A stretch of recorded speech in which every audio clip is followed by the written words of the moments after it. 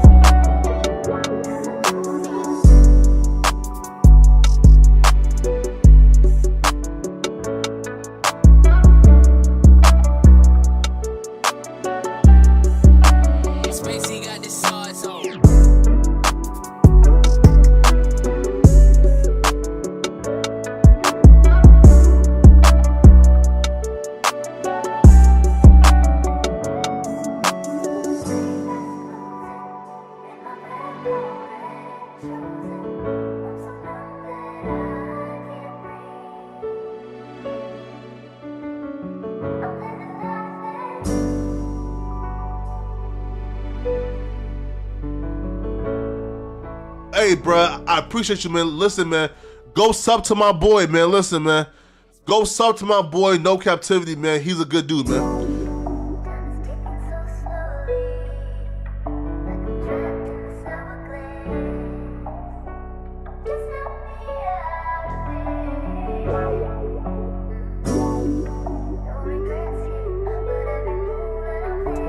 Freezy, a pioneer. Spacey got this sauce on.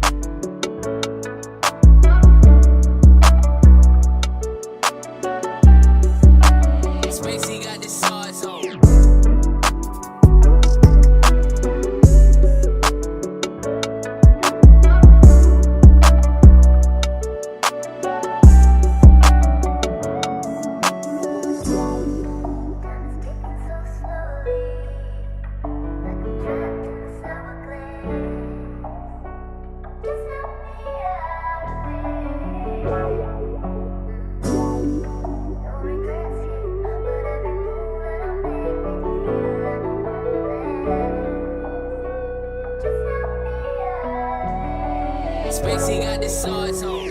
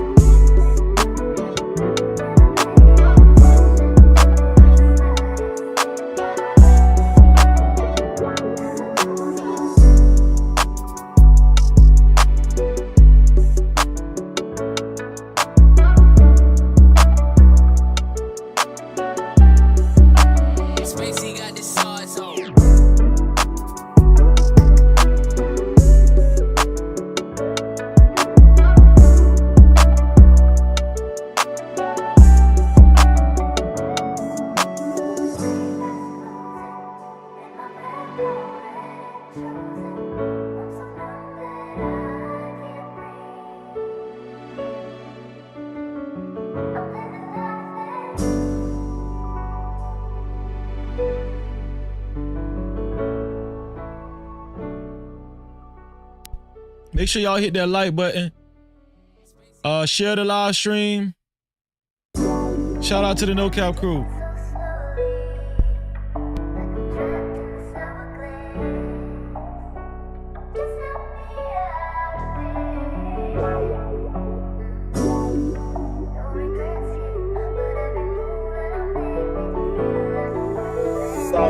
Shit, what you want me to prove? Spacey got the sauce on.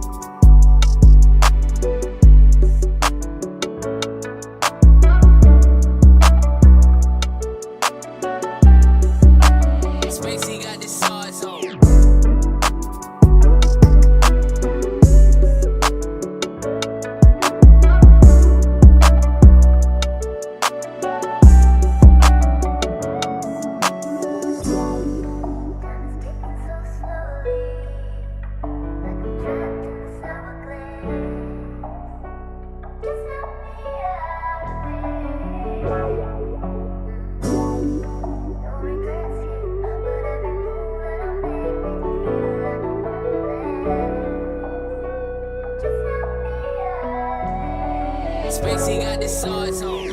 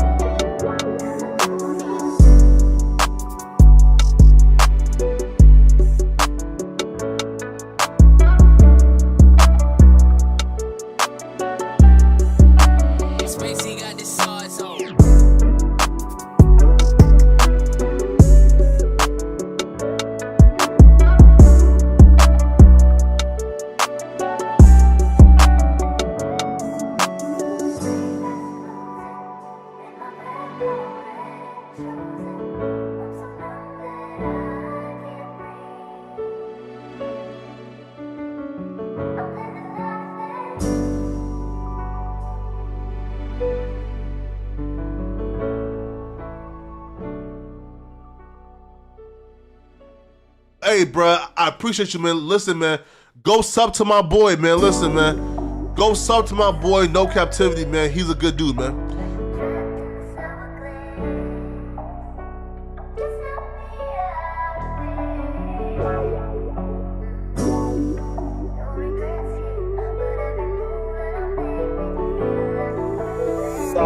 Shit, what you want me to prove?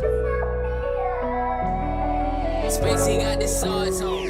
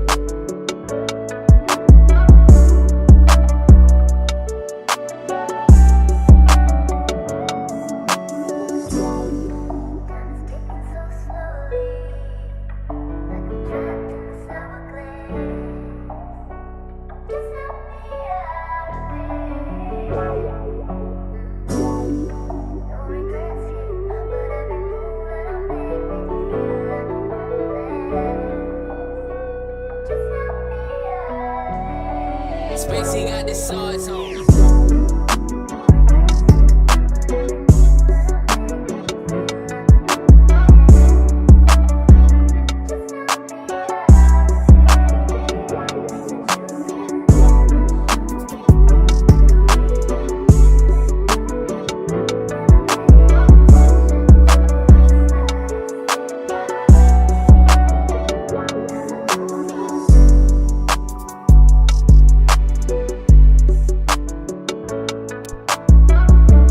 to the 12 people that hit the like button so far. Thank you. Spacey got the sauce on.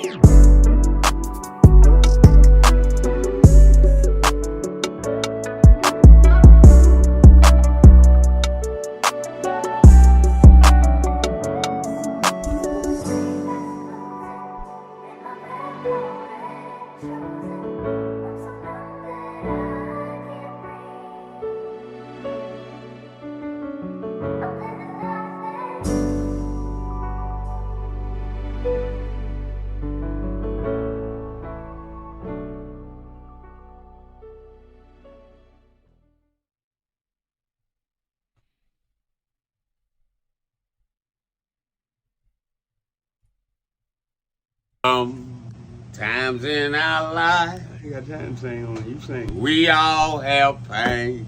Told him, man, you gonna sing. We all have sorrow. Then I look at Wayne and I know that he will be ugly tomorrow. Lean on me when you're my cousin and I'll be your friend. I help you carry on, for it won't be long till I'm gonna need my cousin to care.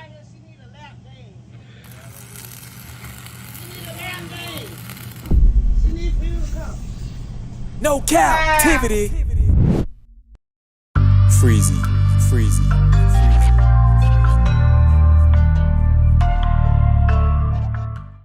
What up? You are officially locked in to No Captivity with Freezy, where we tackle issues that sometimes have us trapped in this thing that we call life. But if you know me, you know my motto. To free yourself, you must heal yourself. And if you're right with your dog, please hit that like and subscribe button hard right now. And also comment and share this video.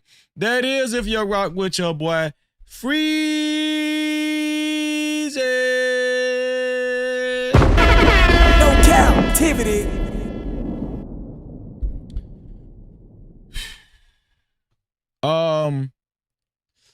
This Charlie Kirk thing is not dying down. Who would have thought that Charlie Kirk's death would be so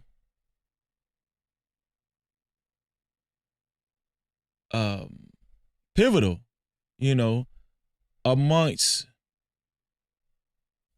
a large part of the nation that we live in.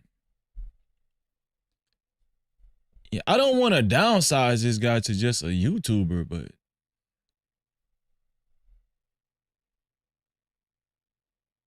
in my humble opinion, he was just a YouTuber that had, like, you know, very strong opinions about how he felt like, you know, the nation should be ran, and, you know, government issues. And I mean, he was a political pundit on the internet. I mean, I don't want to downsize him. You know, I this is my opinion. I don't want to, you know, down talk him or nothing. Like, I'm just saying.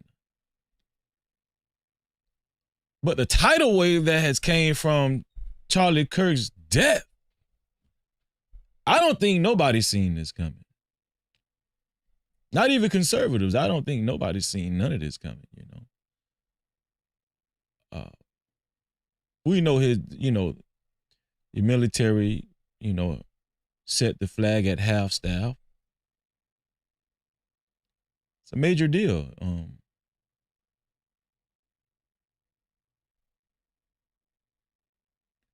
Very controversial as well, too. So much so, people are getting fired, you know. No captivity. I'm just saying. People are getting fired from their jobs, their careers that they've had. Long-standing careers, you know. I want to talk about this tonight.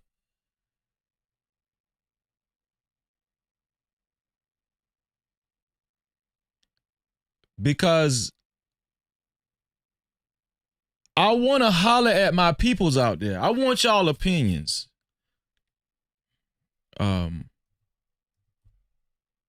Jimmy Kimmel got fired. Did you guys hear about Jimmy Kimmel? Jimmy Kimmel got fired. When I heard about Jimmy Kimmel getting fired, I was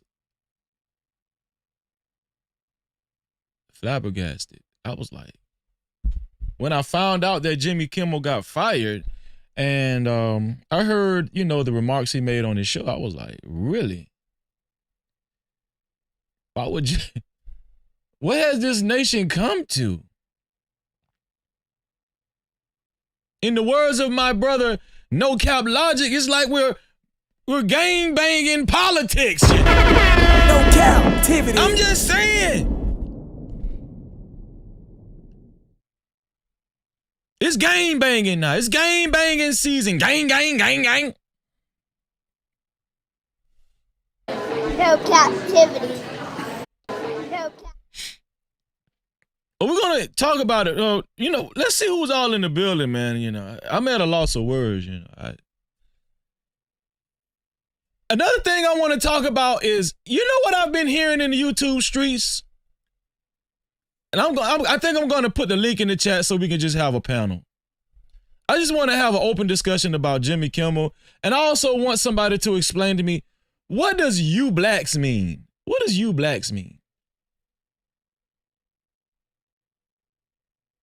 You know, I used to hear white people say it, but for some reason, I'm hearing more black people use that term now more than ever. You blacks. What? Can somebody tell me what you blacks mean? Especially when a black person says it. That's when I get very puzzled. What does you blacks mean? I'm trying to figure that out. What does that mean? Especially when a black person say it. When a black person say you blacks as if they're not black, I need some help with this stuff, you know. I got a funny feeling there's a deep psychological issue dealing with the terminology you blacks, especially when a black person uses it. But yet and still, let's do a roll call, man. Let's see who's all in the building. Shout out to my brother, Emperor Kojak 313 the Great in the building. He said, what up, though, Freezy in chat? Smash that like button hard right now. No captivity. Shout out to Emperor Kojak 313 the Great. Shout out to Peaches De Leon in the building. She said, like button smash, always #1 fan. Shout out to the No Captivity crew. Shout out to her. No captivity. Shout out to Peaches De Leon. My brother, PJ Austin, he said, to free yourself, you must heal yourself. Shout out to PJ Austin, my brother. No captivity. My brother from another mother, Stanley. Stanley, D-Rock the Block White. Stanley, I checked out your movie, Stanley, and I thought it was excellent. Son of a Preacher Man. If y'all haven't seen Son of a Preacher Man, make sure y'all go check it out. If I'm not mistaken, I think it's on Tubi. That's where I checked it out at. It's a great movie. Shout out to Stanley D-Rock the Block. I seen Stanley had a part in the movie as well. Shout out to my brother Stanley, man. I finally checked out. I told you I was going to check it out, Stanley. Shout out to you, man. Captivity. Shout out to Stanley, man. Shout out to D's Nuts. He said, Freezy, what's good? My dog, blessings on blessings, big bro. You know what it is. Come on. No captivity. I received them and right back at you. Shout out to True Bleed. He said, yo, we back, Freezy. Like we never left. Come on. Come on, True Bleed. Come on. You know they can't stop us, man. You know that. Purge the BS. BTBS. In short, he said, what's good, Freezy? Just chilling. Make sure y'all check out Purge the BS. That's my brother. It's all love, man. Shout out to the PTBS crew, man. No captivity. In the building. Also, shout out to TMKC, my sister. saying hey to her brother. How you doing, TMKC? No captivity. Hope you're doing well. Living humbly. What up, Ark? He said, what it do, Freezy and No Cap crew. No captivity. All praises. Shout out to my sister, Fear No Mortals. Always showing her brother Freezy love. No captivity. Make sure y'all check out Fear No Mortals. That's my sister and her platform. Who else is in the building? Let's see.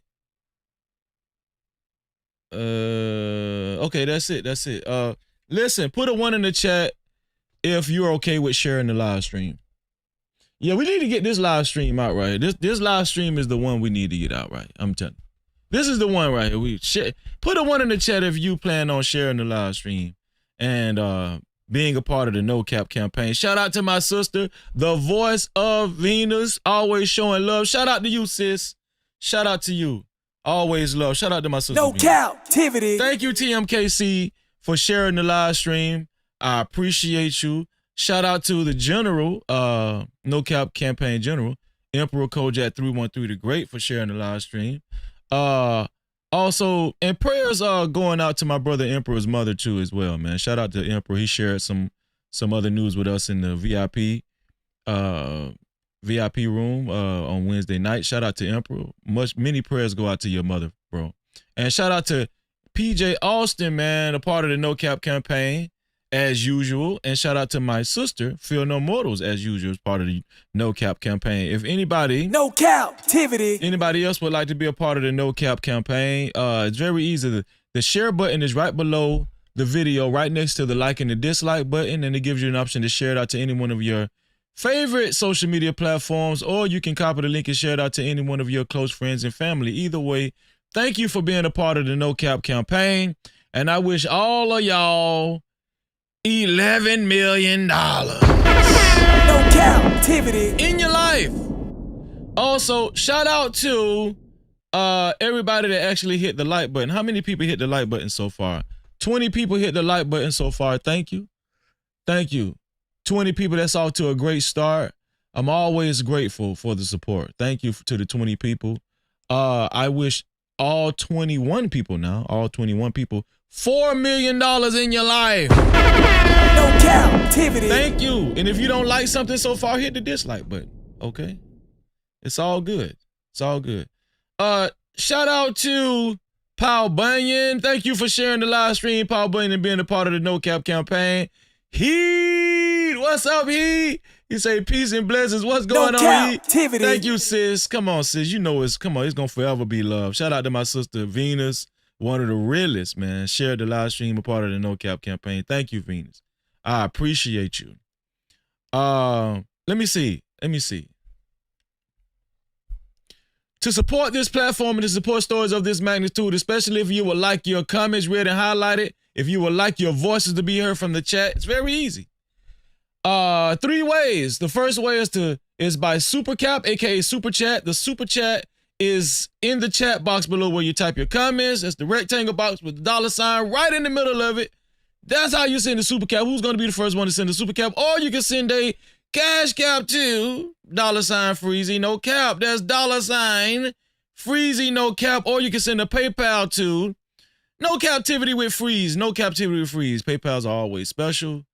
Shout out to the PayPals. Who's going to be the first one to send the Cash Cap? Who's going to be the first one to send the PayPal? I appreciate you. And to be a sponsor of tonight's show, it's very easy. It only takes $20 or more. $20 or more, and you will be the official sponsor, well, the initial sponsor of tonight's show and the official sponsor so far of tonight's show. And whoever will be the first one to send the $20 to become the initial sponsor of tonight's show, your name will appear on the legendary sponsorship board that should be flashing below. Here we go. There we go. There it is. The legendary sponsorship board that's flashing below. Who will it be? Who will be the initial sponsor of tonight's show? $20, that's all it takes. $20 or more. I appreciate you. Thank you. No captivity. Thank you. Y'all ready to get this party started, man? I don't want to keep y'all. I just want to open up a conversation. I think I'm going to do a panel. I think I'm going to put the link in the chat, y'all. But I just want to, do my little presentation first.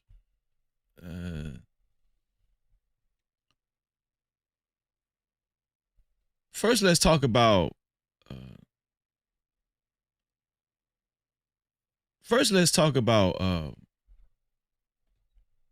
Charlie Kirk. You know, since this whole Charlie Kirk hoopla, I've been asking myself a question. On this platform, y'all know I stay transparent, right? I've been asking myself a question.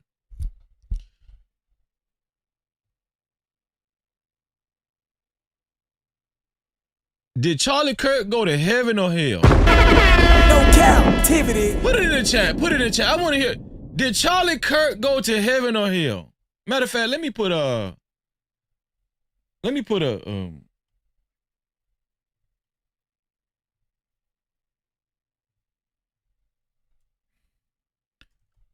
poll up. Where did Charlie Kirk go?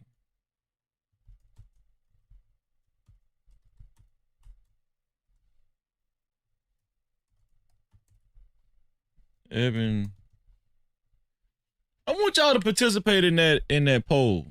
Where do y'all think Charlie Kirk went, man? You know, I want to know. Because I'm going to tell y'all something, man. If you read the Bible and you study it and you just don't take people's word for it, like, you know, preachers and churches and stuff like that, you know that Jesus the Christ was a black man. He was a man of very dark complexion. Jesus was a black man. And he was in direct kin to the foundational black Americans of the United States of America. No captivity. He was in direct kin to us. If you study appropriately, right? If you study your Bible like you're supposed to. And I go to wondering, because a lot of times before people leave the earth, they have this conception as if, you know, they know what righteousness is, you know. You know, they just talk as if matter-of-factly, you know, they know what righteousness is. And yeah, you need to be like this, and you need to be, I'm just saying, I don't know. I want to know if he went to heaven or hell. Can somebody participate in the chat? Participate on the poll. Where do y'all think Charlie Kirk went? Heaven or hell? I've been thinking about this all day. I was actually going to make that a part of my my thumbnail. I was going to say heaven or hell, but I was like, you blacks. I want to talk about you blacks because you blacks is more psychological.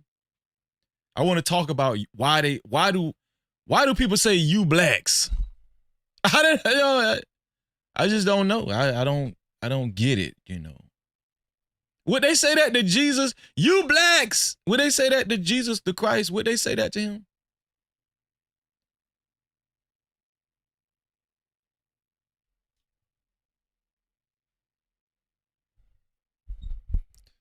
Did you guys know that Jesus was black?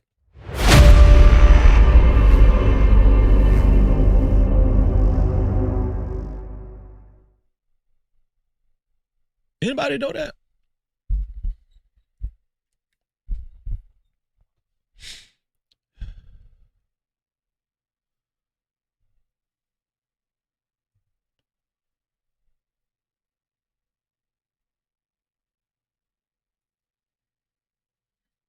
You know what? Let's talk about Jimmy Kimmel, man. I don't want to get off the beaten path, man. Shout out to everybody that's just coming in. Lunte Network. Thank you for being here. Shout out to Yaham X in the building. What's going on, Yaham? Rob Dub. What's going on, Rob Dub? We're going to talk about it, Rob Dub. We're going to talk about it. Shout out to Drew. Shout out to Drew in the building. Shout out to Dwayne Coleman. Has joined us. Thank you. I appreciate you. Jimmy Kimmel. Let's just go ahead and handle this right now. Jimmy Kimmel, right? Jimmy Kimmel was fired from his show. What network was that? Was that ABC? What network was? Somebody put it in the chat. What network was that? I think it was it ABC or NBC? One of the two. Let me see. What network was Jimmy Kimmel fired from? ABC. I had it right. ABC. Jimmy Kimmel was fired for some statements he made on his show, and I was like, I wonder what he said, because initially when I seen that he was fired, I was like, Jimmy Kimmel has been doing that show for a very long time. And just to see that he got fired, it was very shocking. And I'm pretty sure when a lot of people heard that Jimmy Kimmel got fired, people was like, Jimmy Kimmel got fired? I'm pretty sure everybody responded like Jimmy Kimmel got fired? You know, that's how I responded. And so I started to look more into it. So I went and researched why Jimmy Kimmel got fired. I was like, what's going on, man? People are getting fired because I know lately under this Charlie Kirk climate and his loss and stuff, people have made remarks and people have been getting demonetized. People have been getting fired from their jobs. I didn't know exactly why Jimmy Kimmel got fired, right? But I went and researched it, and I was not to my surprise, Jimmy Kimmel got fired because of Charlie Kirk.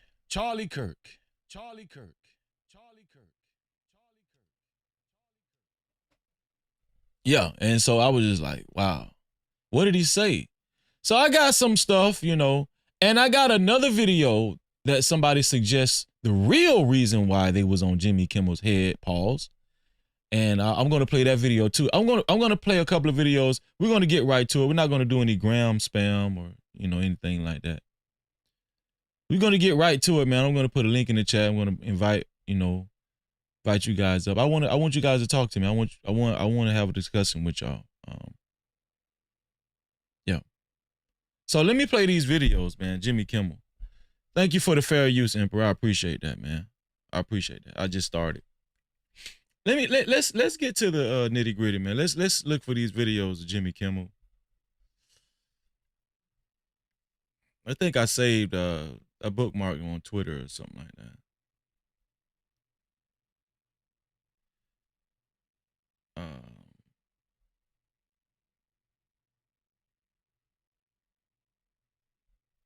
Here we go.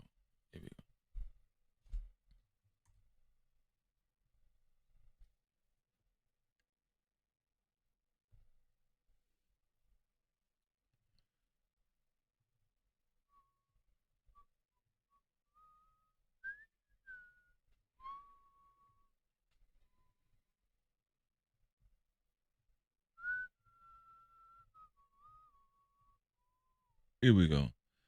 Here's my Twitter feed where I saved a couple of videos that related to why Jimmy Kimmel got fired. So let's look at this one right here. Here we go. Groups, Next Star, and now Sinclair is saying they're not going to put him back. They're going to air a Charlie Kirk tribute show, and they're actually demanding an apology from Kimmel. And they would like to see him make a donation to Turning Point USA. Yeah, right. Come on, man. This man is not going to make a damn donation to Turning Point. No captivity. If Jimmy Kimmel make a donation to Turning Point, I'm gonna show up at Jimmy Kimmel's doorstep and say, you damn fool. After you got fired, hell to the no. Give me my job back first. How about that? Here's what he said. These are the comments Monday night in his monologue referencing the assassination of Charlie Kirk, and everyone's noting there is no punchline here. We hit some new lows over the weekend with the MAGA gang desperately trying to characterize this kid who murdered Charlie Kirk as anything other than one of them and doing everything they can to score political points from. No, that was that the whole thing?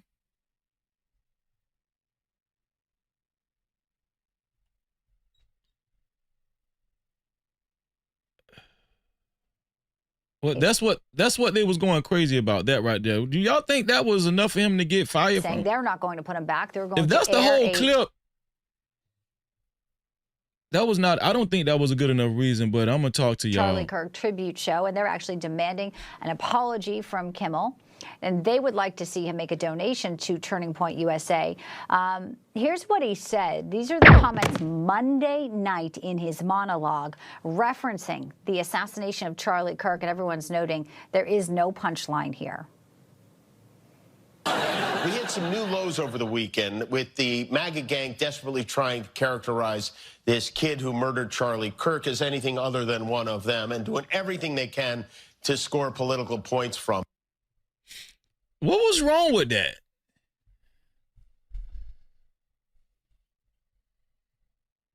Can somebody tell me what was wrong with that? I mean, what he said was factual. They were prematurely calling Tyler Robinson, the shooter, a part of MAGA and a conservative and a part of the right. What was wrong with what he said? I'm telling you. No captivity. What was wrong with what he said? Whether they was trying to score political points, you know, it's subjective, but why do people say stuff like that? They're trying to score political points. No captivity. Right? Jimmy Kimmel getting fired was some BS, man. That was straight BS, man. I hope another network picks up his show, and I hope that Jimmy Kimmel just gives them the bird. Shout out to my sister, El Cheapo in the building. Yitty! How you doing, sis? And shout out to Coach Ferg in the building as well. What's going on, Coach Ferg? So, somebody suggested, somebody posted another clip on Twitter, and this was actually in 2024, and they were saying, this is the real reason why they've been trying to target Jimmy Kimmel. And I want y'all to see this one right here. Here we go. We hit some new lows over the weekend with the MAGA gang desperately trying to characterize this kid who murdered Charlie Kirk as anything other than one of them and doing everything they can to score political points from it. In between the finger pointing, there was grieving. On Friday, the White House flew the flags at half-staff, which got some criticism. But on a human level, you can see how hard the president is taking this. My condolences on the loss of your friend Charlie Kirk, man. Actually, no, this is recent. This was not in 2004. This was actually another statement he made during his show, and it was in joke form. I'm sorry. I apologize. It was in joke form. I'm sorry. This is also another comment that Jimmy Kimmel made about Charlie Kirk in joke form,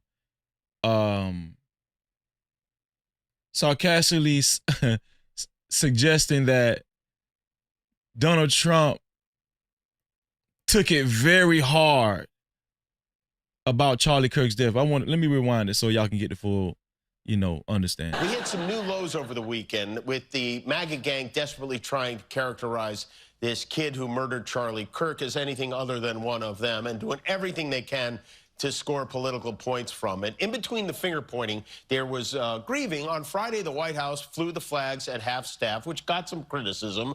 But on a human level, hold on, let me put this let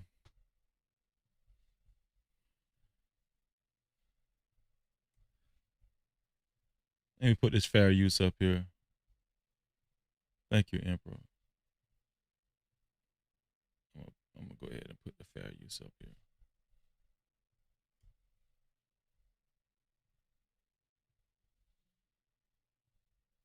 we hit some new lows over the weekend with the MAGA gang desperately trying to characterize this kid who murdered Charlie Kirk as anything other than one of them and doing everything they can to score political points from it. In between the finger pointing, there was grieving. On Friday, the White House flew the flags at half-staff, which got some criticism. But on a human level, you can see how hard the president is taking this. My condolences on the loss of your friend Charlie Kirk. May I ask, sir, personally, how are you holding up over the last day and a half, sir? I think very good. And by the way, right there, you see all the trucks?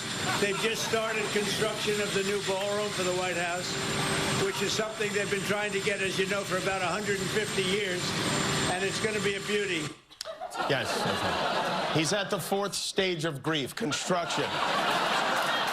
Demolition, construction. This is not how an adult grieves the murder of someone he called a friend. This is how a 4-year-old mourns a goldfish. Donald Trump was asked about Charlie Kirk's death and how bad he's grieving. And Donald Trump mentioned some new development at the White House. That was crazy. That was crazy. My condolences on the loss of your friend Charlie Kirk. May I ask, sir, personally, how are you holding up over the last day and a half, sir? I think very good. And by the way, right there, you see all the trucks? They've just started construction of the new ballroom for the White House, which is something they've been trying to get, as you know, for about 150 years. And it's going to be a beauty.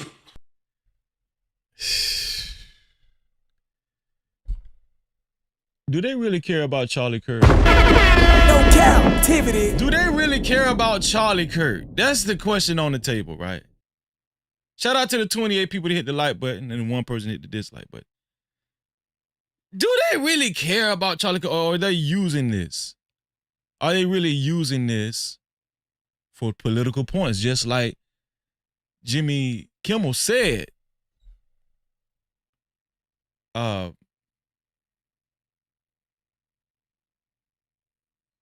And a lot of people are, biting on this hook, line, and sinker. And then they asked Donald Trump, how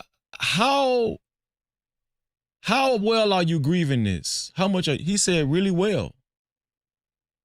He said really well. He didn't say, I'm doing bad. He didn't say not too good. He said really well. Did y'all catch that? So I just can't take these people serious, man. And then, we got black people crying, snot boogers and all kind of stuff. Crying, for your boy, Charlie Kirk,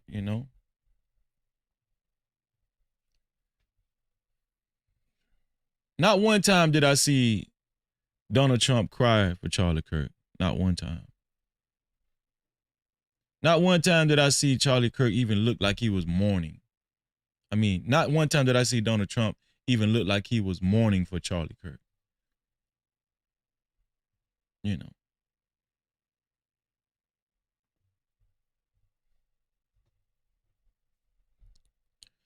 But I want to talk about Jimmy Kimmel's death. And we're also going to talk about what's up with this quote unquote you blacks. Why is this becoming why has it become such a quote phrase? You blacks. What is going on with you blacks? What's the psychology behind that? Why don't they ever say you Mexicans or you whites or you Asians or you Arabs? Why don't they never say that? Why is it always you blacks?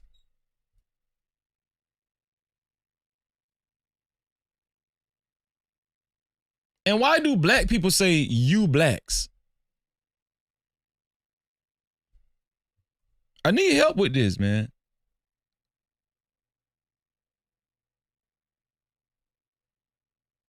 I'm going to put the link in the chat. And anybody can hit the link and come up. Let me see.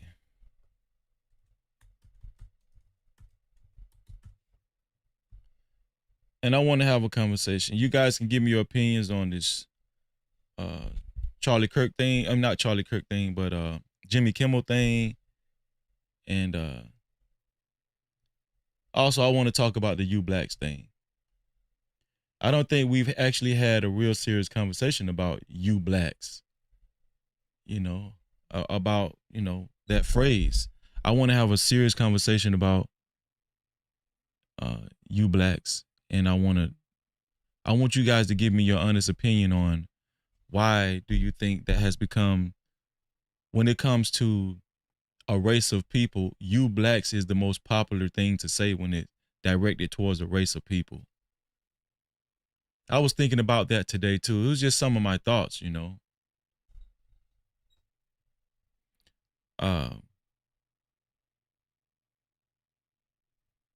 Where's the Zaytoven? I don't even have it up here anymore. Yeah, every time I hear it, especially when a black person says it, I'm looking deep in their face to see, because, I could swear that the person that's saying it is black. Now, when a white person said it, I kind of get it. I just don't understand why they take such precedence of saying you blacks and not you anybody else. I just don't understand that. And when they say it, every time they say you blacks, they say it with so much vitriol. You blacks and, you blacks and,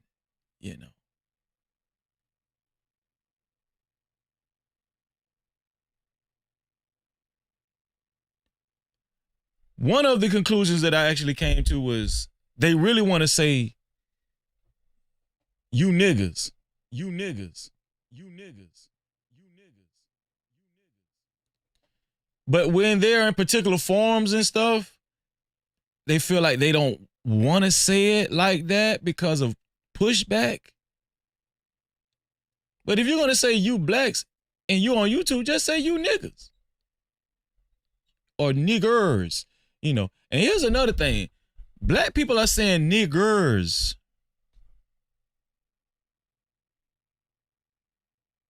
Like, even when they disagree with you, like, most of the time, that's when they say it, when they disagree with you. Nigger, and they're making sure they put the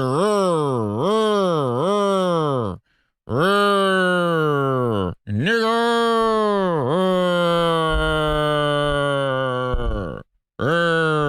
They're making sure they put that on there.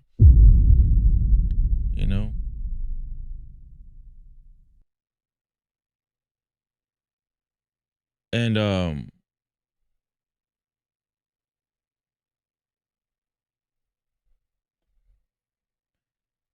of course I understand way more why white people do it. And probably, other races, ethnic groups, I get it. Hatred. Black people, I understand an element of hatred. It has a lot to do with it too. But the disassociation is what puzzles me. That disassociation in a black person's mind when they're saying you blacks is very puzzling. It's very puzzling, I'm just like, I be wanting to say, bro, you know that you're black too, right?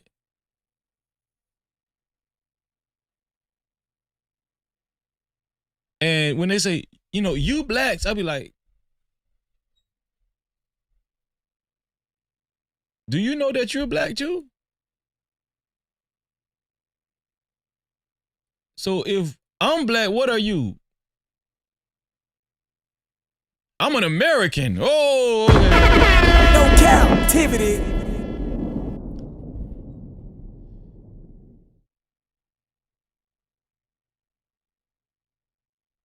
I'm 8% Cherokee. Okay. No captivity. Okay.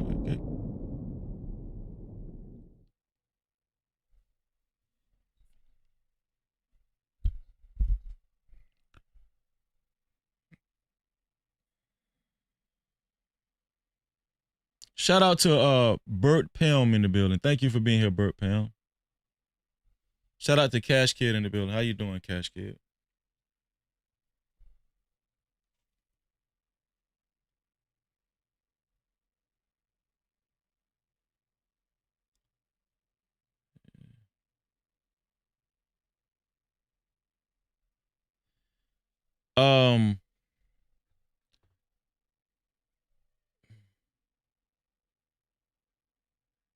The reason why I asked where do you guys think Charlie Kirk actually went after he died is because where do you think he went, heaven or hell? The reason why I asked that is because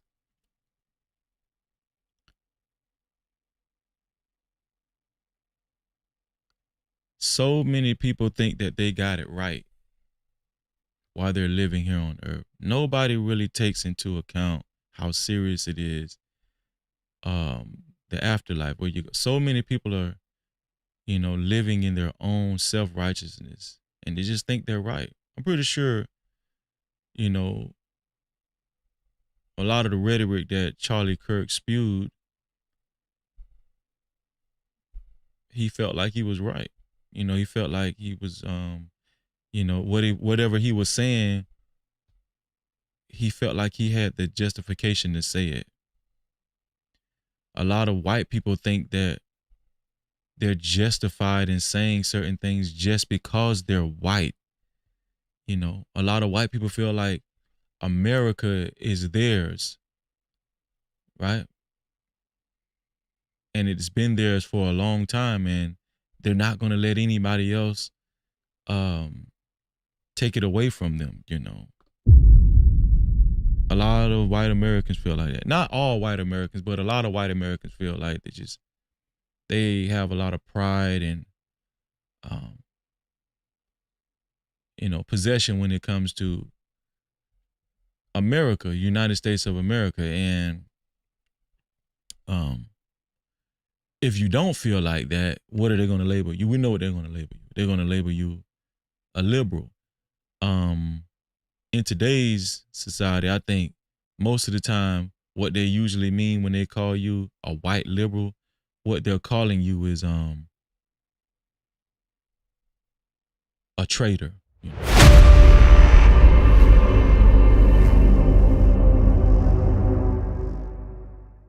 When a white conservative calls you a white liberal, when they call you a leftist, what they're basically saying is you're a traitor.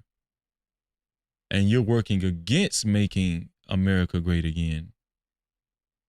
Now we know black conservatives, a lot of black conservatives, extreme black conservatives, black MAGA,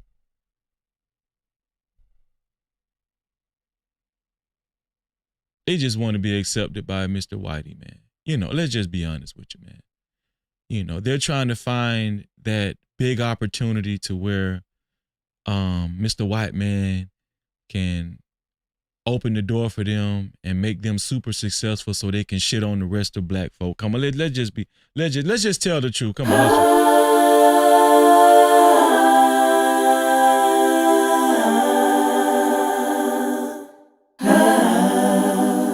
let's just tell the truth. If a black extreme conservative actually was to just tell the truth, let's just say if we had a black extreme conservative strapped down to a chair and we was waterboarding them and ripping out their fingernails one by one, forcing them to tell the truth. Hey, why do you have these views? Why do you say you blacks? Why do you say that all the time? Why are you always just criticizing your own race? If they was being tortured, I just honestly think they would come out and say, because I just always wanted to be accepted in white America. No captivity. I just wanted to be accepted in white America.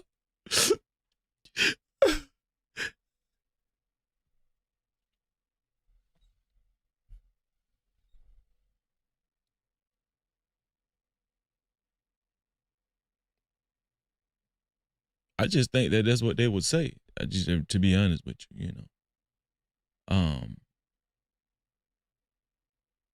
think the other thing would be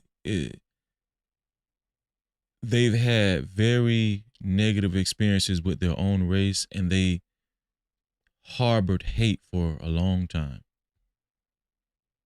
There's plenty different reasons, right?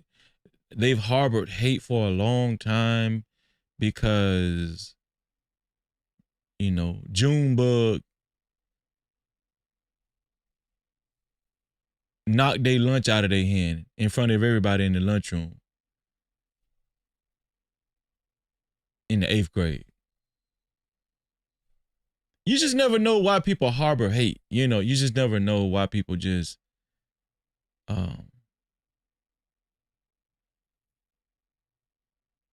the black hate on black phenomenon is, you know, it's very astonishing, you know. It's just a lot of reasons. It could be that person predominantly feels like, hey, you know, I look black, but, you know, my daddy white. And, you know, his daddy white. My granddaddy on my daddy's side white. So, you know, technically, you know, I'm white, you know, and I'm just going to, you know, I accept more of my white side. It could be it could be no captivity. It could be a lot of reasons, you know. You just never know. You never know, man. And those are the most dangerous ones because they can cosplay black whenever they want to. You know, they can be light skinned, you know, whenever they want to, and they can come off in these black forms and you know, infuse themselves in these conversations, you know, only to infiltrate their opinions, their harsh opinions about black folk, and say, you blacks, you know.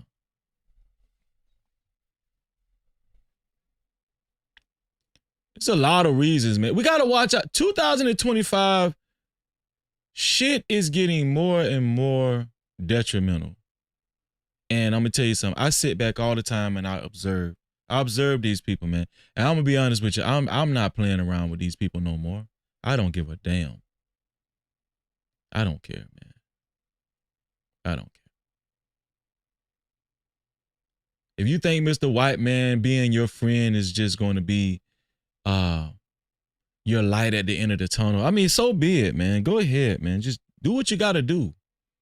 You know, do what you got to do, man.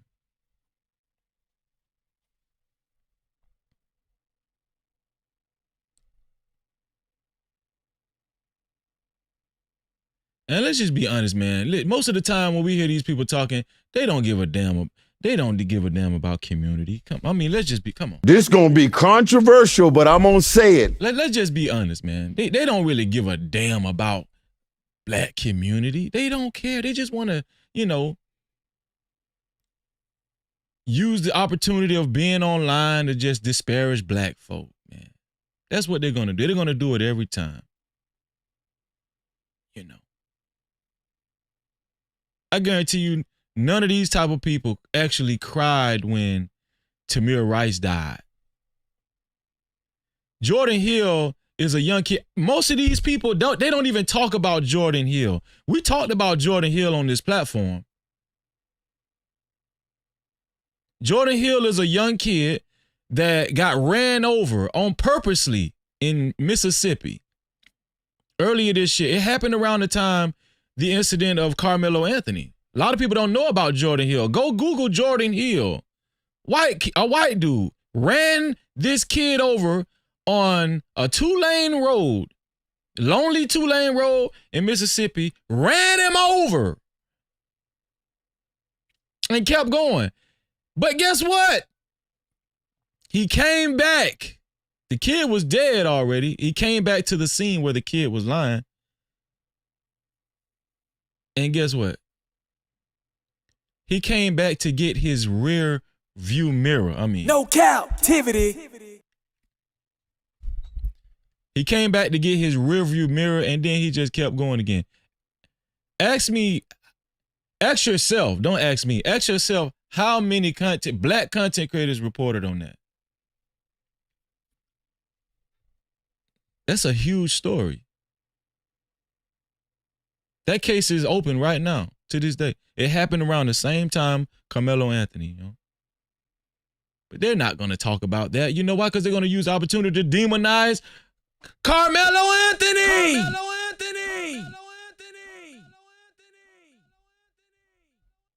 They don't care about Jordan Hill.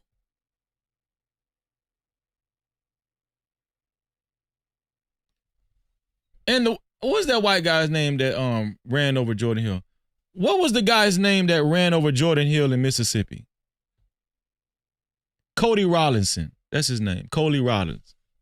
Cody Rollinson.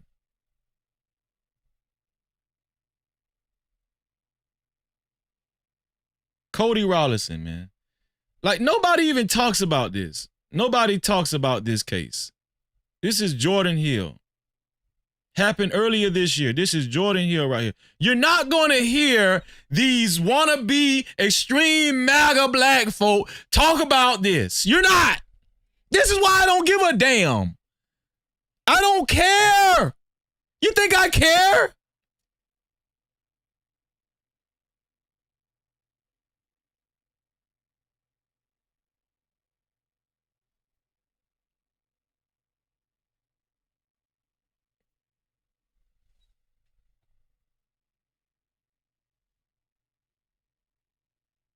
Nobody talks about this kid. Nobody. Jordan Hill.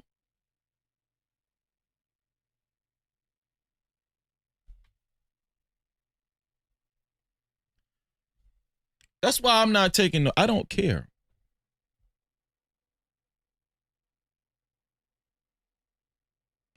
And you blacks that say you blacks,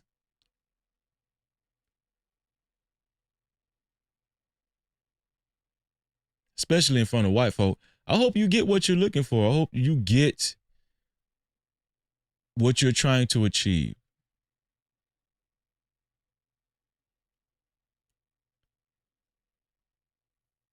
It's almost like an identity crisis, right? Imagine me talking to y'all and then, all of y'all black and look at my skin. And I say, you blacks,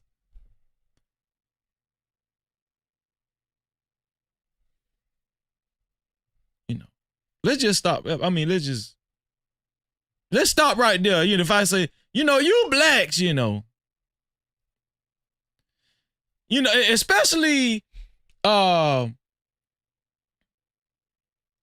people of color from outside of the United States, when they come, like Africans or, Caribbean people, they love to say, you blacks, especially them damn Africans,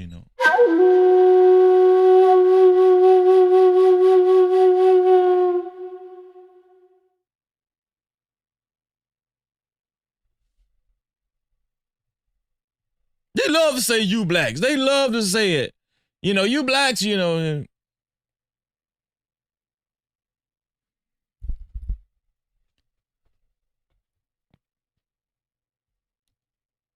I think it's a deep psychological thing when it comes to, just why a black man would cry for a child. Let me see if I can pull up this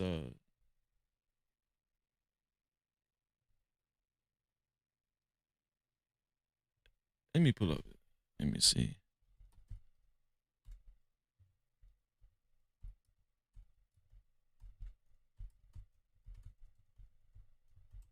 Let me see if I can pull this up.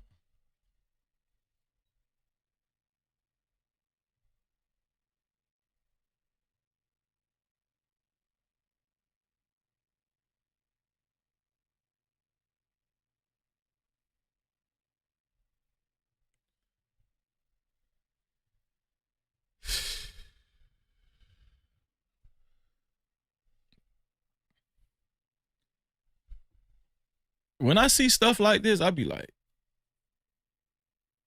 yo, whatever they tried to do to us, I think they accomplished it. Whatever they tried to do to black folk, brainwash black folk, destroy black folk and their identity and stuff, they did it, man. Look at it, man. Overmuch.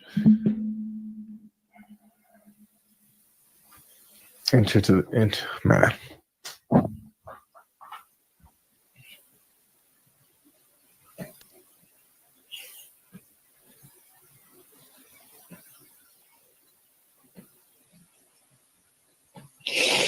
Let it out, brother. Let it out. The guy that's saying let it out, he's saying it sarcastically. Let it all out, brother. Mass is gone. Let it out. Mass is gone now. Don't worry. There'll be another massa. There'll be another massa that'll come on the plantation. KKK Christianity. It's okay. You hear his wife in the background? It's okay. What did he do? Hit a life alert burden? How did she just spawn in the room?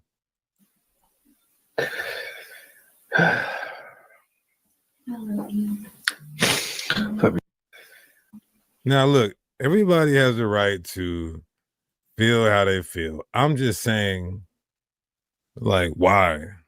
Why? What did he do that was so good? I guess he believed in the Trinity. I guess bro believed in the Trinity, and so it's like, this is crazy. You know what's so crazy about Black Christianity? These BLACC.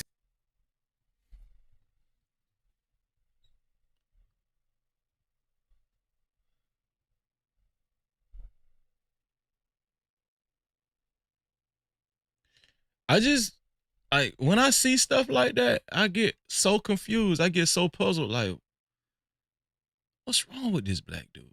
What's wrong with these guys? They wouldn't even cry those type of tears for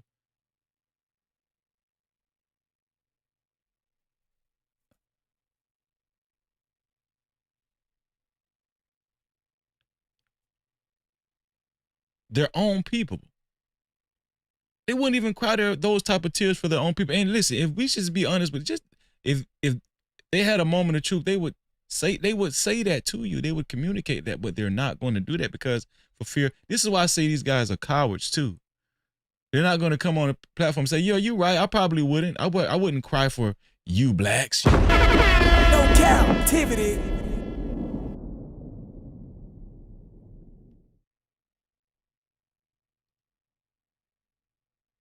You understand what I'm saying?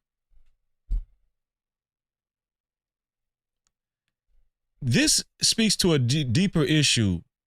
We're destroyed. Let's just start right there. This is a prophecy, a Bible prophecy, that we will be destroyed because of our disobedience. So this is right in line with what the Bible said was going to happen, man. Right in line, man. People like that, people, like this dude that we just seen crying, most of these guys believe that Jesus Christ is white. When they pray, when they get on their knees and pray at night, they pray to a white Jesus. They think God is white, It's psychological, right? And even the ones that don't believe, they say they don't believe in Jesus or they don't believe in the Bible. The ones that say, I think the Bible has some good tenements that you can go by, but I don't necessarily believe, in the Bible or Jesus Christ. I don't believe Jesus Christ ever lived. Even those people, they worship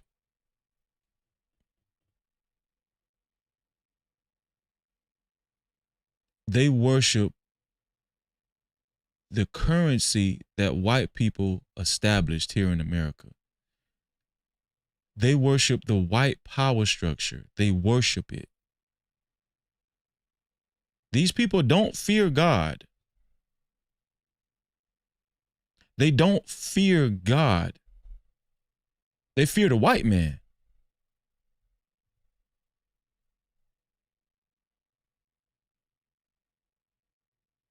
And they look at people like me or people like you as foolish because you're going against the grain, and they feel like you're going to be poor. You're going to be on the bottom for the rest of your life because you just don't get it. You just don't get it, Freezy.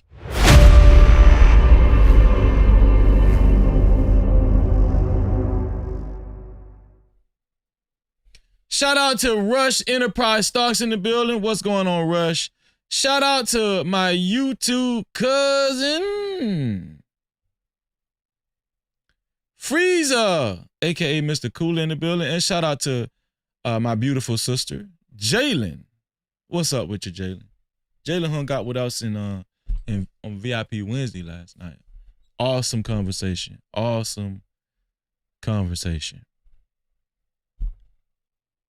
Jimmy Kimmel getting fired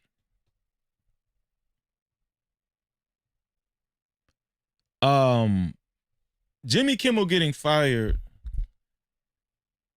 it just lets me know they've taken the Constitution and they've just balled it up in their hand and they just throwed it out the window a long time ago. I don't even think these people honor the Constitution anymore. Now, some people would say, well, Freezy,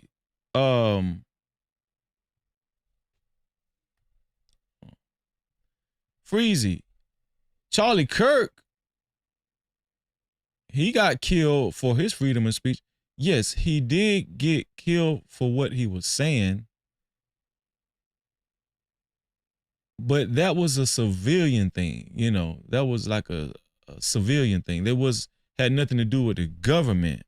Or did it? No captivity. I'm just saying. Right? That was just some white on white crime. That's all it was, you know. People trying to make this out into something bigger than what it really is. It was just white on white crime. Good old fashioned white on white crime, you know. That's all it really was, you know.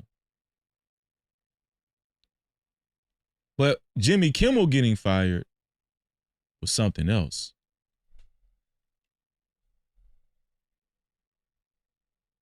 When you can't do like a monologue of anyone and tell a joke, when your comedy and your jokes are being censored, especially when you're touching on something political, which I'm still kind of flabbergasted on why Charlie Kirk is still considered a political issue. I don't know. But when you're touching on something like that and you're a comedian and you're a show host or whatnot and you get fired, right? Let's listen to that again. Let's listen to what let's listen to both videos again. Jimmy Kimmel, y'all.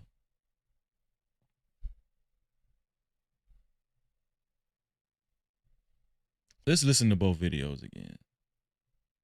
No, that wasn't the case, and it was they would like to see him in groups next star, and now Sinclair is saying they're not going to put him back. They're going to air a Charlie Kirk tribute show, and they're actually demanding an apology from Kimmel, and they would like to see him make a donation to Turning Point USA.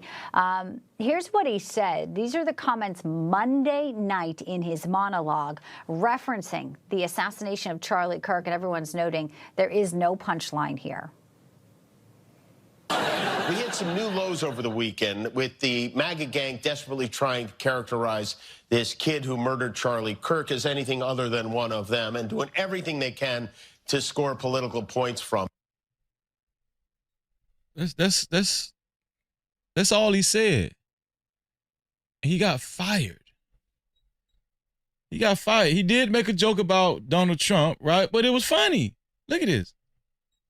We hit some new lows over the weekend with the MAGA gang desperately trying to characterize this kid who murdered Charlie Kirk as anything other than one of them and doing everything they can to score political points from it. In between the finger pointing, there was grieving. On Friday, the White House flew the flags at half-staff, which got some criticism. But on a human level, you can see how hard the president is taking this. My condolences on the loss of your friend Charlie Kirk. May I ask, sir, personally, how are you holding up over the last day and a half, sir? I think very good. And by the way, right there, you see all the trucks? They've just started construction of the new ballroom for the White House. Donald Trump don't give a damn about Charlie Kirk. No captivity. Did you hear what he said? Did you hear how he responded to the question about Charlie Kirk? And we got dudes up here crying. We got black guys up here crying. Look at Donald Trump. Look at how your boy Donald Trump answered this question. My condolences on the loss of your friend Charlie Kirk. May I ask, sir, personally, how are you holding up over the last day and a half, sir? I think very good. And by the way, right there, you see all the trucks? They've just started construction of the new ballroom for the White House, which is something they've been trying to get, as you know, for about 150 years. And it's going to be a beauty. Yes. He's at the fourth stage of grief, construction. There's demolition, construction. This is not how an adult grieves the murder of someone he called a friend. This is how a 4-year-old mourns a goldfish.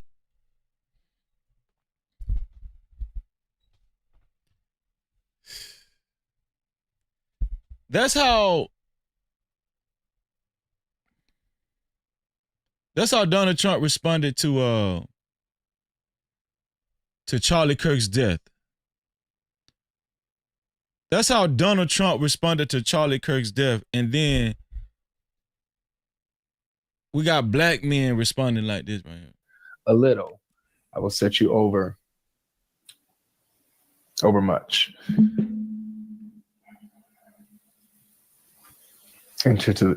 Man.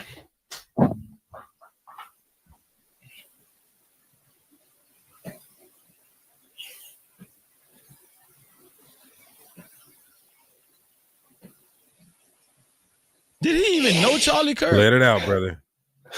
Let it out. Let it all out, brother. Mass is gone. Let it out. Mass is gone now.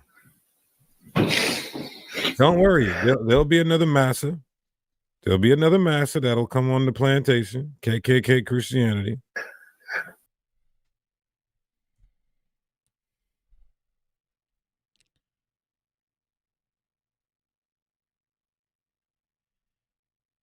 The deep-rooted psychological damage that's been done to black people is astonishing.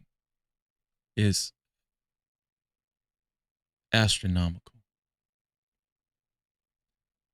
When I seen that, I was like, we gone, man. And I see your gifted membership, Freezer. I think Freezer might have made history, man, with the gifted membership. Shout out to Freezer gifted 1 membership. Have y'all seen this before? Freezer gifted 1 membership. And guess who was the recipient? Freezer himself. Shout out to Shout out to Freezer gifted a membership and he was the lucky recipient. Shout out to Freezer, man. Make sure you maintain your membership every month, Freezer. Only $5 a month, man. But we have VIP Wednesdays every Wednesday. And those live streams are uniquely different from the rest of our live streams, man. We're glad to have you in the VIP crew, Freezer. Shout out to you, man. Appreciate you. No captivity. Freezer said, bro, I've never seen that shit. Dog, I ain't never seen that before in my life. I've never seen that before, bro. Shout out to Lord ADS in the building. What's going on, Lord ADS? Always good to see my brother, Lord ADS, man. Yeah, but it's just deeply rooted issues. And here's the thing, man. I got love for all of my brothers and sisters. I really do. Listen, I got love for, all of God's people. Whoever y'all think they might be. I'm just saying. But when I see something like that, I'm forced to say to myself, we don't need to be in chains no more. We don't need to be actual slaves anymore. Think about, people say, don't bring up slavery, and people be like, why do black folk insist on living in slavery?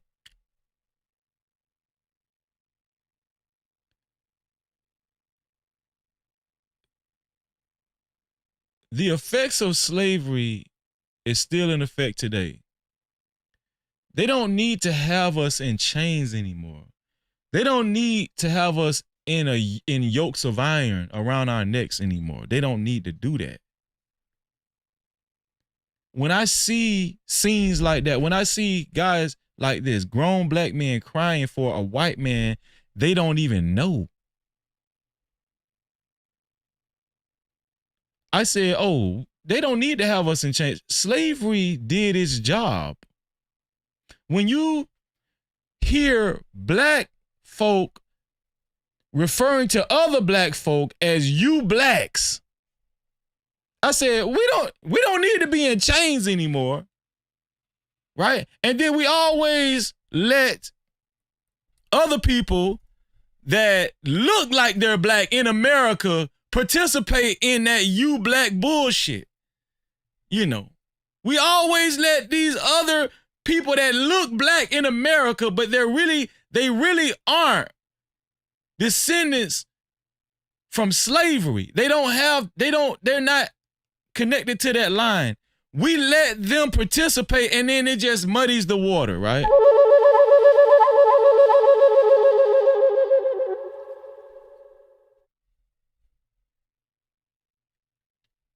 And then it's just all over the place. I'm gonna tell y'all something. Authentic, foundational black Americans, there's no root, there's no foundation to it anymore. There's no foundation to foundational black Americans anymore.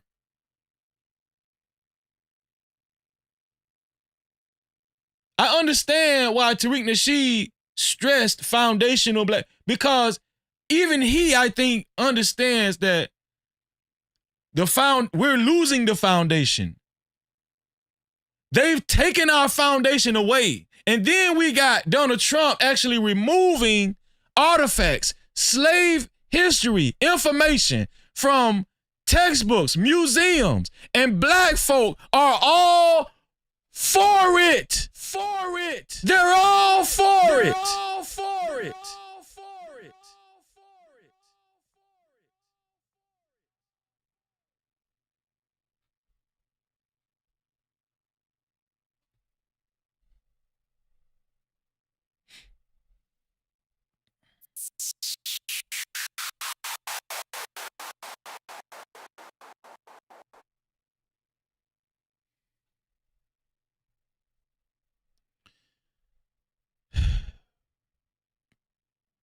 And that's why I'm going to continue to voice my opinion, you know.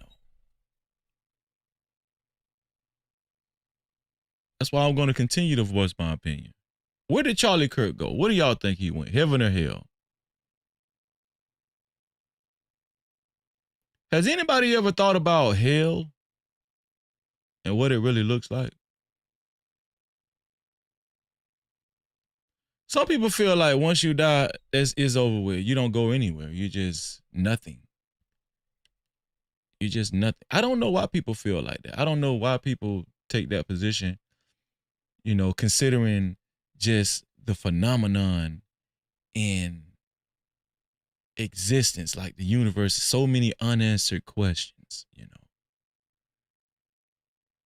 They don't believe in afterlife, but, you know, white people got y'all believing in aliens. No captivity. You know what I'm saying? They don't believe in afterlife,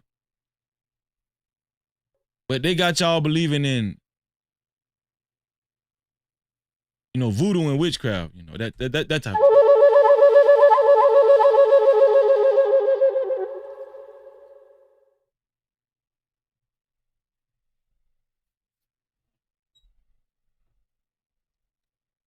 What hell look like?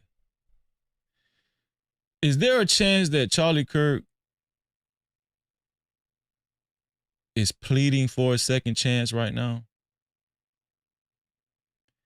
And he regrets totally leaving people with a false sense of reality? Is there a chance?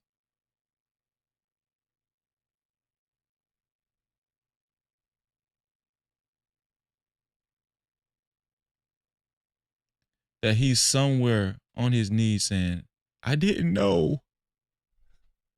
I didn't know. I was raised like this.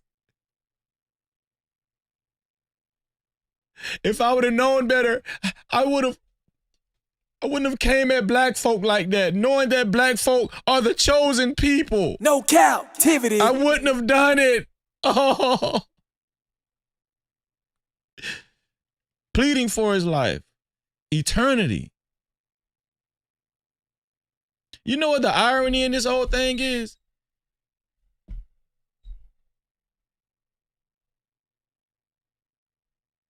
He was a Christian. He was a white, Anglo-Saxon, conservative Christian.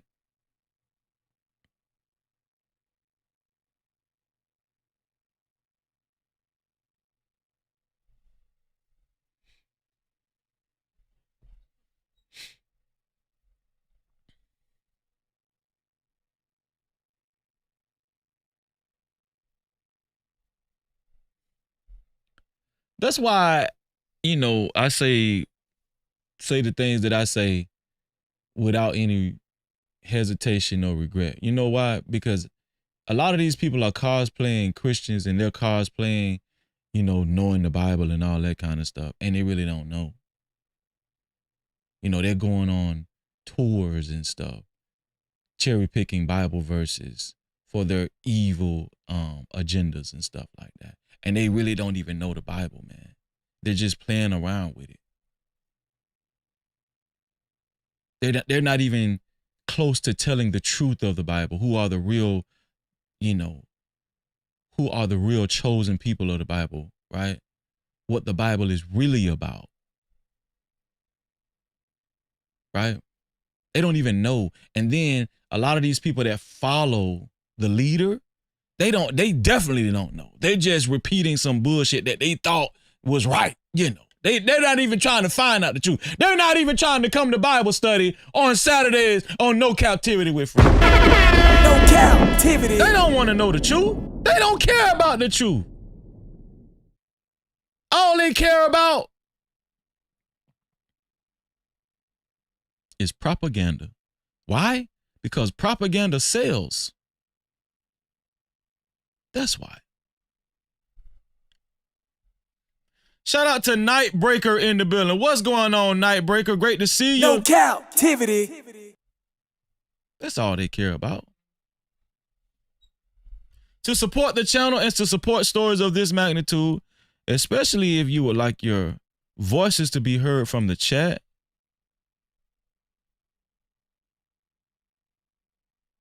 you can either leave a super cap, aka super chat, or you can leave a cash cap to $Freezy no cap. That's $Freezy no cap. Or you can leave a PayPal to No Captivity with Freeze. That's No Captivity with Freeze.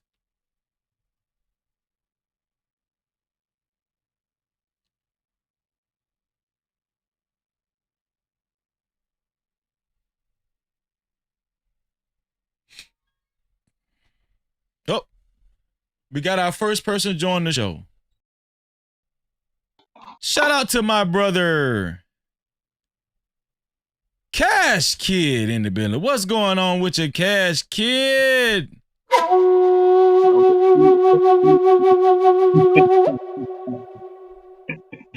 You wildin', bro. But yeah, man, shout out to you, bro. Shout out to you. Shout out to the No Cap crew. Thank you, man. I appreciate that, man. Cash Kid, man, can you answer some of the questions that I've raised during this show? Yeah, man, but maybe I have even more questions for you, bro. And just to preface this, I only have a few minutes of internet. Before you ask me questions, I need you to answer my questions. That's what y'all tellers do. Y'all like to come up here and demand we answer y'all questions and shit. Lay it out. Well, shoot the question. Because you've been going for a while, bro. I've been listening, but I appreciate you for listening. Question. Do you consider yourself black in America? Well, you're not in America. You're in Tanzania still, right? Do you consider yourself, quote unquote, a black person? No. I mean, I know in America I would be considered black, but if you was in America, I don't know. Would you consider yourself black? Yes, I would be black. So why do I mean, I Africans am say? black. Why do you say you're black, right? Yeah, even if I So mean so I'm so dark so skinned. why do Africans say you blacks? That's one of the key questions tonight. Why do Africans say you blacks and then they just commence to saying some old you know. Well, not just Africans who say that. First of all, even Well, I'm asking you because you're African. African. Maybe you can speak for your people, you know.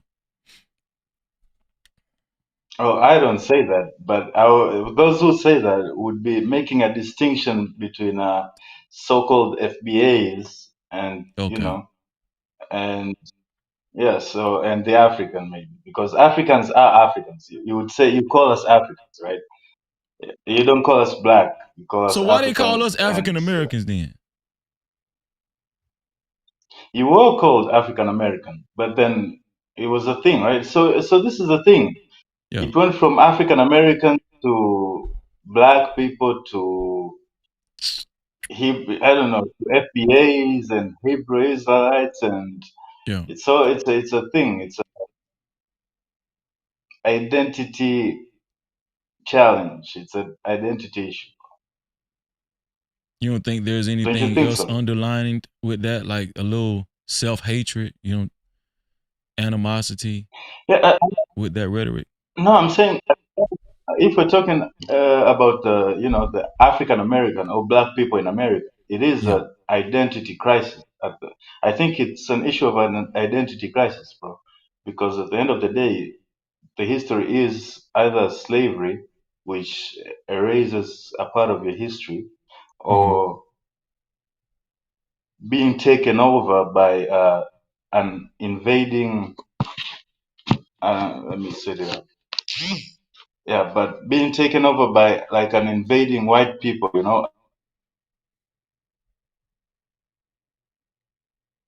Did you freeze? Is that Tanzanite? Is that the Tanzanite in Tanzania? You might need to drop down and come back, Cash Kid. We're gonna wait for Cash Kid to drop down. It seems like he has having some service issues.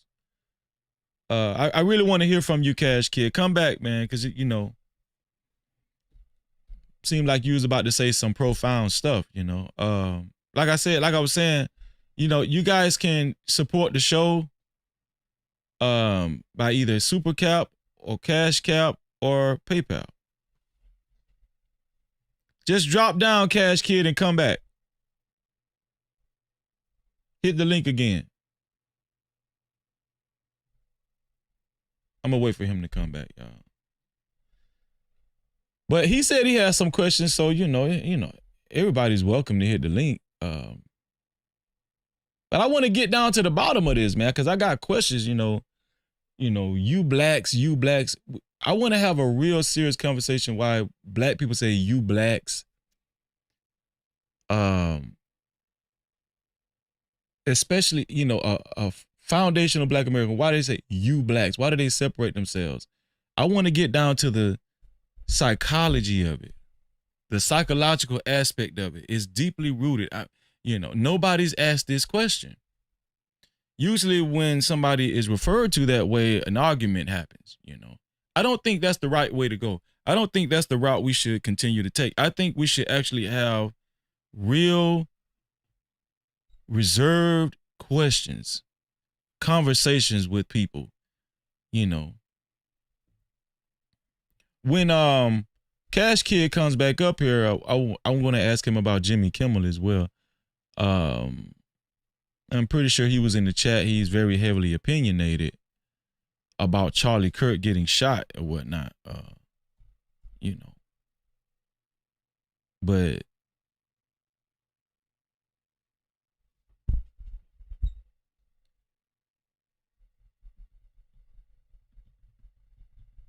I just feel it.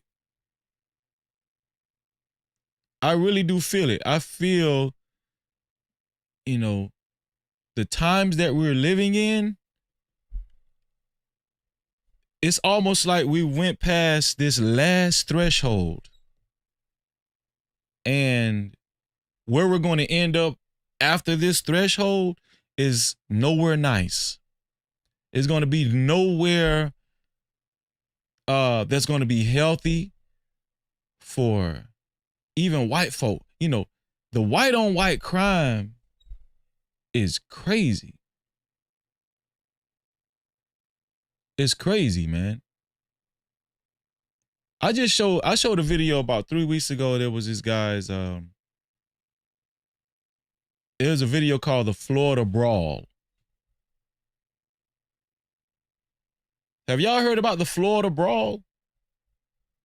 Let me see if I can pull that back up. The Florida Brawl. I don't know if I can show it though, because I'm just gonna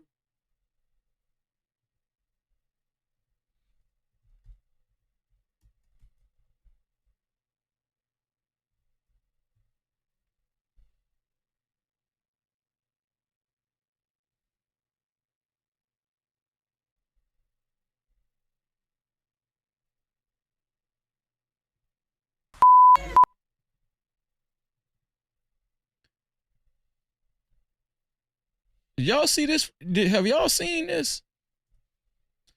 When I tell y'all white people have gone mad, the white on white crime, the white hate against each other, white people hating on white people, it's at a level now where it's out of control. Look at this.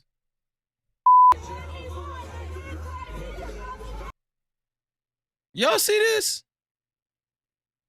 Oh, there's the first one.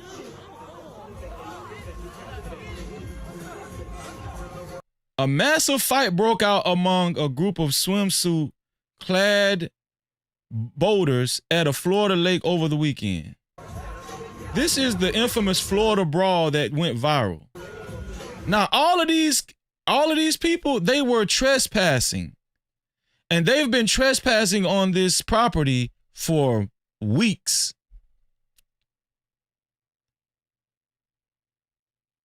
The people that own this property that they're trespassing on, they finally reported it, and these people finally got arrested thanks to Grady Judd. Do you see Grady Judd above me? Shout out to my brother Living Umley. I'm gonna get to you in 1 second, Living Umley.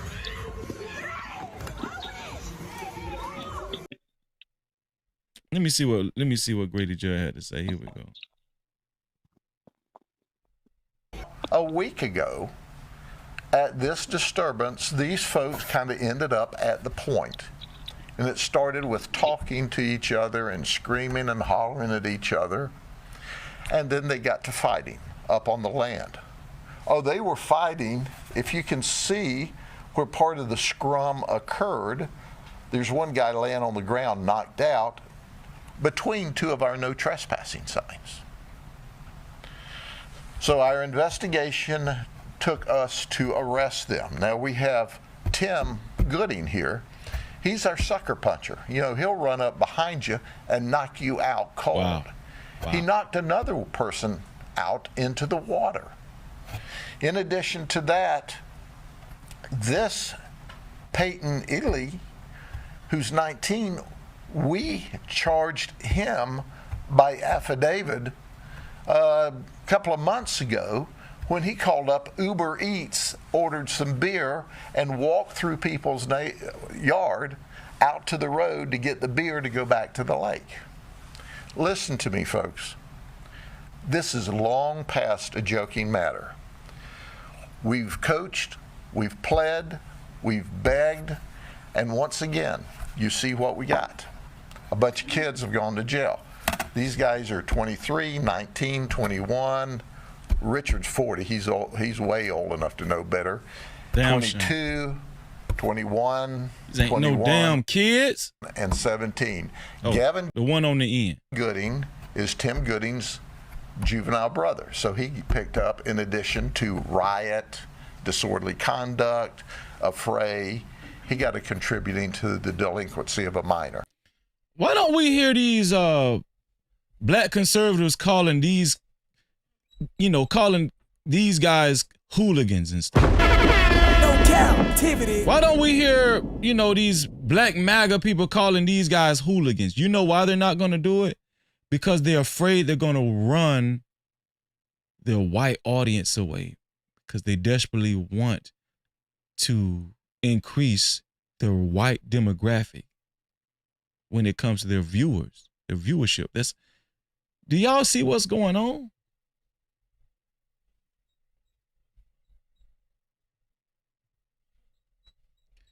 Shout out to my brother, my Ark in the building.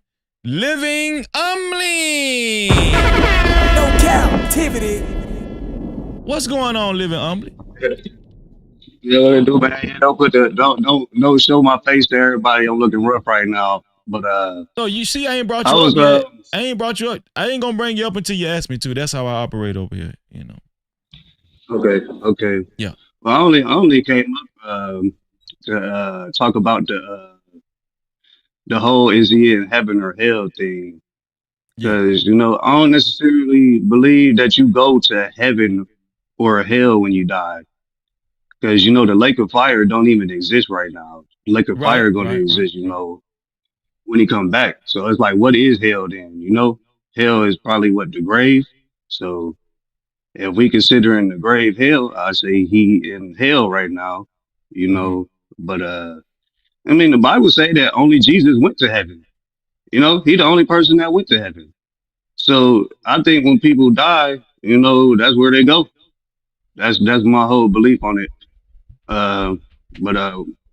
What you got to say about that? I think specifically I was asking, when is that time? Where do you think he's gonna go?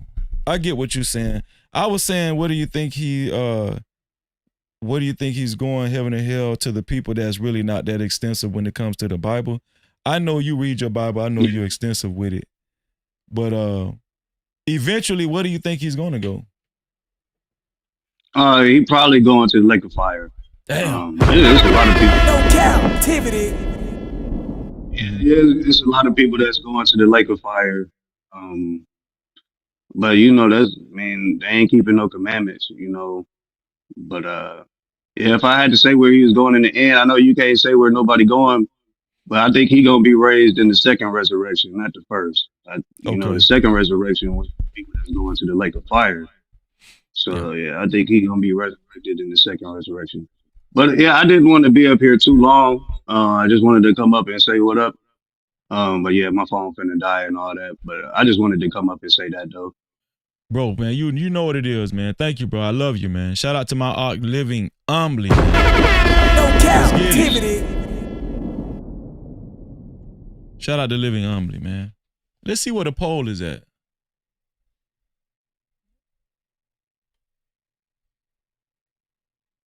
So 28 people voted so far.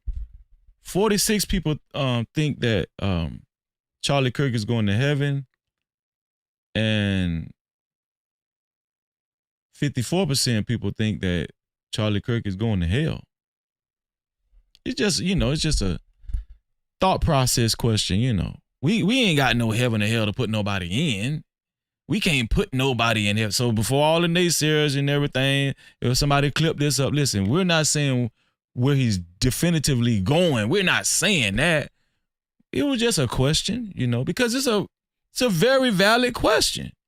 They ask this question at funerals all the time, people always have preconceived notions, right? But just like that clip I just showed, as far as all of those white guys fighting each other, trespassing on people's property, they ended up getting rounded up. Shout out to Sheriff Grady Judd. He called them all out by name and age. You don't hear black extreme MAGA people calling these guys hooligans. You don't hear them talking about white criminals in a defamatory way. You're going to hear them talk bad about Tyler Robinson, the shooter. Why? Because he killed Charlie Kirk, the very popular MAGA representative. It was safe to talk about him because, all white conservatives were talking about Tyler Robertson.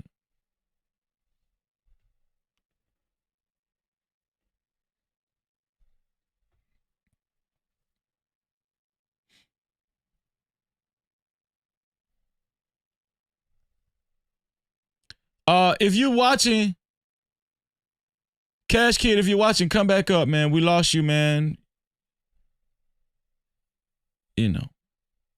Come back up, man. Maybe he's getting his internet together. I don't know.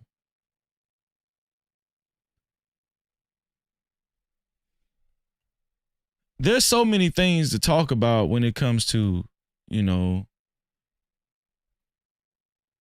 the freedom of speech aspect, right? The freedom of speech. How many of y'all think that freedom of speech is gone?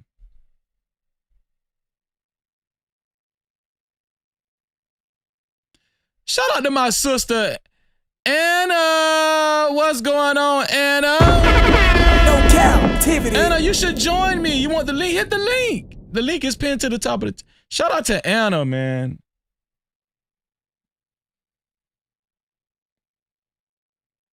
Shout out to Anna. Anna says she thinks it's hate speech.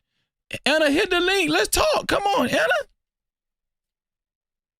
She said, I love your lives. Thank you, Anna. I appreciate that, Anna. She said, laugh out loud coming. Shout out to Anna, man. I haven't spoken to Anna in a long time. It's at the top, but I'll put it back in the chat. So it's at the top of it's pinned to the top of the chat, but I'll put it in the chat for you. Here we go. There you go, Anna. There you go.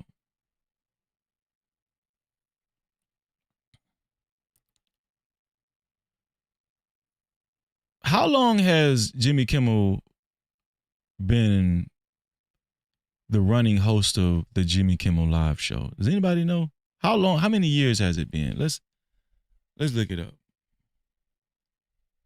How long had Jimmy Kimmel? How long had Jimmy Kimmel been doing the Jimmy Kimmel Live show?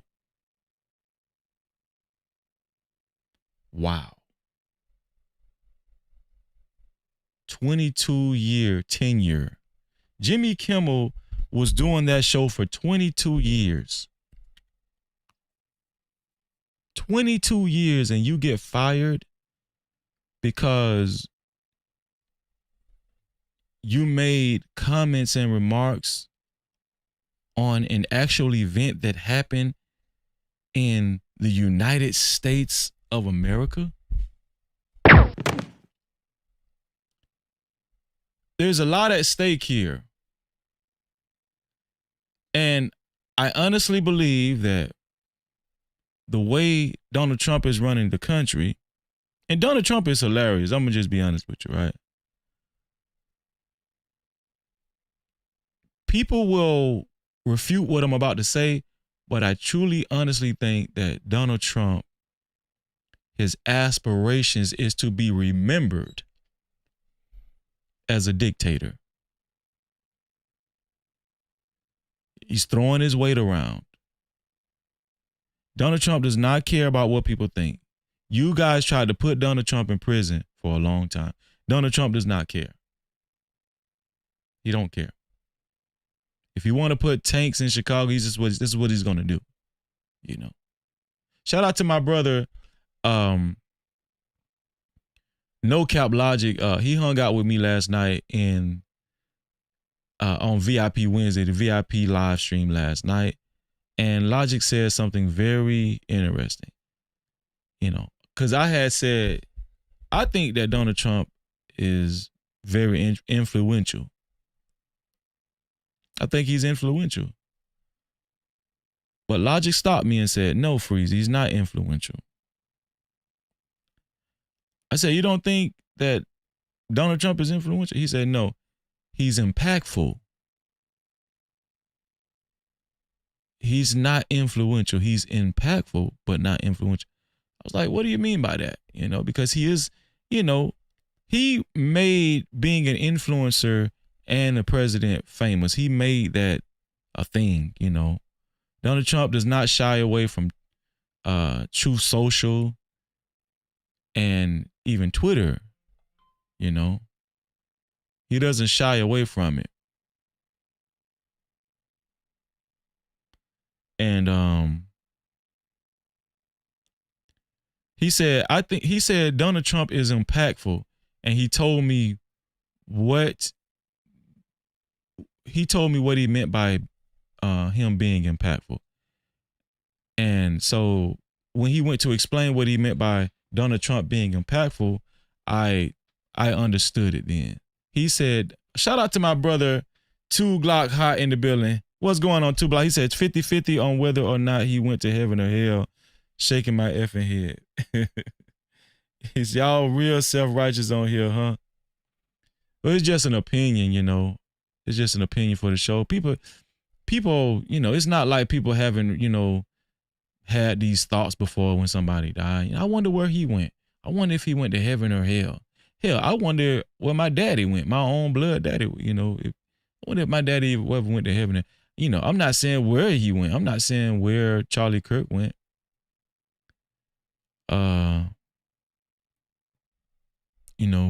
Where is he going? Yeah, and shout out to Living Humbly, because a lot of people, they're not that extensive when it comes to reading the Bible. You just got to talk in layman's terms,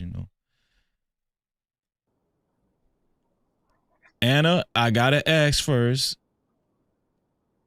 do you give me permission to bring you up? Or are you okay with camming up? Okay, that's just one of the things I do on my platform. I have to ask permission. I love that. I just want you to know I've been stalkery and I've been watching. Oh, really? Wow. Shout out to my sister Anna. No captivity. Oh, I need to turn off. There you are. Sorry, I had the echo from your live. Oh, okay. Anna, let's get into it. I mean, hi. Yes. It's a lot of controversial things been going on, Anna. Uh-huh. First off, let me just ask you a general question. Where is America now? It's just a broad question. Where is America now? Where is it? It's on a downhill trajectory. Damn. There's no, and this isn't like if, it's a matter of when, because financially, so like fiscally, socially, in every category, we are like the earthquakes of California. We're way past due. So we have a system that's not working. It wasn't designed to work. It was designed to like enslave. So it's just unraveling. And the unraveling is the part where people are like, oh my God, what's going to happen? Your social security number, this is like common knowledge stuff, right? Yeah. Your social security number is paying for taxes, and the taxes are supposed to be used for the American people. We haven't seen that done in like decades. I think they were still trying to finesse and pretend they were doing things in the 90s. But since then, you can just take a look at California as an example of what's happening. They're uncovering all the faulty systems. It was like they were giving out syringes, and there was like, I think the tally for that ballot was $57 million for that one project. That's crazy. And when you talk to the people on the ground, the people that are like the social workers, the people that are working in orphanages, the single parent household income, like the people that are really on the ground, they don't get the money. And there's not enough funding to actually help people. So the American people are malnourished, shitty nervous systems. There's no, that you have to go to a functional doctor. There's a functional doctor is different than a regular doctor. Could so you when explain you go to for the audience? Yeah, I'm going to. This is one of my favorite examples. Because I wasn't a hood baby, but I wasn't like up there. So I had to really I could finesse it because I'm like white passing, right? Yeah. And I learned a lot. And one of the things is when I discovered functional medicine. So regular doctor, call him Steve, goes to school because he wants to work on hearts. Okay. And Sandra works on brains. They may know a little bit about each other, but they have to communicate if there's something wrong with the brain and the heart together. A functional doctor in functional medicine scans everything top to bottom, gets your history, your parents' history, your background, which if you're Asian or you're black or redheaded, it's completely a different makeup and you have a different heart rhythm and bone density than Right. Caucasians. And that's not accounted for in regular medicine. So you had a lot of people that were black that were dying in the 90s and early 2000s because this wasn't accounted for. Correct. But anyways, going back to functional medicine, you have to go to a doctor that's a functional doctor to be able to be like, hey, I have this mole on my ass. It might be cancer. Can you make sure everything is okay? He's literally going to scan you from top to bottom. So when you get that first symptom, you're good to go. But a regular doctor is going to maybe give you an antibiotic, or maybe they'll tell you it's okay, or maybe they'll tell you it's a rash and nothing to worry about. They're definitely not going to do the extra work to figure out if there's anything else wrong. And that's how you get a lot of Americans a couple years down the road that now itch turned into something far greater, and now they have 6 months left. And then insurance, because it's a whole Ponzi scheme. And I'm going to get to the whole thing too. Hey, shoot, man, shoot. Shoot. Shout out, man. Shout out to your Anna. Channel. This is suspenseful. Are you sure you want me to though? Because it's your channel. It's my channel. Yeah, like some channels get taken down. I'll stop you if it gets too, you know. You're good now. You know, you're good. Okay. Where was I? Insurance. There we go. Yeah. So remember they had that guy that like did the pew pew because the insurance. The kid didn't even do it. This is all a setup, just like Kirkland guy.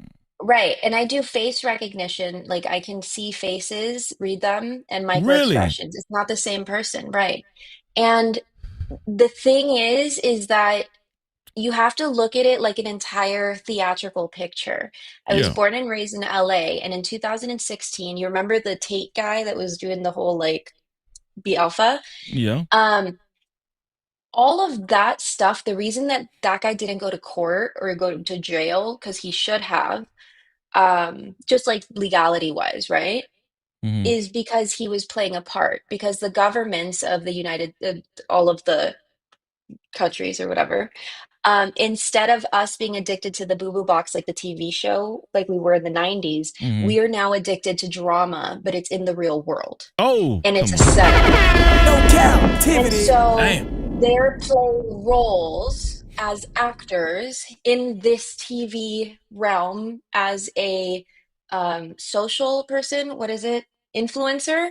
And that's how they're able to say, oh, well, I shouldn't go to jail because that was the role that I was playing. And since most of us, like Fresh and Fit, are government agents that started this so we would hate each other.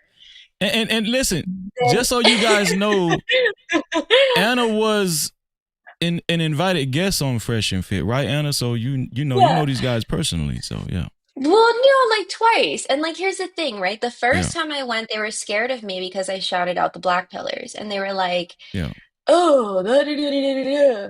And I mean, because those guys can be hackers. There's like a cool little niche before it got weird. I hope it doesn't get weird like the red one did. And the red one was all about gotta be alpha, but that only came into play. We've always had a male epidemic with loneliness. It's a thing. It's like since the 1900s, and those are the guys that alphas will beat up and like make fun of. It's something that was already there. It's not an epidemic that grew. What happened was that the first one that they unalived because he wasn't behaving, because he saw some effery. Here's what happens, right? Remember the first guy that they unalived, that he died having sex with a girl, that he used to have the show telling the women what was wrong with them? Because Kevin Samuels. Yeah, my guy. He's one of the few real ones, which is why they unalived him. Because You he think did that was have. a a job? Okay. Okay. This one here for the thug. So the thing is, though, he wasn't biased. He was calling out both sides, and that's why he wasn't good for business. You Mm. notice the only ones that made it plateau were the ones that were putting people against each other. And the real joke of it all was that Fresh and Fit are my favorite jokesters because they went around the whole internet saying that marriage was at an all-time low. Remember that? Mm-hmm. That was not true That was a until a lie. year and a half later, that Wow. after they put all that propaganda into the lonely male epidemic and that marriage is at an all-time low and it's all women's fault. The other statistics were correct, but that one was not correct. It had actually been at an all-time high with Really? less divorces. Why Yes. they This is purposely lying statistic. just to their audience? Well, because they're government agents and they're paid to say a certain narrative. They all are, so that you're all into the drama of who said You what, and think then the that? blue guy, and then all this. Yeah, because y'all Wait, don't have hold on, dopamine Anna. You regulators think anymore. that once these guys reach a certain plateau as influencers, they're contacted by people? Yeah, I know this because I'm from LA. It's like a common knowledge thing. Okay. So Destiny. So okay, there was another one. What's the rapper, the girl one with the orange hair? Are you talking about Ice The fat Spice? ass. Yeah, yeah, yeah, yeah, yeah. She stole It's a some guy, shame I the know younger. these people that Anna's talking. The audience might know what I'm talking about, but she stole a man. It was the Irish or English mixed boy that was dating a white girl. I forgot the white girl's name. Yeah, Maddie. There I you go. know she Okay. was seen at like a football game with him Yes. or something like Hey, that. Yeah. that was all of that. Same thing. Paid actors. Mm. And so the benefit is if you get that, you're going to get paid a certain amount for saying certain something and Yeah. playing a certain narrative. But the downside of that is once you sign on that dotted line, that's when they talk about selling your soul because they will not just come after you, they'll come after your family. So what Charlie Kirkland did Hold on. was Oh, unheard. wait. This is heavy. Go ahead. I'm Keep just going. like, doesn't everybody know this already? Am I Keep like, I going. just feel like I'm regurgitating A lot of people what don't believe this everybody stuff, Anna. They knows. don't believe it. A lot of people don't believe it. Yeah, I'm like, okay, so A lot of people I think was it's like, just like spookism or something. It's just no, just it's spooky a stuff. real thing. It's a real thing. And even like the seances and stuff that they do with kids, that stuff is a real thing because everything Yeah. in this world really is energy and it's a science thing. It's not a brouhaha, like be scared of the boogeyman. And that's the joke. They made the boogeyman so you would be scared of it, so you wouldn't know that it's science and there's power in it, and that you don't have to beat and hurt little babies. Actually, the power is having emotion. So, Mm-hmm. whether that's experiencing sadness, grief, anxiety, joy, whatever those feelings are, as long as it's at a very high state of frequency or high intensity, Mm-hmm. then you're kind of like already experiencing heaven on earth. And that is what creates your reality. And so they do these things to try and alter reality, but they also do it as a form of material like blackmail. So there's two forms, right? Spiritually and energetically, it does something. But on a physical plane, like what P. Diddy did to everyone was psychological because he was someone's bitch. He made everyone else his bitch so that he could feel better. But there's no better. You know what I mean? And it's the Yeah. same thing for what's the other fat guy with the BBL? Oh, BBL Drizzy. Let's talk about that one. That that was Puff Daddy. No, that was Tupac and Biggie 2.0. That was never about gang war. That was about child stuff that they were doing. And the West Coast and the East Coast both saw that it was harming children and wanted to do something about it, which is why they started the gang war so that they would not be able to divulge what was happening. And they You're talking unalived about each what of them. the music or the material that they were releasing to You saying it was harmful to the kids? That's what you're saying? No, I'm saying they grape children and beat them and sell them You and for talking about organs and all sorts of things. wait, not the rappers that was killed? No, not the the rappers figured out what was happening behind the scenes. Okay, Okay. let me tell you this part. This is the weirdest part, okay? Okay.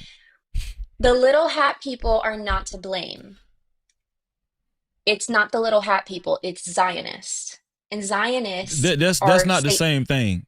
That was you saying. No. Okay. No. Zionists are Satan worshipers, and they believe in dark matter, and What's they want to control it, and the okay? only way they think they A control it lot of is through messed up people things. correlate those two as the same. The They're little not the hats. same. They're not the same. They're complete. The Zionists hide within the temple of the little hat people so that the little hat people are targeted. It's like a human shield. Mm. And they speak the same little hat people language and they live in the same little hat people communities, but they are not with purity and community like the little hat people are. It's almost like coons and black folk, huh? No captivity. Kind of like the same thing. Huh? Yeah, exactly. Okay, gotcha. Yeah. And so Yeah. the turn of the century, the little hat people took over the music industry because it was up for grabs. There was a big war and no one was mandating it. And so they took control over it, the entertainment industry. That was the turn of the century. So they've had power for a long time. The problem is the Zionists are the ones that are eager for power. You can find videos of them online literally saying it's not just little hat people that we want to worship us. It's the entire world that So needs to worship who us. owns these corporations then? The news outlets and the major conglomerates and entertainment business, music business, these music distributors. There's Is it the another guy Zionists that or is it small hats? no, it's the Zionists. Okay. So obviously there's people, okay, think about it this way. There's always someone bigger that each person always has the answer to, whether that's a corporation, a country, or whatever it is. Yeah. When you get to the very top, there's the duality of basically light and dark. And when you pertain to the dark part, you're right now in this era, it would be the Zionists. Okay. And Gotcha. like it's not just in the little hat people community. It's in the Roman Catholic Church. It's in a lot of different religions. But they come from the same dark organization. So let me ask you something. With all that being said, right? Myself, when it comes to my own race, I am concerned about disparities, crime, right? When we talk about black on black crime and stuff like Ooh, that. sorry. Go ahead. No, I'm gonna let you cook. We've been knowing I each other know. for I a got while. excited. Go ahead. It's not But that. when we hear conservatives, no matter what race they are, when we hear conservatives harp on black crime and stuff like that, all of the stuff that you're bringing out, wouldn't you say this is a lot more alarming, what you're bringing out right now? Absolutely. And this is the thing is if you look at the news, everything that they put is scary because the more scared that you are, the less you are to fight back.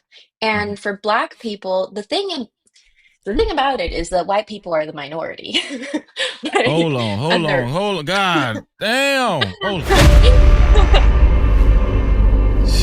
Oh no, it goes I'm just getting so blown intense. away. Because think about it. Why else would you need to oppress a demographic so hard? If not because it's a danger. It's the same thing with women. Women all the time are like, oh my God, men are oppressing us and this shit. Bro, if women were not so powerful, men would not feel the need to dismantle you a peg or two. And it's the same thing for Black people. Black and but especially Black, Black and Indigenous cultures that have been consistently beat down. Because Damn. So I'm Yeah. sorry, this is like a weird look at the penis size statistic. When you look at that, the white man has also decreased. It's like one of the smallest. So in every factor, in regards to loneliness epidemic, it's white man. In regards to Yeah. small penis, it's white man. In regards to women leaving them, it's white man. They're just getting the shit beaten out of them. And so if you really You know, look at one it, of the quotes that I researched that Charlie Kirk actually said was he felt like immigrants were coming to America to replace quote unquote white people. He said that. Not other races. He said he felt like immigrants were coming to America to replace white people. okay, the white people replaced the indigenous Native Americans. So we're gonna play that card.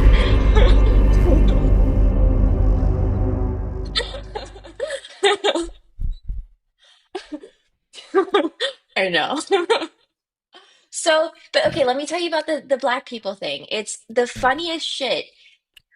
In 2020, during that whole let's close everything down, Mm-hmm.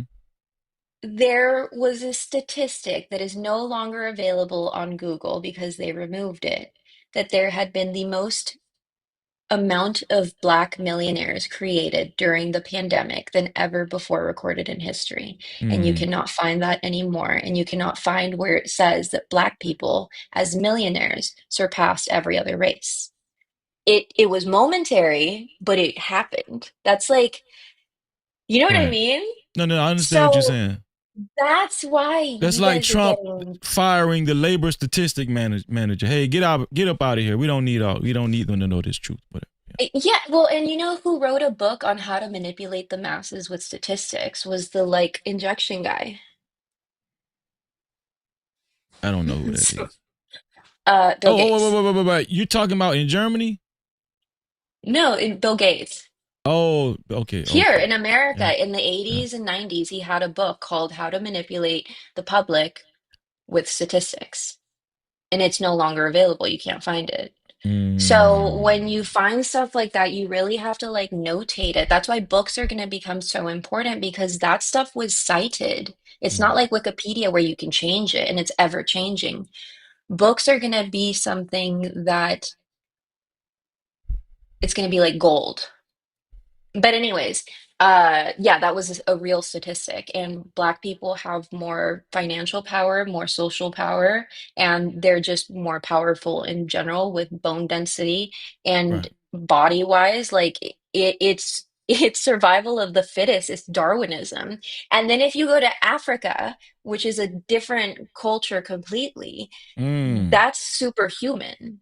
And they look at us like we're retarded. Like they're just like, y'all are literally, if anybody made fun of someone with Down syndrome, Africans would look at us like we had Down syndrome because we are slower. Our cognitive thinking is slower. We don't know how to defend ourselves. We don't know how to be uncomfortable. And even with the comfort, we haven't created anything. So we're not even good enough like the Asian culture. At least they're making things. Mm-hmm. Like we're 30 years behind China and Japan in technology. Yeah, I read that also. I have a friend in Germany. He's traveled all over. He used to be in the military and he's gone to China as well. And he was like, Freezy, the technology that's over here across seas, they are blowing America out of the water. Oh my He was God, trying wait, to I was in explain it to me. Wuhan when the whole thing happened. That was Really? another government job. Yeah. Okay, so let me tell you about that. Okay, tell me So, about that. And I want to ask you about the topics too of tonight. okay, Whatever. Go okay, ahead. sorry. Uh, No, you I good. just love these topics, so I'm always like a wealth of information, like, here, have it. Um, I was in China during the whole outbreak thing, and what had actually happened was that the military has the World Games, like the Olympics, every year. And Yeah. this year, or that year, they were in 2019, they were held in Wuhan, China. So Mm-hmm. all of us dumbasses, we went over and like played ball or whatever. And oh my God, China was like cheating. I forgot about that. Their own referees and stuff, and other countries caught them cheating, and then caught whatever. That was the whole thing. And then Okay. at the hotel, the propaganda is wild. When you like walk or like drive in, Yeah. even the taxi drivers, they're like they cleaned everything up. They put up new trees. They took away all the brothels and the massage parlors. We hope it stays, but who knows? And so they wouldn't play when they would lose a game, they would not play it on TV. And when they would win, they would just play that one over and over. Oh, But really? but think about it. All the military in all of the world that wanted to participate in the world games, whether it was soccer, basketball, like I mean, fucking hide and go seek, catch, some weird military game, they were all there. So that's the Navy, the Army, the all of them. They're there.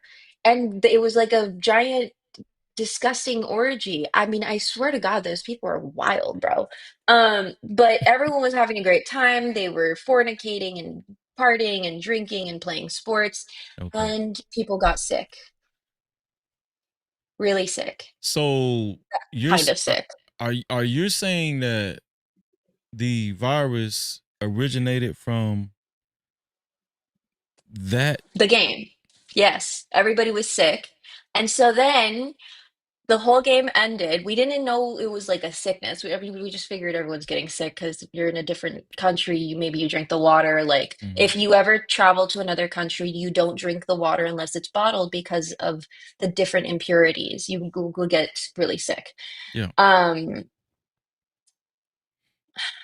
But anyways, so we came back, and by the time it Are you was like saying that was the first October, recorded sickness at that time? it would have been recorded if they wanted to release it, but no one released it. Were And the the issue symptoms the same? yes, and here's the crazy part is that my boyfriend and I had come back from because he was the one that was playing. Yeah. And it was so surreal watching everyone getting sick around the world where we just were, and then watching it slowly creep in. So by October, it was here. And he can't say anything because he's in the military. He was a sociopath anyways, fucker. But the experience was still like it was still crazy. Like we were both like, bro, what? This is really happening. And we can't say anything. I couldn't say anything because he was in the military. He couldn't say anything because he's in the military. And so, and then by the time it was, I could say something, I was doing other things where people were getting canceled if you talked about it. So, you know what I mean? And it just, so I've been with all of this weird shit from way, way, way back when, before weird shit was happening. And I'm just like watching everyone like, really? We're not aware of what's this is. So go ahead and ask me about the questions about tonight, because like I know the Kirkland thing and it ties into all of this. So I'm glad that I said it. So let's start with Jimmy Kimmel. What do you think about Jimmy Kimmel getting fired from ABC and the remarks that he made? You heard the remarks that he made, right? What did he say?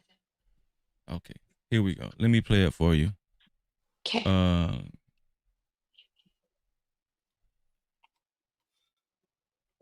Okay.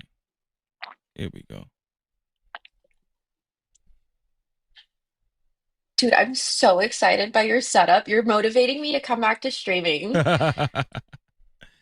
So Because this you're is like a pro now. I appreciate you, sis. So this is what Jimmy Kimmel was filed for. I'll stop it after that part plays that he got fired for, and then I'll continue to play another part that he got criticized for too. We had some new lows over the weekend with the MAGA gang desperately trying to characterize this kid who murdered Charlie Kirk as anything other than one of them and doing everything they can to score political points from it. In between the finger pointing, there was grieving. On Friday, the White House flew the flags at half staff, which got some criticism.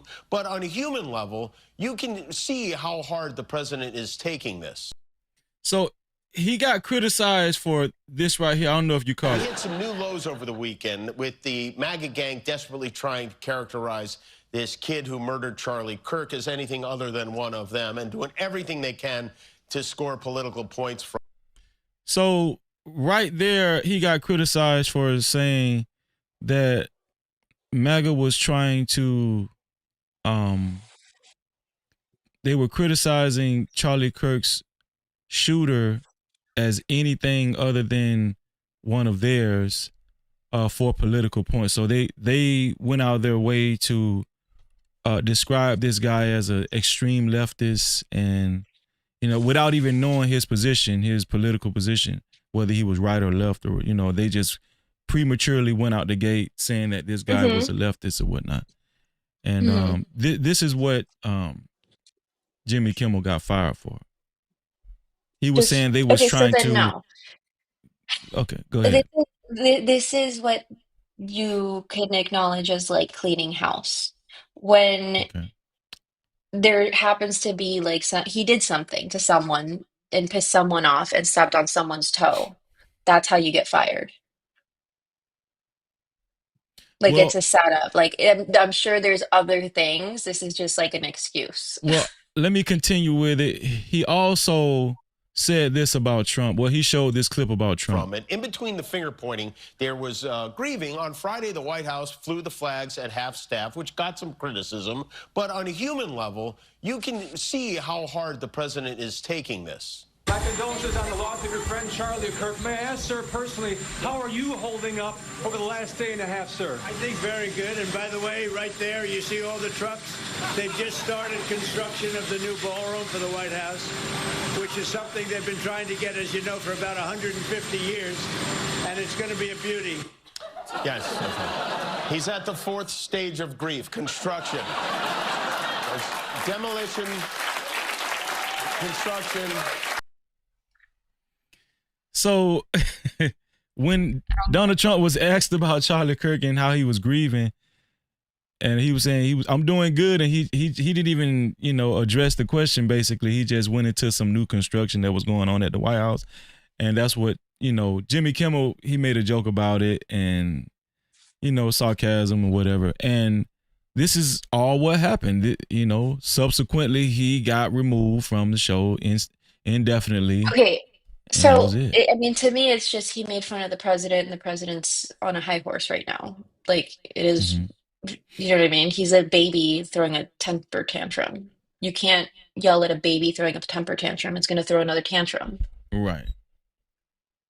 I'm a nobody compared to Jimmy Kimmel. Like, I can say whatever, it's fine. But if I have a platform and I want to take on a big head honcho, I better be ready to deal with head honcho issues, because that man plays dirty.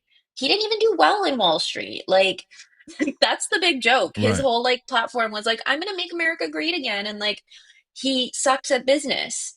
But his daddy and his family had the book of the Illuminati and how the world works, so he has like an upper hand. On, what's the name magnetism. of that book? You remember the name of the book? Don't we all want to know? Don't we all want to know? But it is a real thing, and there's portions of things that you can figure out that make you, that you're just like, damn, there really is a different way of living that these people have. And that man for sure is one of them. And like, yeah, and that's the only thing I can see from the Jimmy Kimmel thing. That just is a setup. That doesn't seem like what the real reason why he would be fired. I think that under Trump's rulership, the agenda is to replace as many show hosts or people with like that have had long-standing shows that might lean more towards like a Democrat type of thought pattern. I think to me the agenda is to replace these people with more, because I wouldn't be surprised if conservative talk shows start popping up, on national television. There's just like, what's the other guy that, that got fired probably like a year or so ago? I forgot his name. The guy that wears the glasses, he got fired too. I think it was on NBC, another talk show host. I forgot. Colbert. Remember Robert Colbert? Remember Colbert? Yeah, he got fired too. And I think Colbert leans more, towards the left or whatnot too. So I think there's been an agenda to remove these people and to replace these people with more conservative talk shows. Well, that's been happening from the beginning. So the problem is, Yeah. is that it's not just one side. Both sides are crap. You just have a handful of people on both sides that are real, but the parties themselves don't actually stand for what they say they stand for. Mm-hmm. And when it came time between Biden and Trump, to me, people don't understand those cages that everyone is like, oh, Trump made cages for the illegal immigrants. No, that was actually created during the Obama administration. And the Obama administration is the one that railroaded the immigration laws that we saw so many illegals disappearing from. So that's where it really came from. Mm-hmm. The difference between the two parties is this. One says that they're your friend and stabs you in the back, and the other one tells you they're your neighbor and stabs you in the front. Like that it really is like that. And what you have to understand that the Sounds pretty American similar to people are me. Sounds pretty similar, you know. right. And that's the issue is that the American people think that they're fighting for one side or the other when it's not that or at all. Money does not see race or Democratic parties or anything. It just Oh. sees a person. So in this realm, the taxpayers are the ones that make money. So as long as we are fighting for something or fighting against something or entertained by some sort of crazy drama, we are not paying attention to where the money goes. We're not paying attention to the ballots that are being passed. You know that Canada passed one, and this one went to California, but it didn't get past even the first bar or however they do it. But it did get passed in Canada. You could not talk about little hat people in any comparison to the World War II annihilation that almost happened Yeah. to what they were doing in the Middle East. You couldn't make that comparison in any kind of remark, or you would be sent to prison. Really? I didn't know So that. yeah, and they tried to pass that law here. And so this is the sneakiness of the blue is just disgusting or repulsive to me, and I don't trust the American public to be smart enough to not see it coming or to see it coming.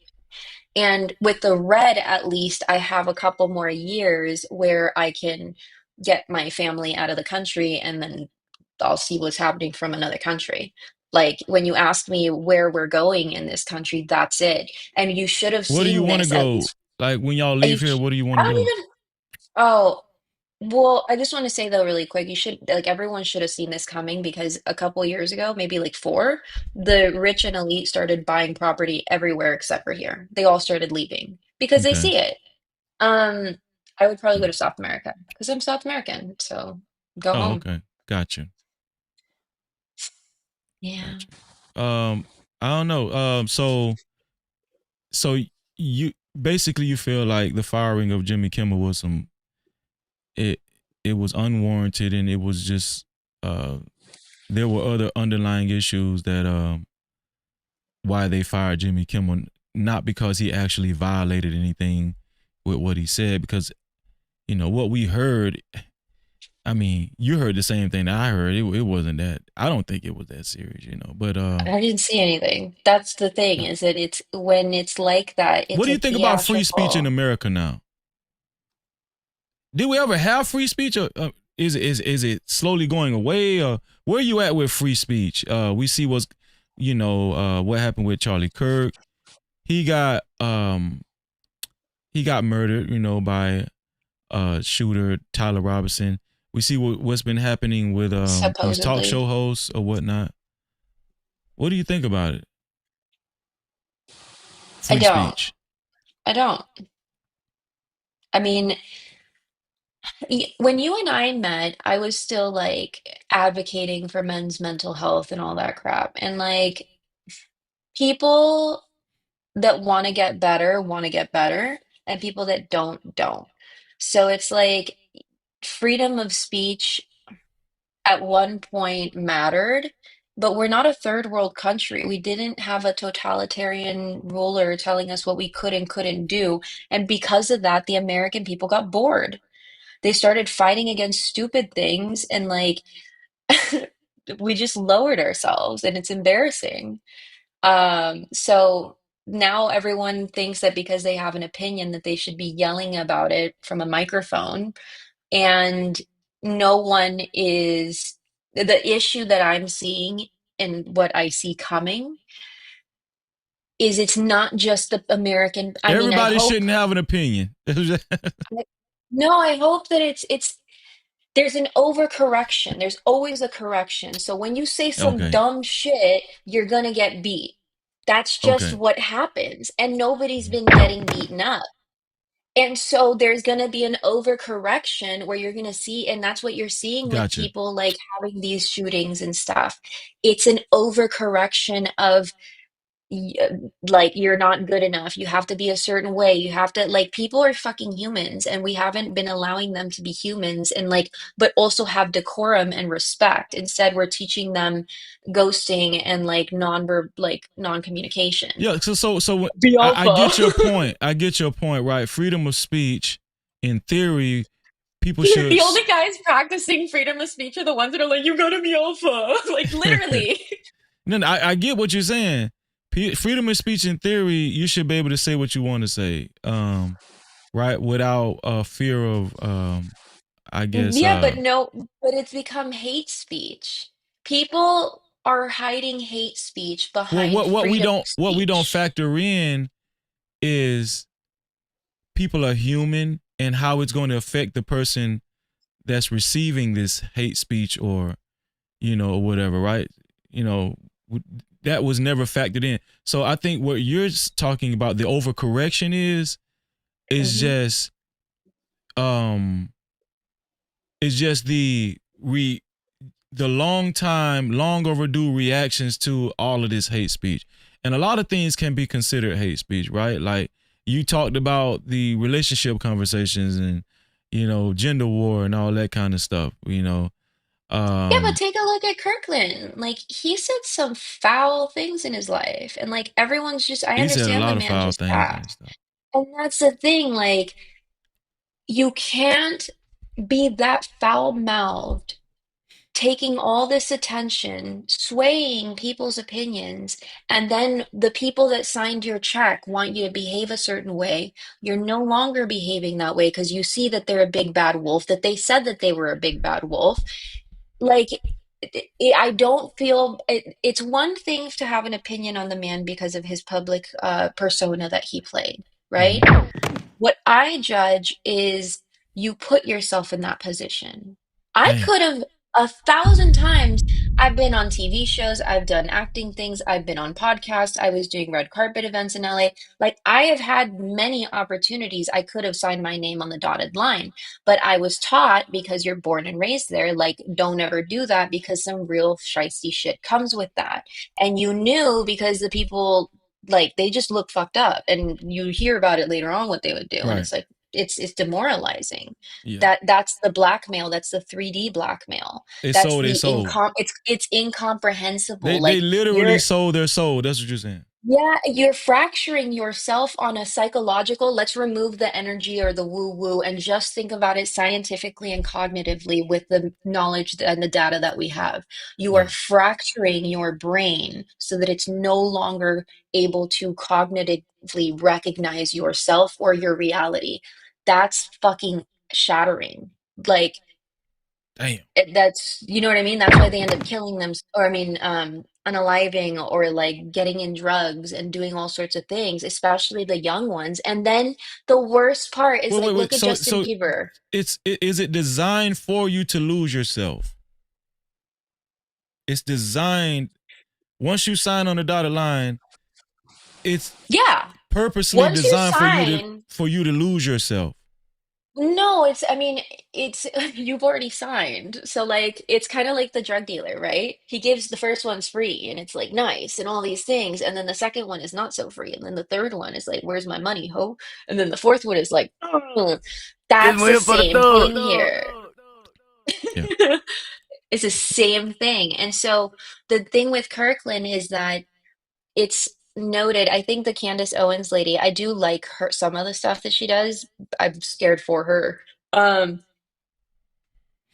She's the one that like is ousting it too. It's like when you say no, which he did, that's what happens. And then they use Yeah, like the left and the blue to make everyone all antsy again.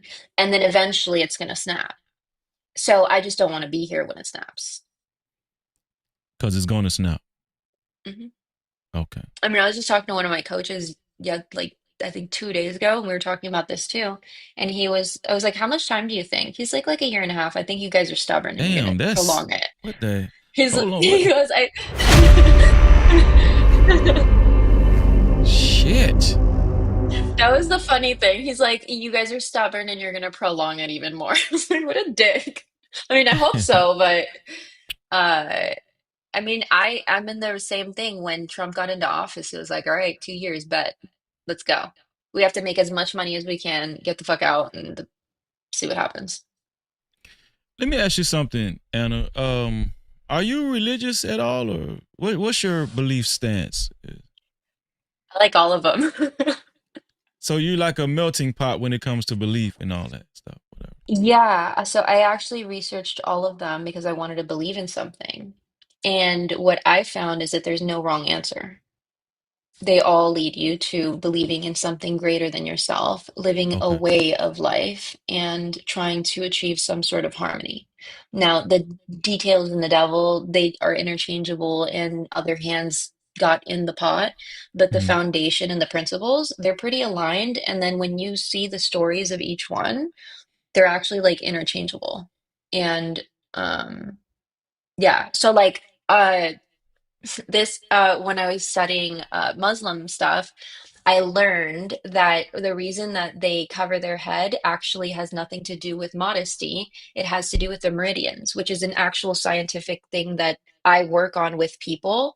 Yeah. And it is, and there is technology because I worked in marketing for the past decade. There is technology from social media that embeds and programs your brain with thoughts. And I didn't understand how they did it until I was looking at the Muslim people and their religion. It says those that cover their head are the most sane because thoughts that other people and other things are trying to implant cannot get through. So the actual purpose is like covering your meridians. So a lot of times I always have this around me, even though I'm not Muslim. But then like the little hat people, they have the proper forms of living. Mm-hmm. Everything that they do, like separating the meats and they like don't use mixing of dairy products with the actual meat, having different pots for everything, salting them. I mean, that is the proper, most optimal way that your body can function. The little hat people's intestines should be studied because, I mean, even what is it? The work for 6 days and then you rest on the last one. I don't want to say the terms. That again, if you look at neuroscience, that You is rest. the You most rest on the. optimal. You mean you rest on the Sabbath? Is that what you said? Yeah, yes, but that's the most optimal rhythm for your brain to function long-term prosperity. Like if you work too much over that or too under, your brain is either under stimulated or overstimulated and it won't function the same and little by little it's deteriorating. So their format, it's so funny that they're like at odds because their formats each have things that are really good. And then when you have like the teachings of Jesus, right? I don't think Jesus was here teaching. I mean, he was saying it that your thoughts and your feelings create your reality, and he was trying to teach people how to be like him. Science now in 2021, they were able to prove your thoughts and your feelings create beliefs that create actual material matter. Without that, when I'm not looking at the microphone, it no longer exists because the molecules stop moving. So when you ask me about religion, like I love them all. And we didn't even get Yeah. into Buddha and Kabbalah and all of that. Well, no, I mean, I respect that. You know, whatever somebody believes in, you know, I try to leave it at that. Let me ask you something. Do you believe in a concept or of a heavenly state and a hell-like state? Do you believe in the In afterlife? reality, Do you believe in the afterlife? Like after somebody, their I believe physical there body is an dies. I believe there is an afterlife, but I believe from all the teachings, like it's not were you good or bad. It's did you enjoy life and were you helpful to humanity? And you're not judged, you're just trying to learn. How do we So it's know like if a somebody is actually being helpful? Because the conversation that me and you've been having thus far, it's been a lot of deception. People that appears like they've been helpful, but they've been, very big deceivers. How do we know if well, somebody's deceiving the people and actually helping people? well, every person knows. That's the big joke again. Have you ever had like a really shitty situation where like someone's about to unalive you or something, or you got into a really weird, sketchy situation? You're like, God, if you get me out of this, and like Me? you Hell or yeah. like I'm here or for the like your thug. yeah, and like your Yeah. spidey sense tingles, like, oh shit, I gotta get out of here. Mm-hmm. Yes. Yeah, I have. That's how you know. Okay. That's how you know. And Instincts. that's the joke. That's the joke is that everyone is not trusting their own instinct and having their own discernment. And they're looking at somebody else to tell them how to feel, how to think, what to believe, all that. And Yeah. it's like, you fundamentally, like, if I come over there and I slap you, you're going to be like, bitch, what's wrong with you? Because you know that's weird. You know what I mean? You don't need someone to tell you that that's fucking weird. But we've gotten to a program where people are thinking that it's normal that I have to ask someone, hey, is it weird that that bitch slapped me? Yeah, dumbass, it's fucking weird. You know what? That's very interesting because um ideologies have been thrown around so much and thought It's patterns and stuff. ideology should just be an idea, not the ology part. Ology comes from I'm worshiping Right. ideology.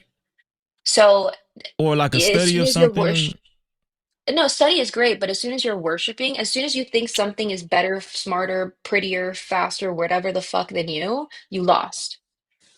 That's the gag. So like I Mm. watched this funny TikTok earlier. It made me laugh because I was literally just talking shit about fat people. And my coach is like, you're just off-putting all the fat people. And I was like, fuck, okay. So he like does some woo-woo shit on me, changes my perspective, and I'm like, yeah, I'm being a dumb bitch. Okay. I let that shit go. I open up TikTok and this like skinny, light-skinned boy is talking about how is it that are a fat motherfucker. Wait, you know what? I wonder if I could just play it because I can't do this. No, because it says the N-word. Anyways, so this light skins talking shit about fat guys. Second guy comes on camera, obviously a fat black guy. And he's Mm-hmm. like, you are strong everywhere except for the mind. I've never heard a harder term in my entire life. Like, you are strong working up every muscle except for the one in your mind. And that's most of the generation. Like, e- even if you have to go work out to feel like alpha, and if you're in a wheelchair and you can't feel that way, then there's something wrong with your mind. That's a way to understand it. You could take me and like take my clothes, take my life, take my everything, make me fucking ugly, and I'm still gonna call you a bitch because I know who I am. You can't play with my mind. And Mm-hmm. that's the level that human beings are capable of on average. I'm not fucking special. There's nothing different about me. I've just used this muscle. What do your instincts tell you about Charlie Kirk? My personal opinion, this is my own personal opinion, is that it's not cool when anyone passes away. And like I have to respect the I unalived agree. I agree. because it's like and that's the level of respect that we should have towards everything and everyone and how we speak. Did I agree with the man? No. Did I think that he said stupid things that endangered the human population of America?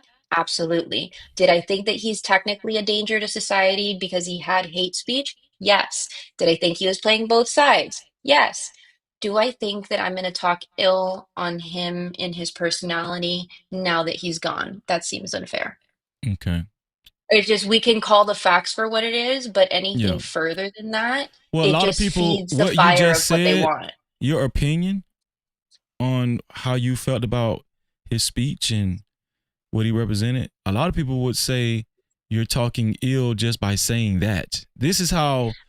And that's how the Zionists were saying that you can't compare what they're doing overseas to what happened to them in the 1940s. This is a manipulation tactic, one that I don't buy, and it doesn't harm me in any way. I still speak my opinion based off of facts, pattern recognition, what happened, and it's my own personal opinion based off of that. If someone else disagrees with it, great, because that's their personal disagreement. That's power in the people. I'm cool with that. And then there's people that are going to agree with me. I'm cool with that too. It's okay that people disagree as long as we're not pew-pewing each other and hurting each other and condemning each other for it. We can still break bread. We can still like go to the same family function. You know what I mean? Yeah, I agree. That's called adulting. Yeah, Right. I agree. I Think understand about that. it. There was a day and age back in the day when it used to actually be what like actual gangster shit, like alpha shit used to be, was on respect. There was a level of respect. And if you acted like a bitch, then you were treated like a bitch. But what's happened is that everyone threw respect out the window because they don't respect themselves. And that's how you can peep this shit. If someone is being disrespectful, it's because they don't because they disrespect themselves. The moment you bend the knee and you start acting like that and you start being disrespectful is the moment you signed your name on the dotted line. Yeah. It's hard to come back from that. You know what? I think what we do underestimate when you make a decision to speak broadly and facilitate, you know, huge debates and stuff, and you specifically target, very extreme liberal, collegiate facilities, you kind of do have to, you have to be on the lookout for, something possibly happening that might be detrimental. I liken it to, I said this the other day. That's like, and I want you to follow me what I'm about to say, Anna. That's like me being a very strict Christian apologist, and I purposely target facilities where only homosexuals go. And I set up debates there, and I have cameras, and a lot of the things that I say, the way it's set up is going to be edited in a way where the homosexuals are going to look stupid, or they're going to look demonized. They're going to be demonized a lot or whatever. And I'm purposely setting up these speeches. I'm going into the belly of the beast. I'm a Christian apologist, and I'm purposely going to all homosexual facilities. Should I just feel like nothing's going to happen to me? Should I just feel like there's no possibility that anything is going to happen to me when I'm purposely setting up these events? I'm not saying something should happen to me. I'm just being realistic. Like, I'm going to have security. I'm going to beef up my security, because Yeah, but you're deliberately being antagonizing. You're going into a hostile environment. It's like podcasting, right? So like let's just use Yeah. that as a fun example. Hold on 1 second. Hold that thought 1 second. Super chat. Shout out to the first super cap of the night. Shout out to Starch Manning for the $5 super cap. Starch Manning said, this week, a lot of Christian nationalists let the mask slip. Not about Jesus, Christianity, free speech, patriotism, or democracy, control, and supremacy. Shout out to you, Starch Manning. No captivity. If you want to support the show, if you would simply like your voices to be heard, like Starch Manning just did, you can either leave a super cap, aka super chat, or you can leave a cash cap, aka cash app to $Freezy No Cap. There's $Freezy No Cap. or you can leave a PayPal to No Captivity with Freeze. No Captivity with Freeze. And to be a sponsor, the initial sponsor of tonight's show, it's only $20 or more. $20 or more. I appreciate you. Go ahead, Anna. I'm sorry. I forgot what I was saying. So we was talking about you know, Oh yeah, going going into a into hostile environment on purpose. yeah, You it's know. like okay. We're not gonna send it's would you send a black guy to a KKK meeting? No. Facts. Would you send a white guy to like an all black gang rival war? I hope fucking not. Does it happen? For some reason, it does. What you're saying, this is how I look at it. It just makes so much like so. Yeah, but like you can't because like But I echo what you're saying. Like yeah. never once have I demoralized Charlie Kirk's death. I've never tried to make fun of it or anything, but I always said condolences to his family. You don't want to see this happen to anybody. However, I'm looking at the climate in which he was conducting these events and everything, and just me, you know, because I used to be in the streets, you know, so I'm looking at it from a street level. My senses are going to be heightened. My level of alert is going to be You heightened. haven't even seen the way he talked to these people when he went there. When he would talk, like it was a thing that you would have to try to explain what you were saying, and he would try to dismantle it within the first few words. Like if you said, hypothetically, if I was pregnant, he'd be like, well, hypothetically, what do you mean? There's a very real reality. If you have sex, you get pregnant. Just not even allowing you to speak.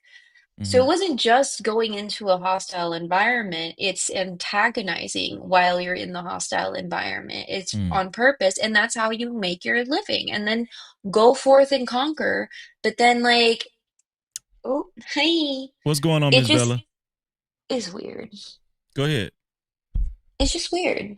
It's like it's like me. Okay, I'm a girl, and like yeah, I might be respectful towards the Muslim culture, but you're not seeing me getting fucking flown out to Dubai with like a Middle Eastern dude. I won't survive. I talk too fucking much. Like I'm not a dumb bitch, you know what I mean? Like unless I like married one and like we went over there, that'd be a different that's my guy. But if like Yeah. you know the hamburger guys, like that's what I'm talking about. The bitches that do that, like they're dumb and they're submissive and they're like doing something for a hamburger, that's fine, whatever.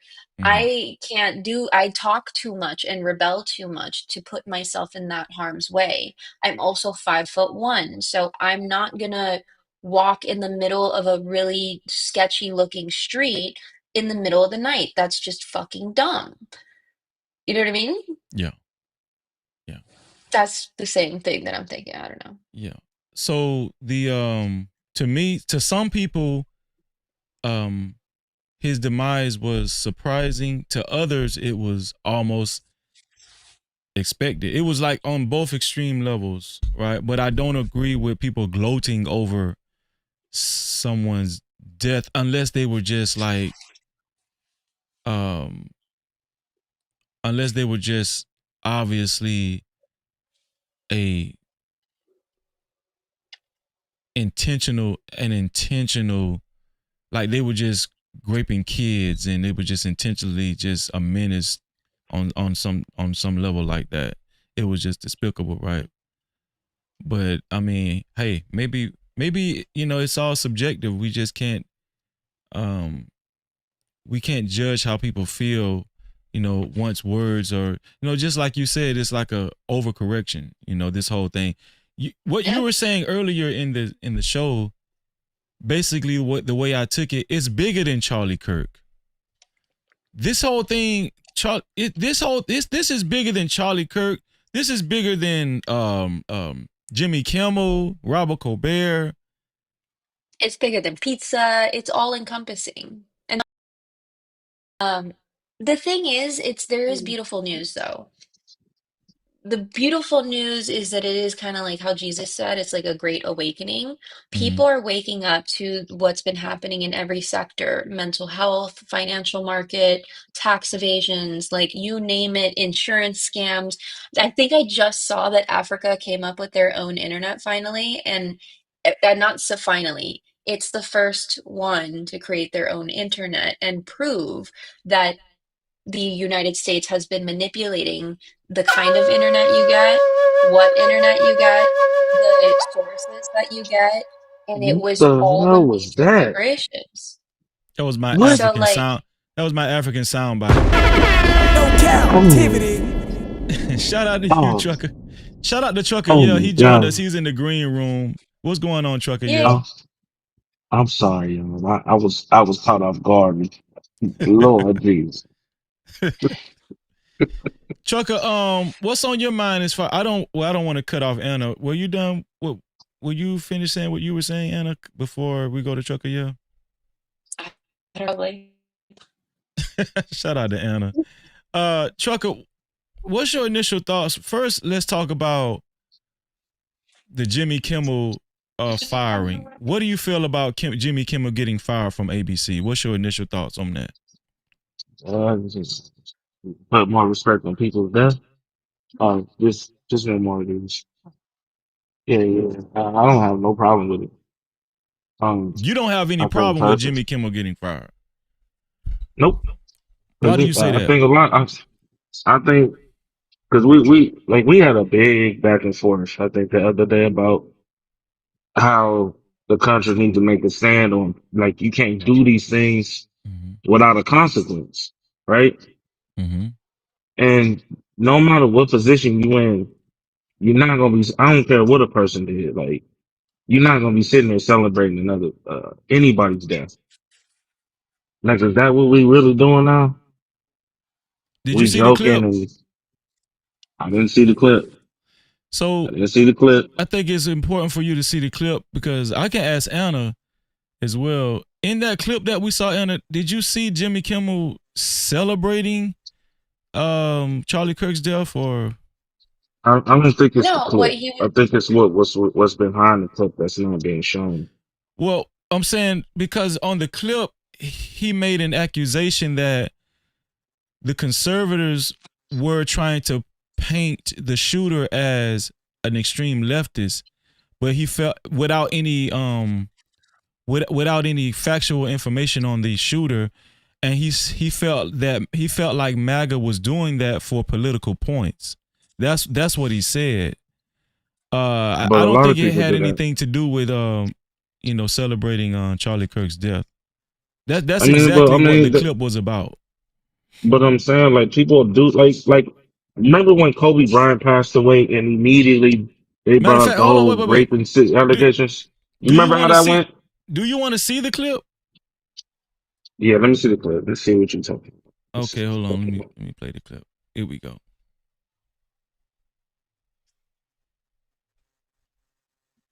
We hit some new lows over the weekend with the MAGA gang desperately trying to characterize this kid who murdered Charlie Kirk as anything other than one of them and doing everything they can to score political points from it. In between the finger pointing. That was it.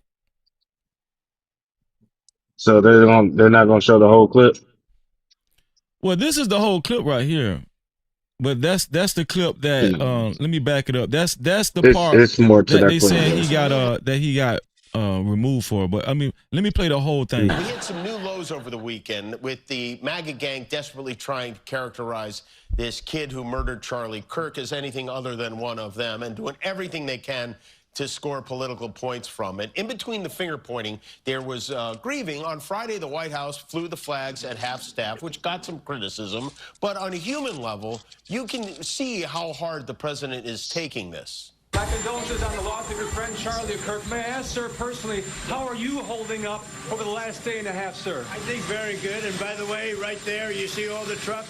They've just started construction of the new ballroom for the White House, which is something they've been trying to get, as you know, for about 150 years. And it's going to be a beauty. Yes. He's at the fourth stage of grief, construction. There's demolition. construction. Yeah, nah. See, yeah, So nah. actually he was sarcastically criticizing Donald Trump for being so passive about Charlie Kirk's death, you know. Nah, I think personally, that's what I said. Like, for real, honestly, I don't have no problem with it. Y'all can make at some point there's going to be a respect factor. Like, at some point, Did you see the you, clip? you can't. I saw the clip. I'm I said, listening to it. what I'm asking you is, how did he disrespect Charlie Kirk? That's what I'm asking you. What again? Because I like that. I heard about that, but I heard about the other clip too. I'm gonna see if I can find it and send it to you. Well, But there's more to this story. that's the only clip that's going around. As a matter of fact, hold on, let me show you this right here. Because this news station actually covered it as well. This is an actual news station, and they're showing the clip that they're saying why Jimmy Kimmel got removed. Here it is. Groups, Next Star, and now Sinclair is saying they're not going to put him back. They're going to air a Charlie Kirk tribute show, and they're actually demanding an apology from Kimmel. And they would like to see him make a donation to Turning Point USA. Here's what he said. These are the comments Monday night in his monologue referencing the assassination of Charlie Kirk, and everyone's noting there is no punchline here. We hit some new lows over the weekend with the MAGA gang desperately trying to characterize this kid who murdered Charlie Kirk as anything other than one of them and doing everything they can to score political points from. No. I don't have no problem with it, Susan. So that I was don't the got no clip. problem It's the with it. same. That was the same clip that I Bro, played for you. you making a mockery of a serious situation. No, you did listen. You can make jokes, but at some point you're gonna have to put respect on some things. And when you don't do that, and for a long time people been getting away with it, guess what? That shit is over and done with. Some things are just not nothing to play with. You feel me? What Like do, what do you like what do if you you think want exactly was the mockery? What exactly was the mockery and what you heard that the mockery of the whole Jimmy Kimmel situation saying? of a dude who's he's our president, cool.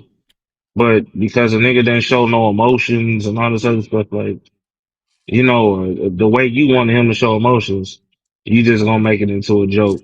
Like the man just witnessed one of his people, like one of his people, or one of the associates of his crew get shot on national TV, and you making a joke. Well, So no, that would be more towards Donald Trump and less towards Charlie Kirk, right? Because he was actually showing respect to Charlie Kirk, right? not at all. You're saying that he But disrespected Donald Trump, not Charlie Kirk. That's what you're saying. no, I'm not. He disrespected everything. Whether it's both in one aspect. That's how I'm looking at it. It's like it's just something like niggas folks feel some type of way about Jimmy being fired for him mocking somebody during a death. But at the same time, where was the same energy when Kyrie made a suggestion of a movie being made? He had to pay $500,000 and apologize and go take a class on all the other bullshit just to be in the NBA for less, just for mentioning the movie. But it's okay to mock and play around people's, I guess, I want to say play with people how they more different situations. Like no, just listen. You do what you do in your own home, but you just can't do that to nobody, man. Like, show some respect. Like y'all wouldn't even do this to your own kid. If one of your relatives died like this or your cousins died like that, would you really sit there and clown them on how they mourn and all the other goofy stuff? No, you'll be sincere about it. It's not a game. Okay, but before you go, Anna, let me read this super cap 1 second. Super chat. Shout out to my brother Big Bad Bull, second super cap of the night. Big Bad Bull for the $20. He is the initial sponsor of tonight's show. He's already on the sponsorship board. Big Bad Bull said Jimmy Kimmel basically did the same thing that he was jokingly, subliminally trying to accuse Trump off. But clearly, we all missed that part. Was his true intent to sympathize for Kirk or minimize Kirk? Hypocrisy. Shout out to Big Bad Bull. No captivity. Shout out to Big I Bad agree, Bull. Big Bad Bull. Mm-hmm. Well, I'm gonna say this. With all due fairness, I mean, the man's been in business for like 22 years. He's probably made like a billion jokes on, because He ain't made no jokes like this. He ain't never made no jokes like this. Well, I'm saying Let's be honest. if you watch Jimmy Kimmel or if you watch any like late night live talk show hosts or whatever, they live through a lot of tragic things that happen in the United States of America, right? It might be 9/11, it might be anything. Mocked anybody's way of mourning or anything close to it. Never done it. Listen to what I'm saying. This is something new that we're watching recently where people get on national TV and talking about the Roosters is coming home early. While the person is there, like, yo, the way they did Kobe Bryant, not even a day, that should have been, that person should have been off of air. I'm gonna tell you something. I don't think it's new. I used to watch talk shows all the time. Their comedy was always edgy. If you ask me, their comedy, they always did edgy comedy. I even remember a long time ago when Rodney King, the way his face was looking after the police brutality. People made jokes about Rodney King. Talk show hosts, they made jokes about how, the way he was talking, in the hospital. People do edgy jokes all the time. But if he would have passed away, you think they would have made jokes then? No. I don't think they would have made jokes about Rodney King passing away. Well, here's the thing. Let me finish my point.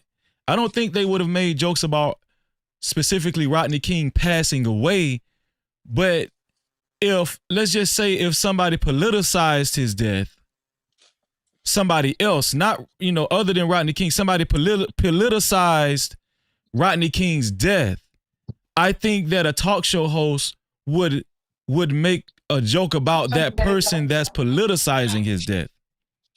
Right? Because this is what we've seen with Donald Trump. I'm gonna just speak from my perspective. When I seen the clip, because I watched it, I played it several times. I didn't see Jimmy Kimmel actually. I didn't see him saying anything defamatory about Charlie Kirk's actual death. I think he was making sarcasm with Donald Trump and how he answered the news reporter's question about how he was grieving. Because with all due fairness, when the news reporter asked Donald Trump about how he was grieving Charlie Kirk's death, Donald Trump actually said he's doing good. And then he went right into some new construction that they had at the White House. And I thought it was funny as hell. I was like, this dude, he was saying he was doing good. He wanted us to know about some new construction at the White House instead of talking about Charlie Kirk's death. Why isn't people saying that was inappropriate when he was asked about Charlie Kirk's death? Shouldn't people say, well, he should have went with, just for respect for Charlie Kirk and his family. As the president of the United States of America, he should have went more in detail about Charlie, about Charlie Kirk instead of a new construction at the White House. That's the way I looked at it, right? And I think that's what Jimmy Kimmel was pointing out. Yeah. What do you think, Anna?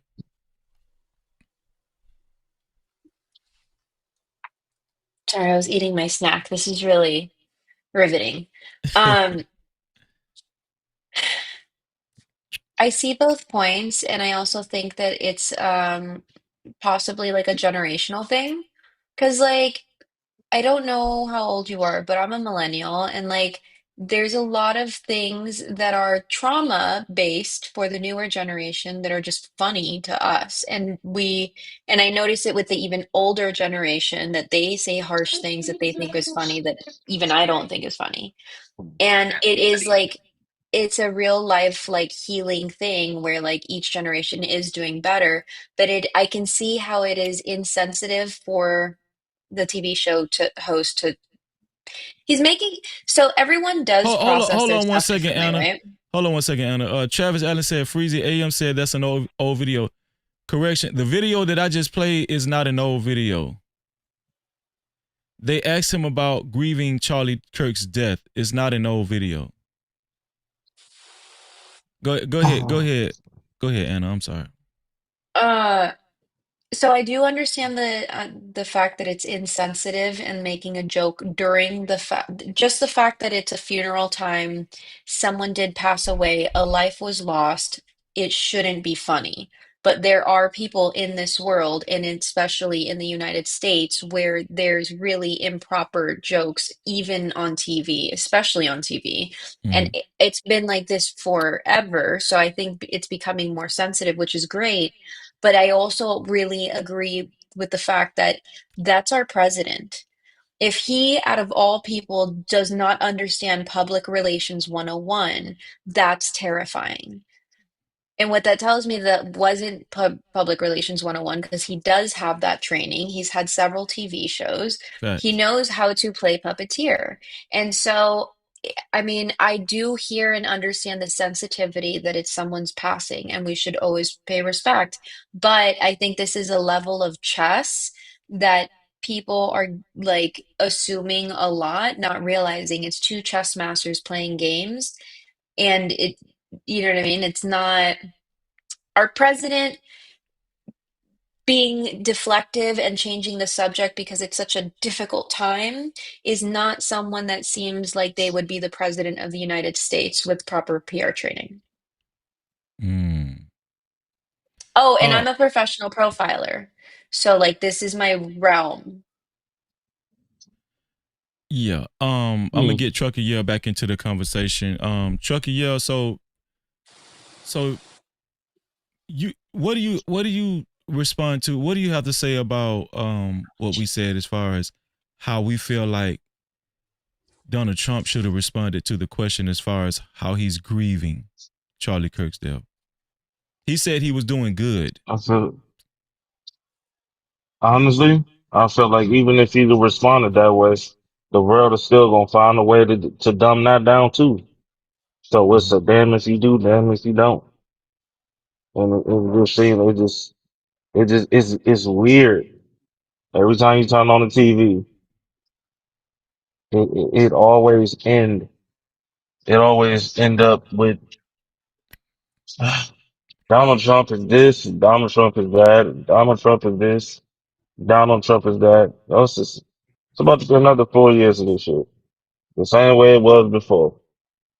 So at the end of the day, I mean, it is what it is, man. No matter what you do, no matter what he does, it's never going to have anything positive about it. None. So Also, there was a that's how I look report, at it. if I can find it, there was a report saying that Trump didn't show up to something concerning Charlie Kirk. I don't know if it was a funeral or something.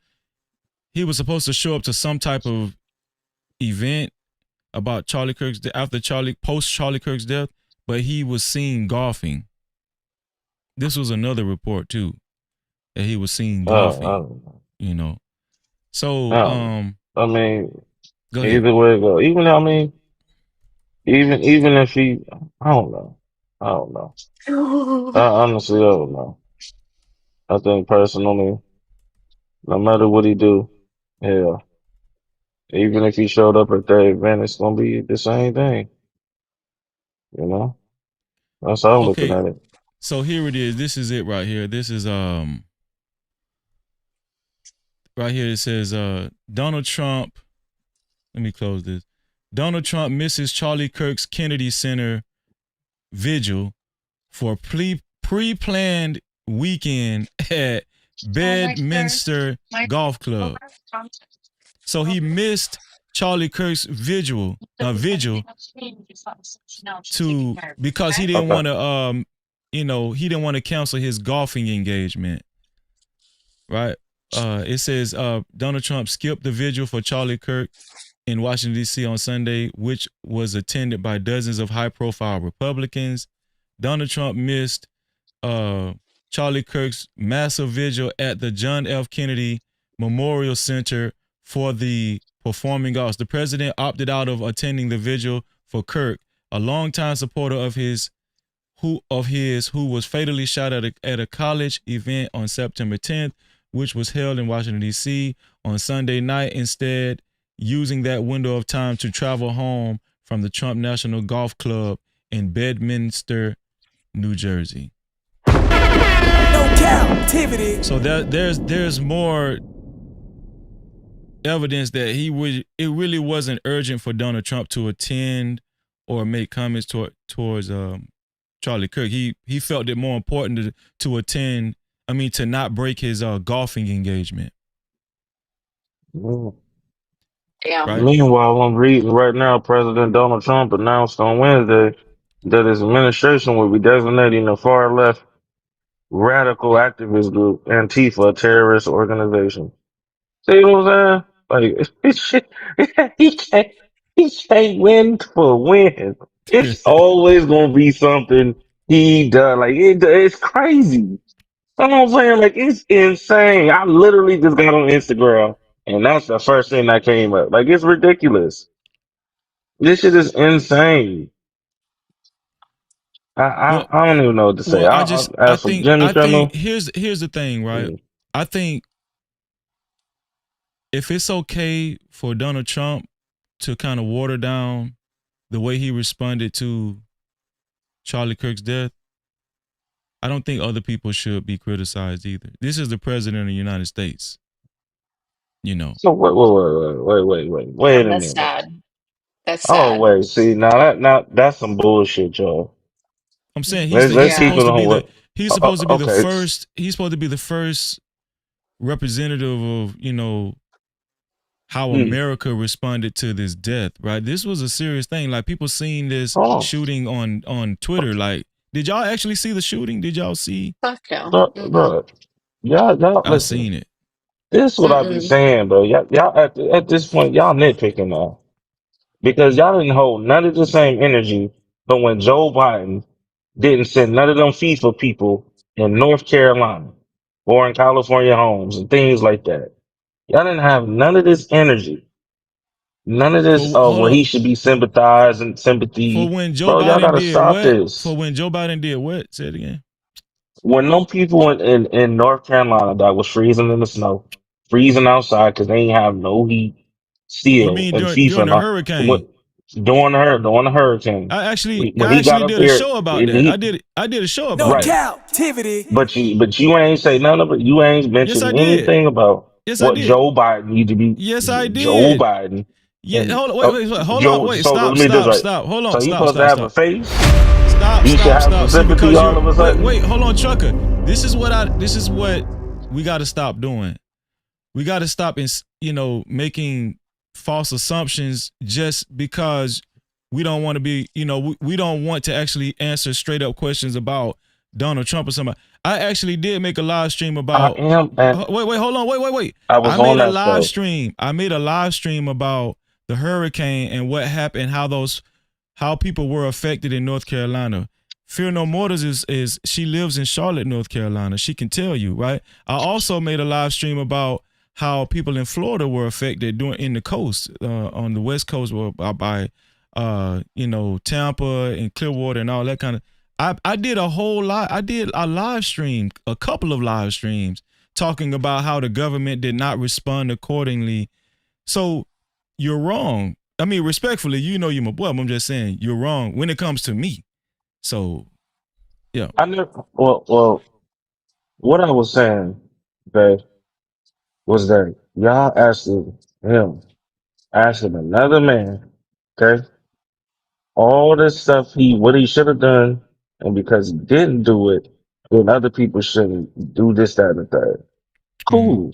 Well, where was that same energy when the man, like I just said, because I was on that, I remember that show, Freddie, and I ain't talking about you, but I remember a whole lot of people not saying a damn thing when Biden sat there he couldn't read, he was staring in the sky, didn't give no damns about nobody's health, while people down in North Carolina was suffering. I guess I'm confused It on who wasn't. you're talking about. Because you still I'm haven't, talking you're about saying Joe like Biden. some, I know you're talking I about mean, Joe you Biden, want but me to you're put a saying name some on it? people. Yeah, because you keep saying You, some people. I said a lot of people. Well, no, Yeah. that's why I disqualified myself, because people that watch my show, they know that I actually did a live stream about the hurricane. Yeah, but I I don't know mean, too many people that weren't talking about the fact that the government wasn't responding properly. Like yeah, we're it was a lot of still, people responding. I that's mean, what I'm talking tripping about it. out on is like, Yeah, who are you talking about that wasn't discussing that? Because everyone's waking up to the fact that like our government doesn't care about us. That- yeah. So That's let what, me let me that's get the pattern. Me personally, I remember several content creators reporting on that. Yeah. There were a lot of Twitter feeds, a lot of TikTok. People was Yep. talking about that, how the government was shortchanging these people. People, they weren't responding, how they, You should hear shortchanged the FEMA. horror stories. This Yeah, this happened in Katrina too. The thing is yes, that like there's horror stories of people that were at that ground zero that weren't saved, that saw people being unalive because our government withheld help or created more chaos in the mass.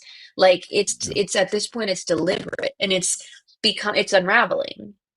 So I don't understand. I don't see where you're going with this of saying that no one was talking about I it. mean, it's not hard to understand because I was in them areas, especially the North Carolina area, where they wouldn't even ship out the products that they needed down there. Mhm. Actually, as a Yeah, matter of but fact, that's if you want to common be honest, knowledge. no, it's not common knowledge because normally, especially being in the trucking industry, any disaster like that, guess what they do? They pay top dollar to Right. get I know items that's shipped over, I'm right? fully But they aware and didn't they do none of didn't that. do it. I know they didn't They do it. didn't do. They They didn't do actually none of that. the trucking And again, company went and asked them, "Hey, are you ready?" And they said no. So it's not only did they not send it, but they denied it as well. So I'm fully aware of what you're talking about. But what you're saying okay. is that content creators and people are not aware of that, and they are. People are waking up to it. It's not I just never this said they content. wasn't aware of it. I never No, said that they they're wasn't talking aware of about it. it. I'm saying Yeah, you said about that they weren't talking about people, it when they the did. stuff that y'all asking about all these feelings, and y'all asking Donald Trump, and he should care You this and just care said we that. didn't have the same energy about it, and we went off and running. Y'all We have the didn't no, same y'all didn't energy. require any of this bull crap from that whole administration. that's what we're telling you. We None of did. y'all. No, No. y'all did not. Oh, so Y'all I didn't didn't. either? So I I did don't know not who. either, I correct? know. I know I the can stuff pull up that a y'all live. I can pull asking. up the live The stream. whole administration, this whole weird ass administration from Donald Trump and all this other stuff that he's only been in office for a couple of months. Y'all didn't do this for the last 4 years for real. So y'all got to stop this. Let me read this super cat 1 second. Sir, get your own channel and do your own thing. Shout out I'm to just Big Bad kidding. Bull for the $10 super cap. Big Bad Bull said Trump is criticized either way by certain folks. Criticized for That's flying the true. flag at half mast, and then criticized of evading the reporter's question on grief. Grief is a personal and private matter. Shout out to Big Not Bad Bull. for the president. No Not when you captivity. become the president. That is not presidential. The issue But with see, you this see what I'm president saying and right this, there? and yeah, That's not because it's not, presidential, but y'all Well, didn't it's do hold that on, not. hold same on, shit Listen, when it was hold on, when let me it. Tucker. Yeah, speak. let her finish her point. Then Let you me can go. You speak. can respond. We have not had a president acting or behaving like a president since Bill, Mm. whatever the fuck, was like slopping the knob. Since then, we have had dicks that just are making a fucking mockery of our system. So whether you're left or right, since the slobbing of the knob, we have not had an actual president being presidential. So I'm not just saying this about Donald Trump. He's just one of them, and he's not even the worst one. Like I said, Clinton, that's the one, the slobbing of the knob. I did not, he even lied to us. That's like the worst father ever. I did not have sexual relations with that woman. And then, boom, you had sexual relations with that woman. And ever since then, we've been lied to and manipulated and played. We have not even had anything close to a JFK. So don't defend this orange man like he's some sort of saint like JFK. He's on the chopping block like every other cocksucker that we've had. And Biden, when he came into office, did nothing that he said he was going to do. Obama tried to do some shit, but it was mainly propaganda because he was black. He's the one that started the immigration shit. And then you've got the orange man that's literally suffocating freedom of speech and dismantling people that can fight against him. He's asking for more power from the Senate and trying to change laws so that he can run again, which we've never had because these laws protect the United States of American people from the government being too big. What he is advocating and creating, and you are now defending, is a government being a totalitarian, being bigger than the people. That means you don't have the right to bear arms. That means you can't have freedom of speech. That means that you're under a microscope and surveillance, which we already have, people. If you don't know what Tesla is, if you don't know what a phone is, don't you wonder why AT&T is going to give you an iPhone 17 for free? The surveillance. So when you're talking, like, I'm sorry, but these conversations about the president and like mocking him, I think it's just mundane. I think there's much bigger problems, like the fact that we're being watched and we have no privacy and he wants more power.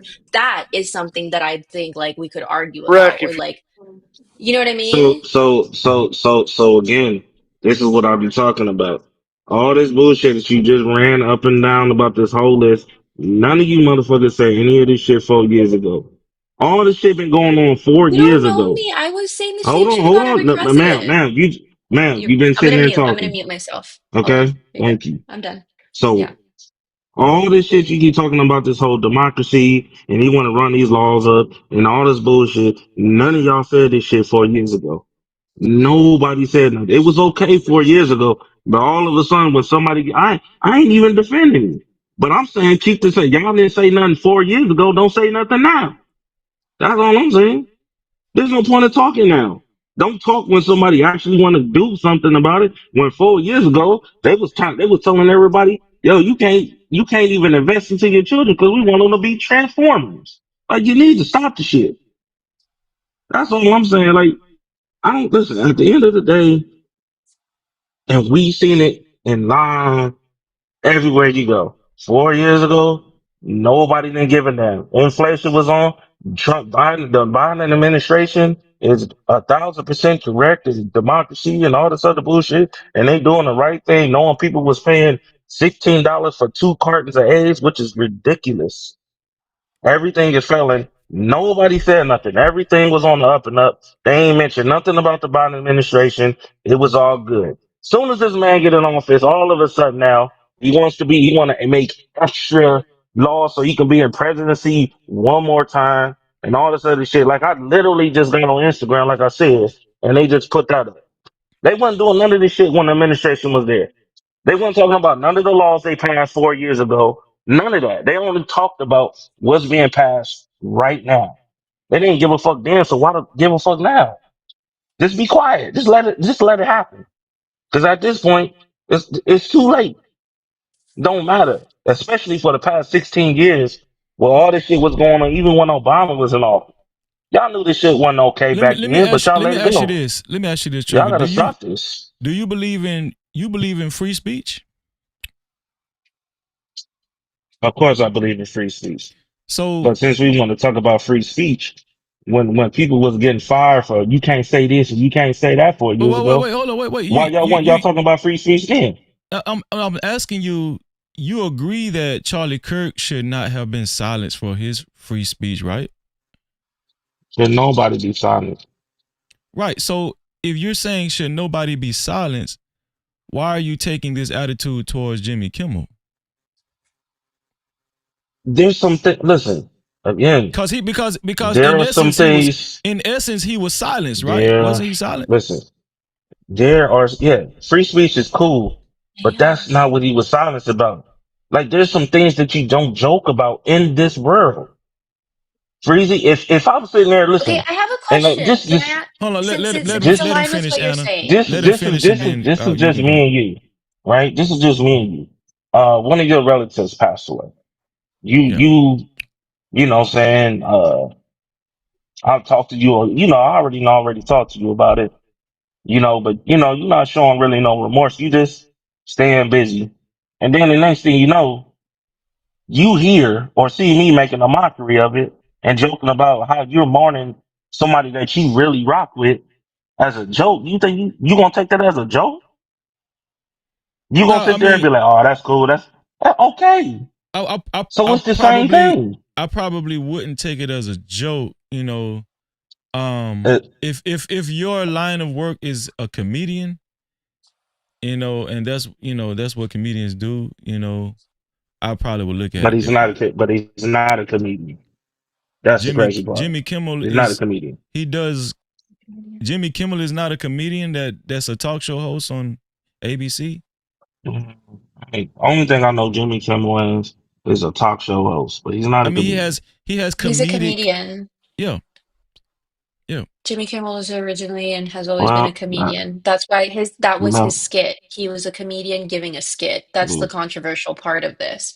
There used Cool. to be a Well, part of the creative being able to say and talk about things in a humorous light. And what we're discussing right now is taking away the freedom of speech from entertainment. And that was a form so of so processing too. so so again, y'all keep taking freedom of speech and entertainment No, when I'm just people saying, go I'm back. just utilizing your same argument. I'm just saying the same I thing that you're mean, saying can be applied here Jimmy. too. Okay, cool. I don't give a shit. Eddie Murphy. I moved to I I just know want you to say don't. for I the know you chat don't. really But no but no no I just but people holding Eddie Murphy right now for some shit he said in 1989. Niggas people been getting there, literally getting banned for what they said 10 years ago. hmm That was 4 years. For 4 years ago, nobody had it. It was okay then. Now it's not okay now. Hold on, Now it's a block of freedom of speech now. When hold on, Chucker. people literally taking something that happened years ago. Now, I get what you're Like, saying, come on, Chucker. man. I get what you're saying. Go ahead and I finish your gotta thought, stop Anna, this. because she got cut off in the. Go ahead, finish your thought, Well, I Anna. think that's the issue, right? Like it's a manner of speaking, right? So like for example, the chat thinks that I'm liberal. I actually moved to Florida because of the liberals in LA. It was too much. And I've been on both sides of the spectrum where it's like damned if you do, damned if you don't. But there's a lot of how do I say this? At the end of the day, I think it's a game. And I think anyone that's playing the game and that like has real emotions tied to whether or not somebody was disrespectful or not, it's like you're wasting your own energy. It's for me, like I'm just up here because it's fun and like I haven't seen you in a long time and I love what you're doing with the show and like Shout I out to love Anna. conspiracy shit, right? But like my emotions are not tied to this at all. I didn't know the guy. I didn't have a side to pick from. I didn't have like anything. My beef is not in this. My focus is somewhere else. Um, I don't know. That's all I got for that. Because it just once it like gets really emotional, I'm like, I don't know what to say to you. And it seems like if I say any sort of fact to you, you get emotional like right away. And I'm like, okay, does Oh, that make you're calling me sense? emotional. You're calling me emotional. Is that what Yeah. you're calling me Yeah. emotional? Why? You don't think so? Because no, I'm not nowhere near emotional. As a matter of fact, like I said, don't say nothing now. You like I literally just like the fact that you moved to Florida to get away from California, where it's a bunch of where you couldn't say nothing at all, and you talking about hmm freedom of speech, bro. hmm Like it make sense. You had to Because move I to a whole believe nother in state. freedom of, well, no, You okay? it's Okay. your perspective, and that's what I can clarify. And what I'm saying, like, it seems like you get rattled at things that I say, like I that I don't get rattled moved. at. And I listen, man. I don't know you from a can of paint. Let's start Okay, over and then. truly, Hi, how you doing? what's So your name? one thing I'm not going to do. My name is Trucker Hill. So Trucker people think I get Yill. emotional. Yeah, people think I get Mm-mm. emotional, and ain't no emotional thing. It's just the fact that I'm not gonna bullshit like everybody else do, and I'm sorry, And I'm just not look, gonna I do it. respect that. No, I respect that. So But then when I have I have a contradicting thought or opinion, you start to like completely dismantle and not even hear my side. So then I'm like, oh, what am I doing here? Does that I make sense? heard your side. I heard your side, but the problem is you don't want me to fight back against it. Oh, fuck So yeah. Let's if I go. call if With love. With so love. if I call it bullshit, I'm calling it bullshit for a reason, which is why I Yeah, said but then explain it so that I understand. y'all didn't care back then, don't care now. And the So crazy part is who's y'all first so that I understand? y'all people that's always screaming In about this freedom general. of speech Okay. in general. It don't matter whoever coming up with these allegations of freedom of speech and all that other stuff. Y'all didn't say nothing 4 years ago when all this stuff was going on against other people. Now what's happening with the I Trump think administration, I'm gonna and speak now y'all on want to care. I'm gonna speak No, on what you're saying right now after I read these super caps. Super chat. Shout out to Carl Anderson for the $5 super cap. Carl said, "Here's a $5. Here's $5 for Anna, the fair and balanced truth teller. How many months, years, decades before we quit blaming Biden? Come on, man. Pound sign, hashtag snowflakes." No captivity. Chat. Also, shout out to Big Bad Bull once again for another $20. Shout out to Big Bad Bull. Thank you, bro. Big Bad Bull said free speech is just that, free. However, as y'all are proving right now, free speech can get you ridiculed and in some cases canceled by the people and your employer. mm-hmm. Kimmel, when you say Kimmel, you making me think about one of those things that holds a phone, the gimbal. Kimmel messed with the TV channel's revenue. Being let go was fair. Being let go was fair. Y'all think he actually messed with the TV channel's revenue? Absolutely. I don't think so. You don't think so? I do. Nah. Not with the ratings. They go up and down and they're low in general right now. So I think it's fugat. Like I think it's fluff. Yeah. But as far as a shout out to Big Bad Bull. Big Bad Bull is once again the official sponsor of tonight's show. Now to be a co-sponsor or official sponsor, it has to be $50 or more. Thanks to Big Bad Bull. Thank you, Big Bad Bull. I really appreciate you. No captivity. But yeah, just to address what Trucker Yell said, I'm pretty sure there were some people that didn't give a rat's ass about the people in North Carolina or the people that suffered in Florida and the FEMA fiasco under the Biden administration. I'm pretty sure it just seems like you're not taking neither mine nor Anna's word for it that during that time there was a lot of publications about how the Biden administration dropped the ball. Like I said, I even did a show about it. Anna said she definitely talked about it.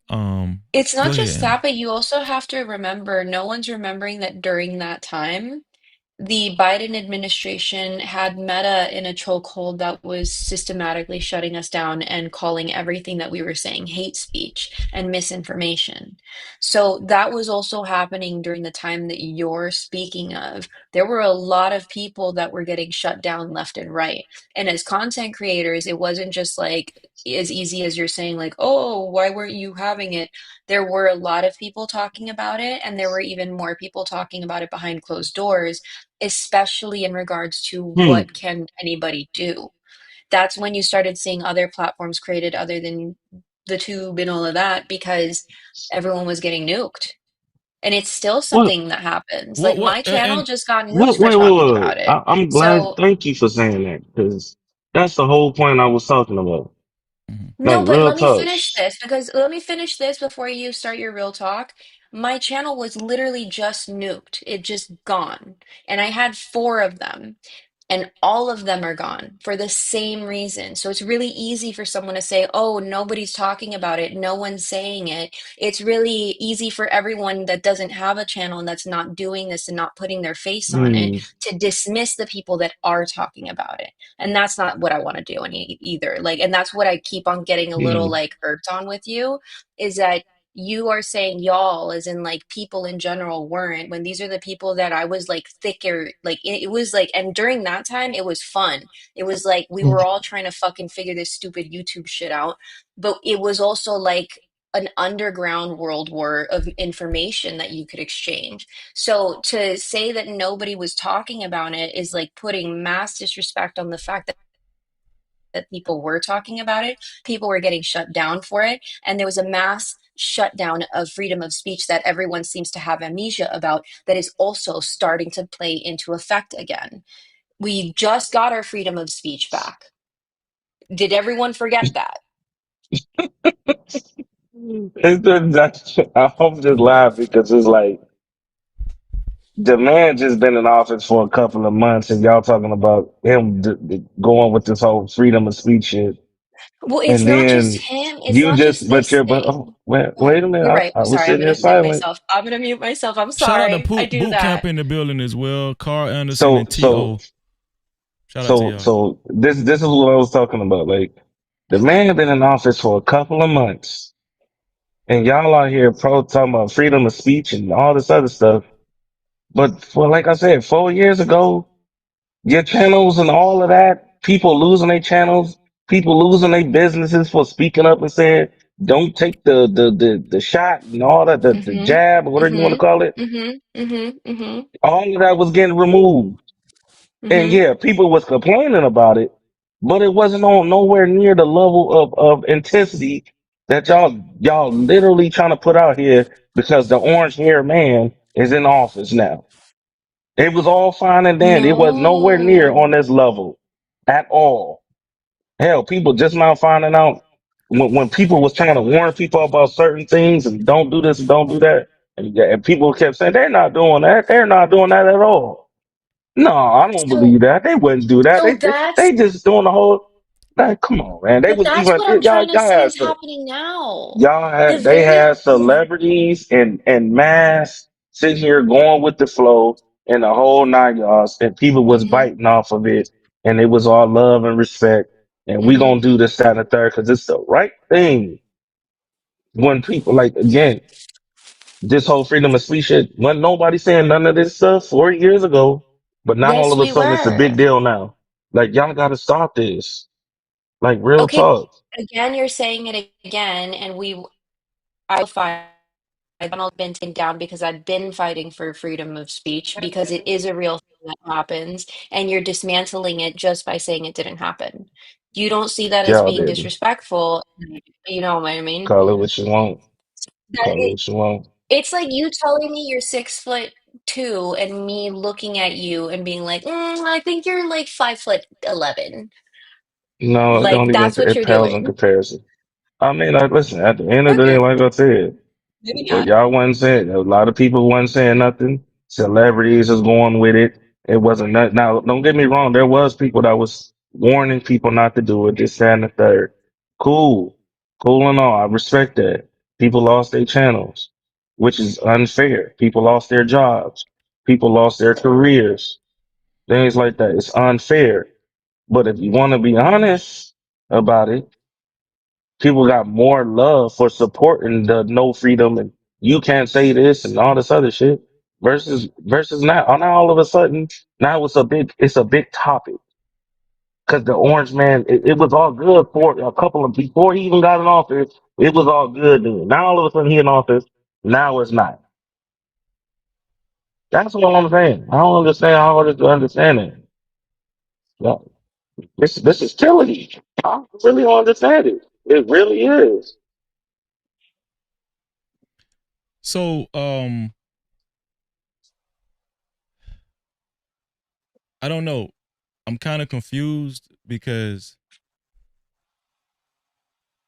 Donald Trump gets to go golfing and skip a candlelight vigil, he gets to sideswipe a Charlie Kirk grieving question and talk about a new construction at the White House. And then Jimmy Kimmel points this out, but he's the one that's punished for it. I'm not saying whether you're right or wrong, Trucker. I'm just saying America is just, I don't even know what's right or wrong anymore. You know what I'm saying? Like it's all upside. Yeah. It's just upside down. No captivity. It's just to me it's not even about right or wrong anymore. It's about political gang banging.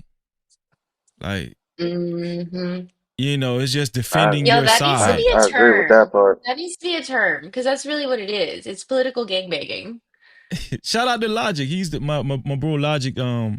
He introduced that to me. I just been using it ever since. But yeah, it's political game banging. It's not about right or wrong. You know what I'm saying?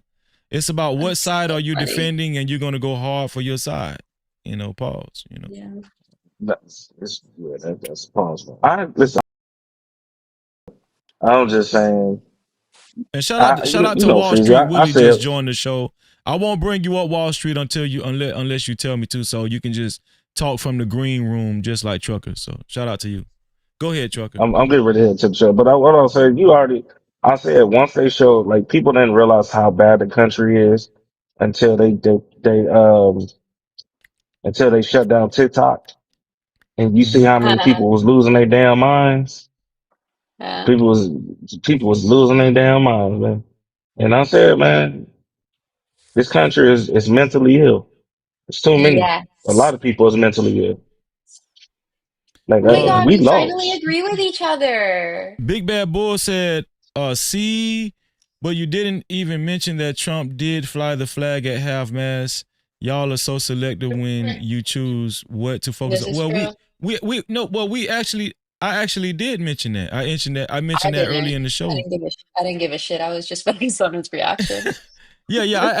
I actually did mention that, Big Bad Boy. People that was here earlier when I was giving my monologues and everything, I've mentioned it several times that that they flew the flag at half mast, right? Half staff, or some people say half mast, some people say half staff, or whatever. But I'm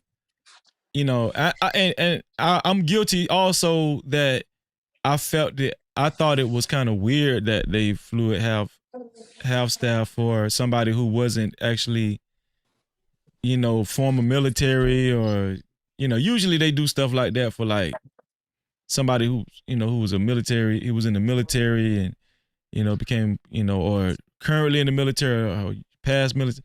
This guy was I don't want to dumb down his death.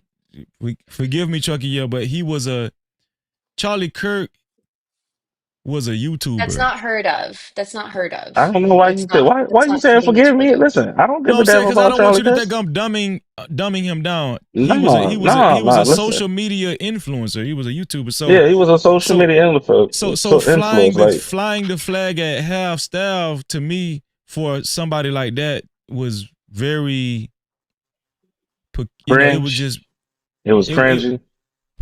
Well, it was just weird. It was weird to me, You know what I think was cringy? There was like an advocate of his that I guess they would have regular debates, and the kid was crying on stream.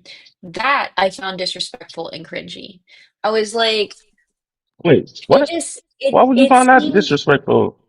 because it seemed so because I come from LA, those little fuckers, it's not like real. Like, oh my God, Hold it's on so 1 second, sad. Anna. Wall Street, It's are like, you there? Oh, you talking about him putting on a persona? Okay, you there? Okay, good. You You there? felt like he Okay, was good. putting on a persona and oh, fake I can crying. see, bro, you can see it, and he's a scrawny white kid, but he was doing this, which made it super fake. It was like, dude, come on. And it was all about, oh my God, how this is affecting me, and he was still a human, just regurgitating the same thing, but I didn't see actual like hurt, if that makes sense. That was the cringiest thing I've seen about Charlie Kirk.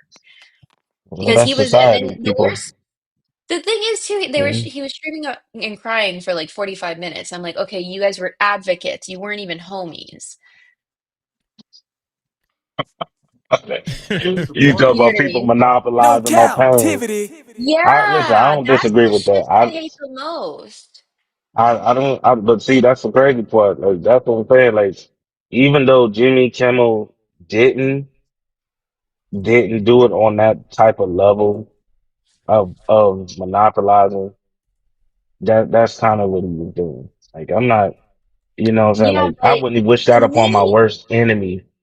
I couldn't do that. Wall Street you're a Willie, better man. human than me. Wall Street Willie, let me get your initial thoughts on this conversation, bro. I know you've been listening in.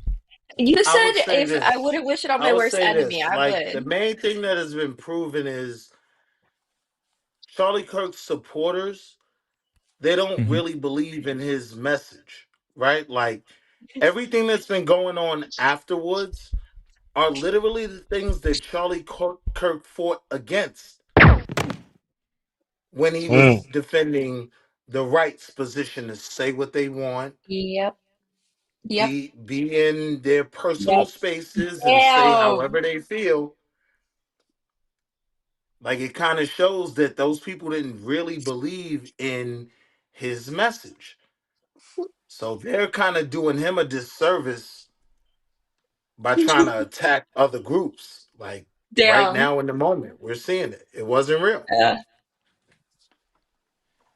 ain't none That of was this a shit very real. interesting point. What do you say about that, Yeah, Trucker Yell? I don't disagree. Like, she just pointed out a big thing. That's what I said. Like, in order for us to get back to this point where, you know, you got to have some type of respect. And if you monetizing off of people's pain and putting on a persona to get paid, you know what I'm saying? That's a problem. That's a real big He problem. wasn't against that though. He was Right. actually It's not. he was actually for people Yeah. being able to say whatever they wanted to say in any moment in their private spaces. He was an advocate of they should have that right under free speech. And their companies, their employers, whoever they worked for, shouldn't be weaponized against them. So it's just kind of I disagree ironic with that that point. in I his kind of death, disagree. his supporters are literally doing the opposite thing. It's kind of crazy. What do you I mean, disagree about, Trucker? like, if you work like, if you work for a big company or whatever it is, you know, like, you do what you do behind closed doors is what you do behind closed doors. Once you go to work and you sitting there celebrating somebody's death, I mean, come on, that is not a good look. That's not a good look. Now, now I So hear I you, think, and I'm not even going to say I disagree, right? But what I'm saying is that is exactly what Charlie Kirk fought against. He was fighting for the right to be able to say the N word freely yeah, online without yeah, having repercussions from your boss. He was yeah, fighting for the right to say that George yeah, Floyd was a dirtbag and yep, he deserved to die. yep, That's what he stood on. yep. Look, what? You obviously never listened to Charlie Kirk. He Right, stood on business too. No, He right, like he stands on what he says. That's the craziest part. right. listen, and that's cool, but yo, again, there's some like there's a thing called respect, bro. Like you can say Okay, what you but want to he say, didn't but have you got to respect on deal the with the same consequences at thing. the end of the day. Here's the thing though, free speech isn't Okay. about respect. Free speech doesn't That's right. agree with inciting violence, right? That's what he stood on. If you're inciting violence, that can be condemned. But if you're making a post and using Wu Tang's Protect Your Neck in your post, even Charlie believed you shouldn't be fired for that. At least when he made that argument for white conservatives, he believed that. Mm-hmm. Mm-hmm. My argument now So is his base didn't even believe in what they claimed they were supporting. They didn't really believe in it. so At the end of the day, so free speech is about my freedom to offend you. Yes. But if you So offend me, do And shout out y'all to agree with Steve Go celebrating Shoot. anybody there? Shout out to Steve Go Shoot, and I seen you in the chat too. Go ahead, Trucker. Yeah. I have a No, question. no, I'm just asking. I'm just asking a general question. Does anybody here is okay with somebody celebrating somebody's death? I'm not bothered by it to the point where I feel someone It should lose depends their on what job. the No, no, no, person no, no, did. no, no, Like no. a No. pedophile or something, like a serial pedophile. Yeah, I probably wouldn't Yeah. give a damn. Yeah. Yeah. Like you gotta be a Okay, piece of okay. shit, but I'll be like, yeah, let's kill him. I I mean, can't even let's disagree with that. I ain't gonna disagree with that part. But y'all know what I'm And talking about. again, though, even with If that, you're it would sitting, be about their actions, not about yeah. anything they said. again, so if you're sitting there and you're having a conversation about freedom of speech, and somebody shoots you in your neck, and then you got people celebrating your a person's death behind that, y'all okay with that? It is what it is. I'm No, no, I'm But asking you. here's And the deal, no, no, right? no, it's Here's not. the It is deal, what it right? is. It's Can either I yes or say no. Are you okay with that? By me saying it is what it is, yes, I'm saying I'm okay with that. I'm an advocate you're, of free yep. speech without Once you, if you retribution. decide, if you're putting yourself in the limelight and you're speaking your truth to an audience, it comes with the game.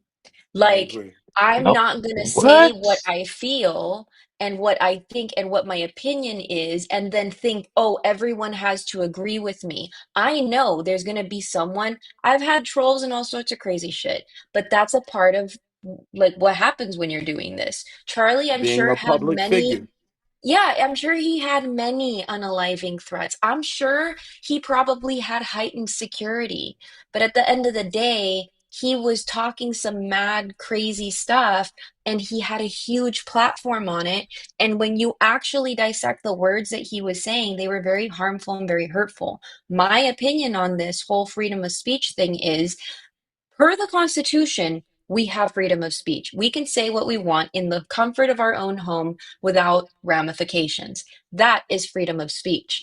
The entitlement that we believe that we should be able to be on any platform that is a privately owned corporation, that we shouldn't be fired from an employer that pays us if we're employees, but I want to blab my mouth on the internet, that's entitlement because I'm no longer doing it from the comfort of my own home. Now I'm trying to be a public figure and sway an audience. Now I want my opinion to be known, and there are consequences that come with those opinions being Yeah. known.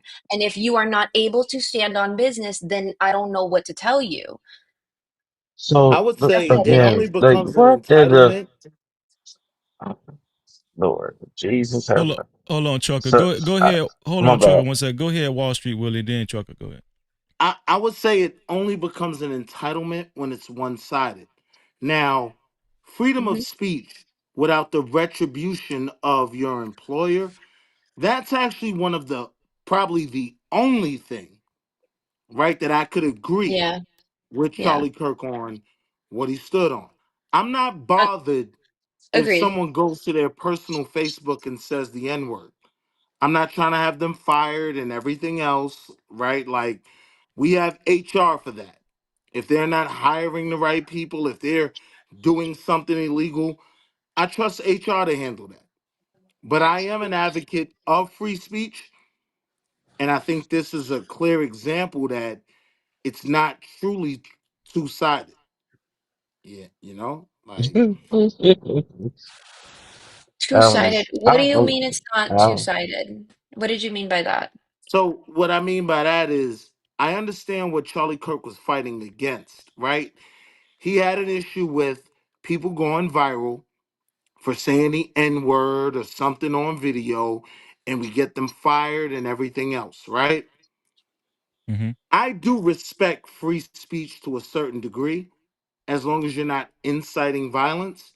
The one thing I just know as a black man, it's never been and will never be two sided, right? Like, once we start saying certain things, yeah, a Mm, lot of people lose their mm, jobs. So So mhm. my main so thing to black people would be, this isn't a time to play around. Don't That, risk your yeah. career. Don't risk your family's well-being going online just to talk crazy. Like, So why y'all ain't just saying the listen. same? Why y'all with ain't that saying the being same said, shit? See, why? do you think freedom of speech actually exists in the United States of America? To a degree.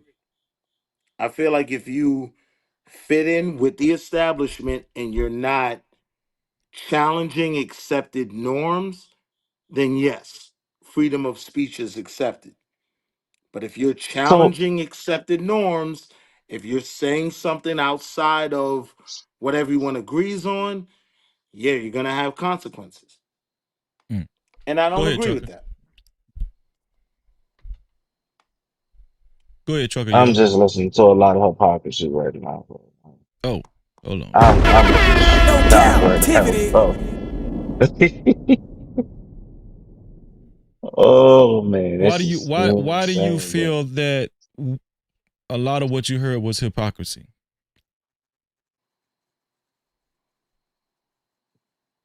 Man, you gotta give me a second. My Okay. brain is scrambled right now.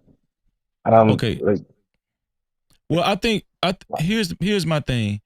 If free speech isn't exercised 100% across the board, I don't believe it's free. mm, Right. mm. Repeat that one more time. Repeat that one If more time. if free speech isn't exercised 100% across the board, if it's conditional, like what Wall Street Willie was saying, it's conditional, it's contingent upon if you're not going against the Status establishment quo. or the status quo, Mm, oh then you will be allowed to say the things you want to say within certain parameters. I think if it's within certain parameters, I don't think it's truly free speech. Correct. wow.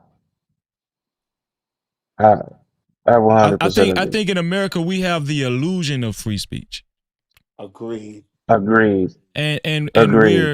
we're just seeing the effects of you know of people actually exercising their right, their First Amendment right to say what they feel on their hearts to say. But the harsh reality is there's consequences. There could be consequences. There could be potential consequences. That's what I'm saying. So And I'm glad he said what he said too. Because this just yeah. goes back to what I was saying before. 4 years ago, when nobody saying nothing, you know why? Because the people that was saying what they wanted to hear, guess what? It wasn't a problem. It wasn't a big deal. It wasn't a Correct. big deal. Yeah. Now all of a sudden, the man in the orange wig dude that's in office for a couple of months now, because it don't fit the agenda, all of a sudden, now it's a problem. That's what I said. I don't want to hear nothing. Yeah, didn't say nothing then 4 years ago. Don't say nothing now. I got a question for both of y'all. And I asked Logic this last night in VIP Wednesday. Where we're going, the trajectory, and how Trump's administration is playing out, do y'all think Mm-hmm. this is strengthening the right, or do you think it's opening up the door for a Democratic candidate to Both. be elected? You said I you think said You, both you on a want to go political first, level, Will? on a Or political Street? level, I I'm think sorry. it's definitely strengthening the right. It's giving them something to fight for. Mm-hmm. But because of a lot of the hypocrisy in their argument, it's going to make it difficult for swing states to do what they did before. It's going to put swing states like and I classify swing states as normal white people, right? Mm-hmm. Not racist, but not bleeding heart liberals as well. They just want to see a good country, right? They believe in the Constitution, right? a lot of the things being done right now aren't going to play out well for swing states in the next election, in my opinion.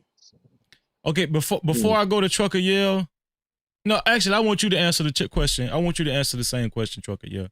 Who do you think this is strengthening the right for them to get in office again? And what is that? 2000 and what is it? 2000 and what is that? 2029 or 28, 29, whatever.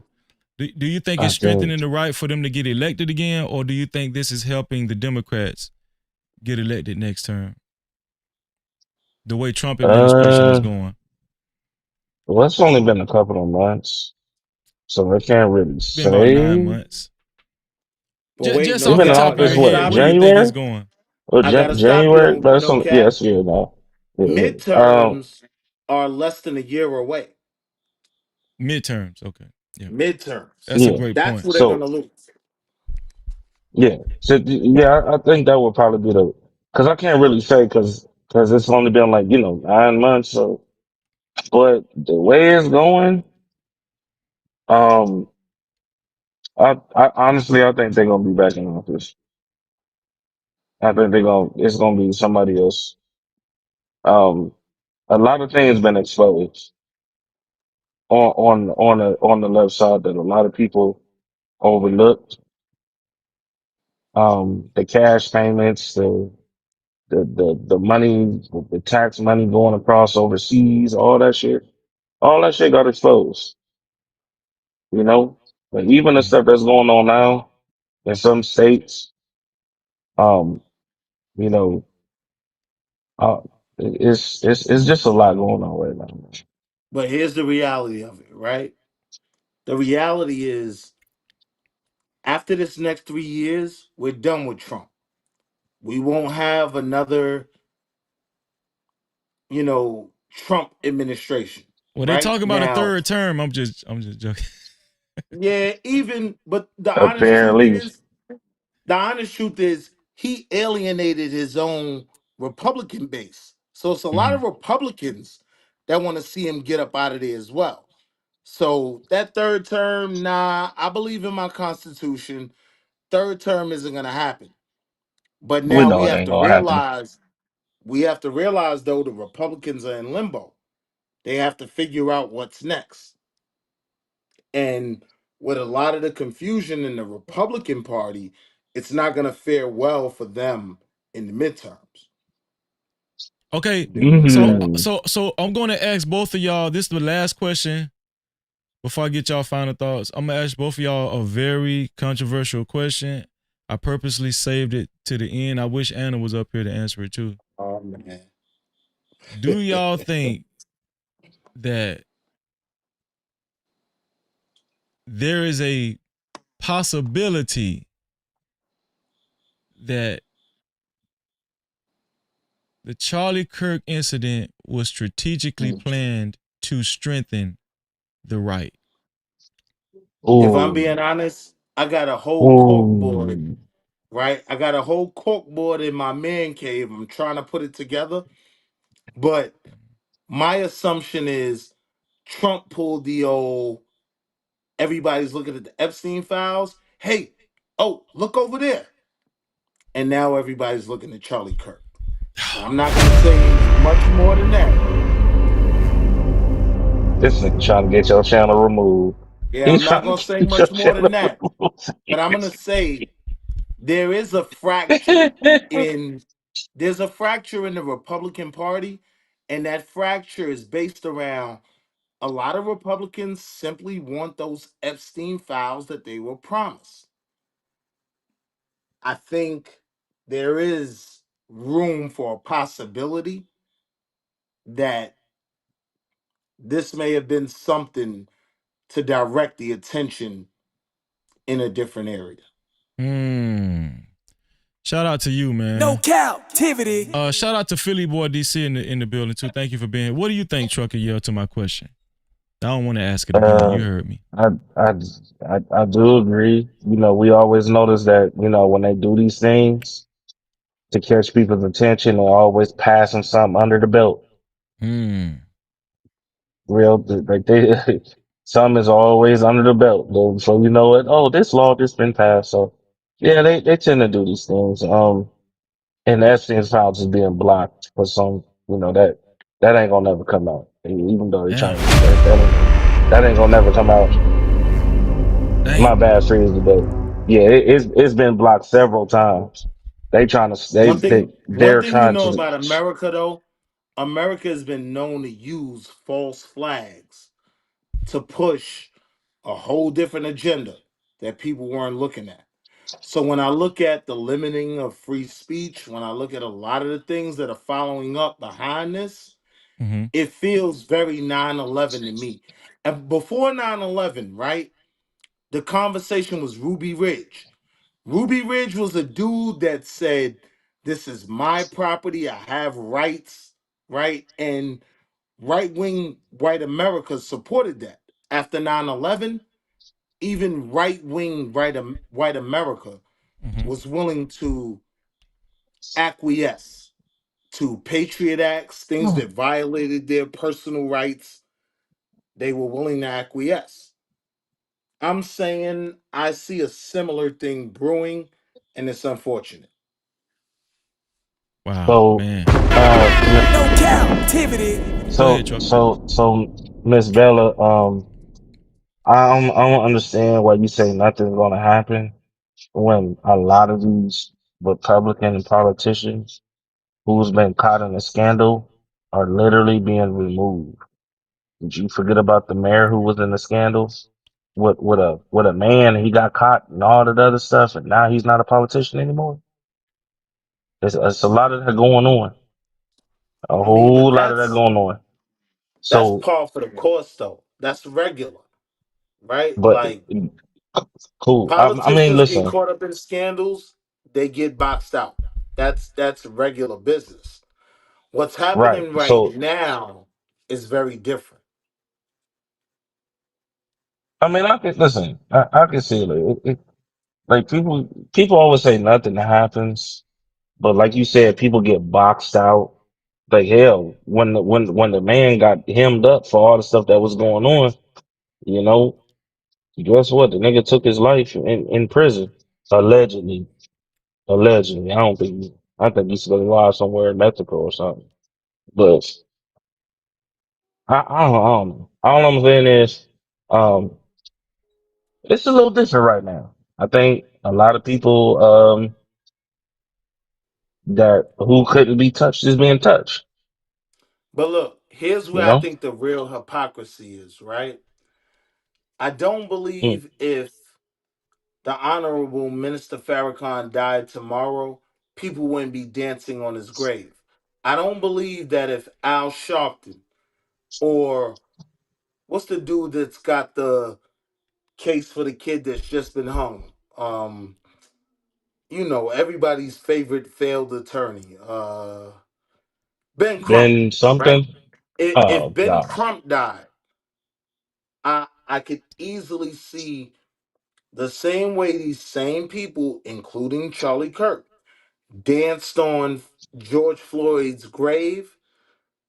I don't see them not doing the same thing. If Sharpton died, if Farrakhan died, they I would think so dance on too. his grave as well.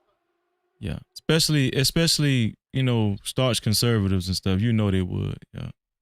Right.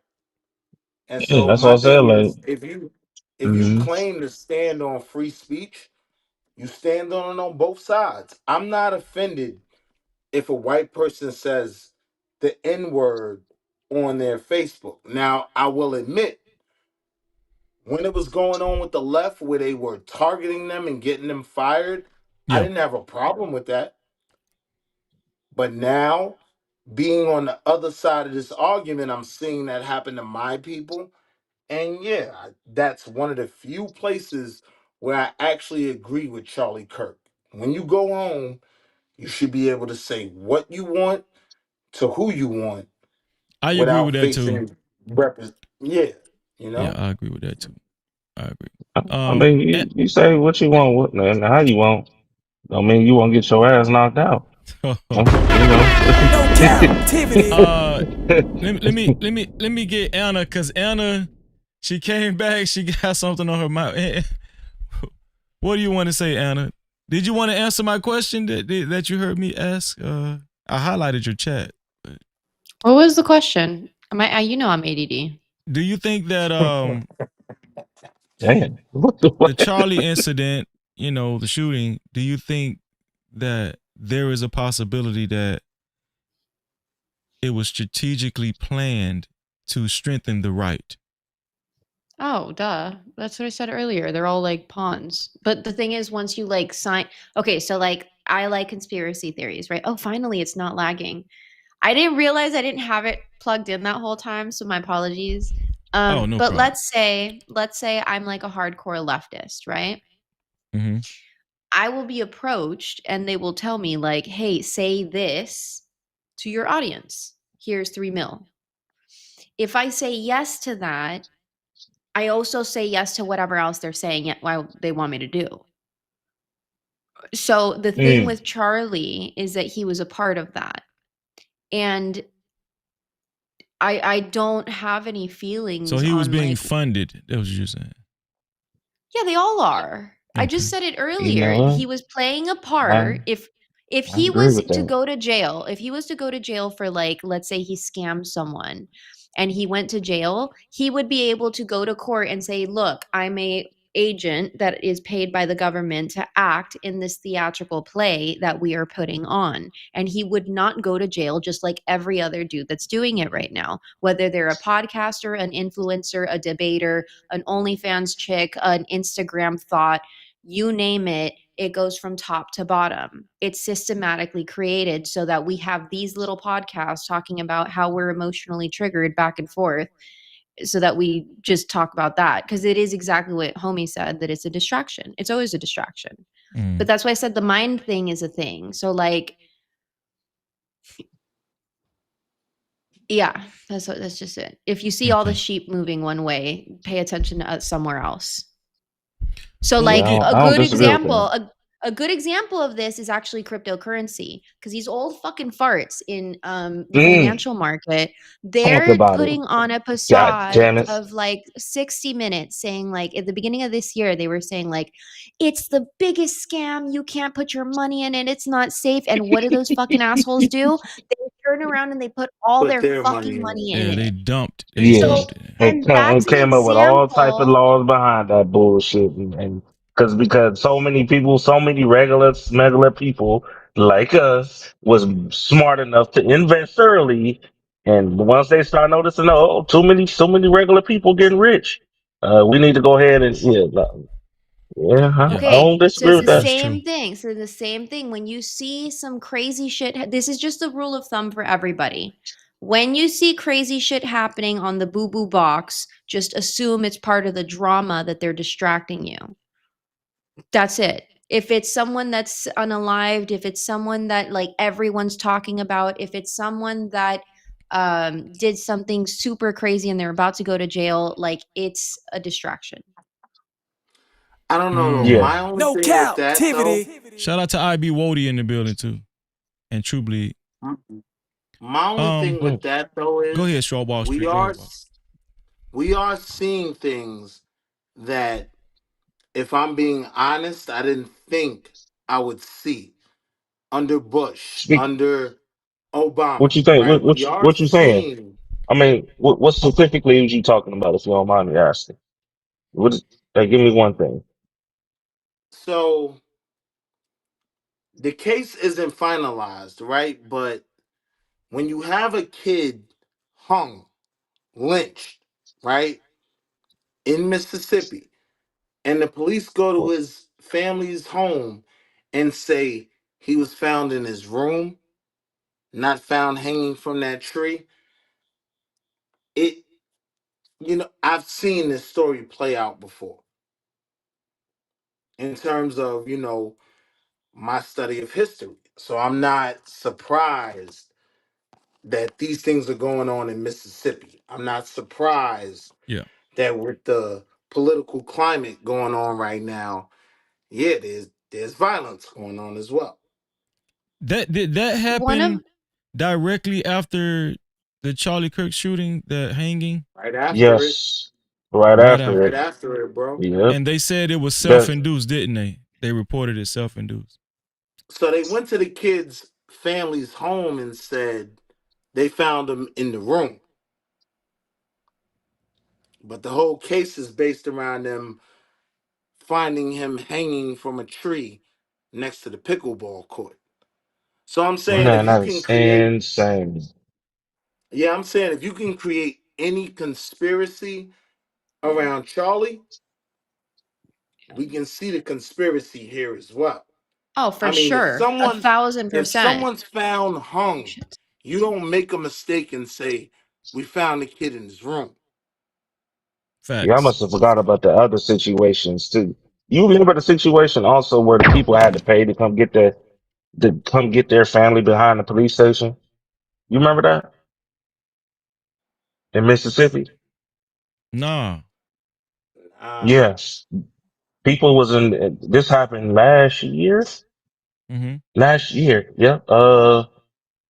Um, the police station wasn't they was taking people out and then calling people to come pick up their kid. But when they went to go pick up the kid, they found the bodies buried behind the police station with a tag on it, and people had to pay them to get their child or whoever, you know what I'm saying, removed from out of there. And in this particular Damn. case, the Yeah, family's that was saying last year. the Nobody, family's yeah, saying that was we a big found thing. out from the news. The family didn't even find out from the police department. They found out from the news. That makes me question things. About the kid that fight was found hanging. Right. That's Wow. crazy, His bro. family Yes. says Hmm. the police didn't notify us. We found out from the news. And then when the police came to our house, they told us he was found in his room. This is Mm. crazy, man. You didn't know that? Wait. Freezy. You didn't know I none of that stuff I was going on down I in Mississippi? I knew about the kid, but I didn't know the details. I hadn't actually went into I was gonna report on it myself, but I didn't really. Yeah, man. Shout out to Wall Street That's Willie, not, man. bro. That's not. But yeah, that just happened. Didn't that happen just a couple of days ago? Yeah. Yep. Yeah. I seen it. That happened a couple of. Bro, And that's not the so only time. I just didn't That's understand how they found this. They're saying they found this kid outside hanging from a tree and it was at the self-induced. Just pickleball court. on the mm, pickleball. Yeah, this just didn't it didn't sit right with me, you know. Just didn't Now the sit right. average college campus has cameras everywhere. So maybe we'll get some footage of an interaction. But I doubt that. for me personally, when they go to that boy's family, right? Like you don't mess up a lynching, right? Like if he was found swinging from a tree, me as a cop, I'm never going to his family and Well, saying in the we short found him in posted, his no room. evidence will play. Right. What Yes. kind of mistake is that? That's Okay, so Right. I found the actual article of what happened. It's not a okay. mistake. So the 21-year-old black student found hanging from a tree in Delta's state, blah, blah, blah, blah, blah. While initial reports from officials stated that there was no evidence of foul play, the Right. family requested an independent autopsy and a civil Right. rights leader that are all calling for transparency in an investigation into the unaliving, citing growing concerns about the racially motivated violence, and a university has increased security. It's so what it's saying is that, sorry, I'm going through more of it. Mm-hmm. Mm-hmm. They had a second autopsy that's not out yet, but it's Yep. clearly visible that it was foul play. So they requested an independent autopsy, and the reason that they were pushing away and making the family go through hoops and pay for the student to get out of there was so that they wouldn't get the body. Right. It Yep. was just it was forcing them to not release the Wow. actual body, So, because then what they can do is they can accidentally cremate it because it's been so long, Correct. Wow.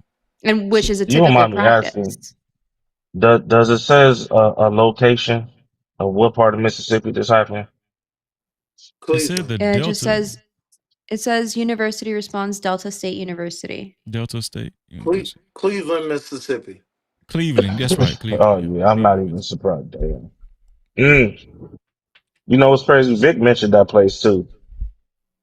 He mentioned that place. It's one This of is them one of the things spots. I said though, because after the Charlie Kirk incident, right? Like before the Bud Crawford fight, I was supposed to take my kids to the state fair. I'm not comfortable going to soft targets. Like, you have to understand, white nationalists, they're upset. And this is a group that usually does get pretty violent.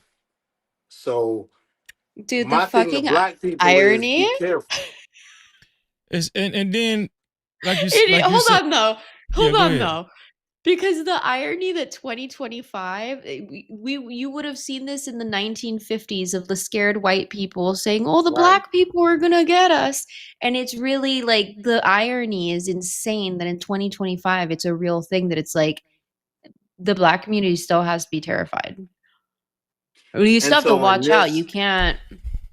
and so in this time, right, where people are losing their jobs, my message to my people would be don't play around with those memes. Don't, because those things can get dug up. Your comment today can get dug up a year from now when you can lose your job. Things aren't what they were yesterday. Like things are in this is a serious time. So Well, I would Yeah. it's say, been like this for the past six. don't It's been play like this around. for the Protect past. yourself, protect your family, stay away from soft targets. But the reality of it all is we live in a time where the FBI isn't as worried about groups. They're worried about some random guy waking up in the morning and saying, I'm going to be John Wilkes Booth. And that's the world we live in. Yeah. I agree. I think and even Trump is actually showing it, by hold on, let me give a shout out. Shout out to Prime, Taylor Bell, and Ramon in the building. Shout out to y'all. Captivity. What I was gonna say was Trump has been stressing that United States needs military forces in urban areas like DC, New York, Chicago for smaller black urban areas. And true, there is crime there. I'm not going to ignore that, but I just think that there's been so much heightened hoopla over putting the military in these areas, Yeah. and I'm thinking that might be a distraction as well. You know what I'm saying? Because like what you're saying, Wall Street, as far as what you was just saying though, like I think that the United States, when it comes to being on high alert, Pookie and Ray Ray is the least of our worries right now. Right. Right. I think Pookie and Ray Ray is the least of our, of our worries, and for lack of better terms. But I just think that also, if Donald Trump wouldn't have, concentrated so much on these urban areas and actually been more of a balanced president when it comes to what's going on in the United States of America, Charlie Kirk's, that's if it wasn't planned. Charlie Kirk's death possibly could have been prevented. You know what I'm saying? Like, so I don't know, because he's been like zeroing in on black areas, and we're like what 13% of the country. Even when he implemented agencies in Washington D.C., it was reported that crime was actually down. Mm-hmm. So I was just puzzled. Crazy? I was puzzled. Doesn't this remind Crazy, you of marriages at an all-time low? Yeah, exactly. When what you said earlier. When that Chicago conversation is had, you got to put it in perspective. Chicago had I believe, like around 600 murders last year, right? But Mm-hmm. we're talking about a city with 3 million people, right? When you Mm-hmm. literally just take a pen and paper and do the math, right? Their unalive rate isn't in, panic status. Like it's not this huge epidemic that the propaganda makes it out to be. But because most Americans don't do research, they just accept the propaganda. Yeah, I agree. How many of y'all been in Chicago? Like, actually, not as a tour, Your but mic actually living sounds in muffled, trucker. Can you hear me? Yeah, I hear Okay. you, but you sound like you're underwater. I'm about to go to sleep. Okay, Anna. But I wanted to say thank you. And then I also wanted to say you said you're not understanding why he's going in trying to put in military forces. This is another one. So you know the Salvadorian mega prison that Bukele made, right? Yeah. Mm-hmm.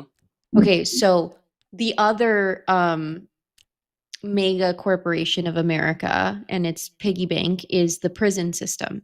So what we did was we signed a contract with Bukele so that we could fund immigrants, so fund bodies to the prison system, making money for El Salvadorian president and us, in bed also with the Argentine president. So what he's trying to do here is another symbol of what he's doing, what Bukele's doing over there, where he got rid of everything, created the mega prison, shoved all the gang members into the prison. Well, now he has a really nice piggy bank of a prison. And that's what I see Trump is kind of wanting to like show his big balls over here, where he's like, oh, I'm going to do the same thing. Because there's no other reason why you're going to minority areas like that so guns blazing. This is Now look, sis, alarming. We're still the American here's the people. Facts. here's the other side of that I No see, right? captivity. Looking at markets, looking at job numbers, right? The reality is all those jobs that people complain about that went overseas, they're not coming back. The reality is it's going to be AI and robots that work those jobs. At some point, the average American is going to stand up, get a bit rowdy. The average American isn't me. The average American is the guys that went in on January 16th, right? Mm-hmm. In my opinion, those in power see something that is going to happen in a few years, right? When you have AI, I'll put it to you this way. When's the last time you called customer service and spoke to someone? Hi, welcome to someone's. That doesn't happen anymore. Press 1 if you need this. Press 2 if you need that, right? That Mm-hmm. eliminated a whole call center. I'm saying at some point in America, the jobs we're going to lose because of the new economy we're going into, you're going to have even white people protesting about these things. I think the elites in power are practicing on the low hanging fruit. Black communities, that's the easiest way to practice Yup. population control.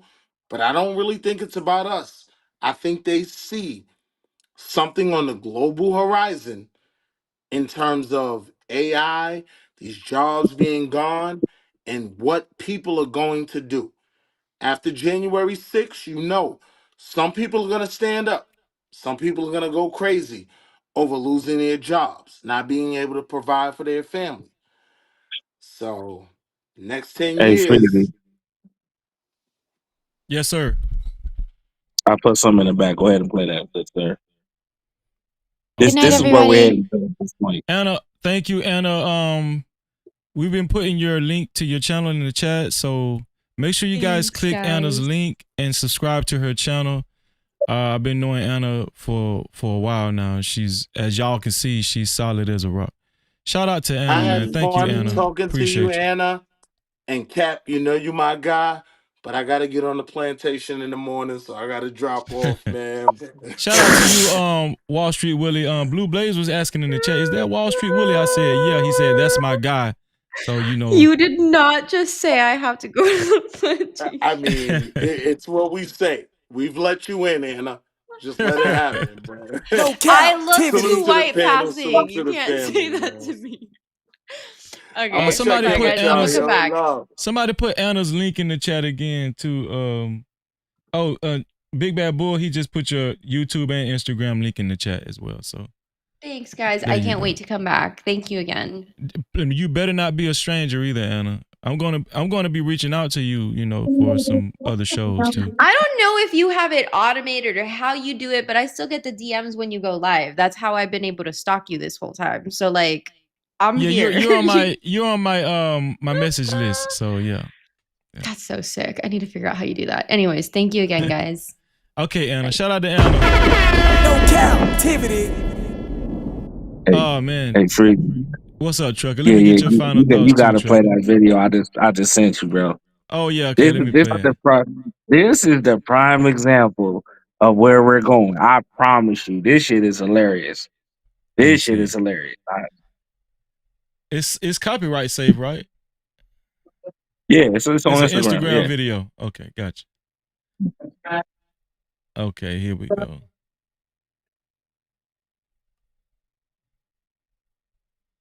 Let me go here.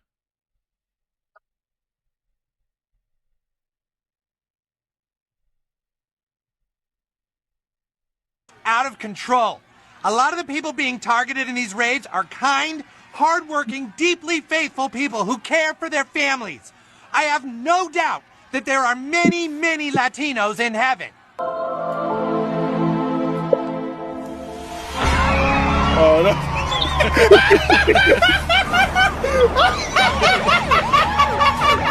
Whoa, this is What the fuck? They went to heaven? No! That's funny. Oh, God. Oh, no, the dogs! The dogs! No! Not the dogs! Oh! This is just out of control. A lot of the people. Man, what? No captivity. Dog. That's exactly how they operating too, boy. They trying to go. They going wherever they gotta go to get these people, man. Man, listen, South Park did that thing on that, dog. I had to present that because man, me and my son was laughing. We was rolling. That Oh was man, he had hilarious, me. man. Man, Shout out to that is the legal immigrants out there. It was just all fun and games, but it's just crazy. That was they're hilarious, man. people. They like you. People was Nah, in that heaven was about these folks. hilarious, bro. Because I'm gonna tell you why that was so funny to me. I just played a clip of this woman. Let me show you. I just played a clip of this woman. She was working at a car wash. And look at this shit. Hey. Ice just freaking showed up. Dude ran up on her at her job while she was at the car wash. Hey. Ice just freaking showed up.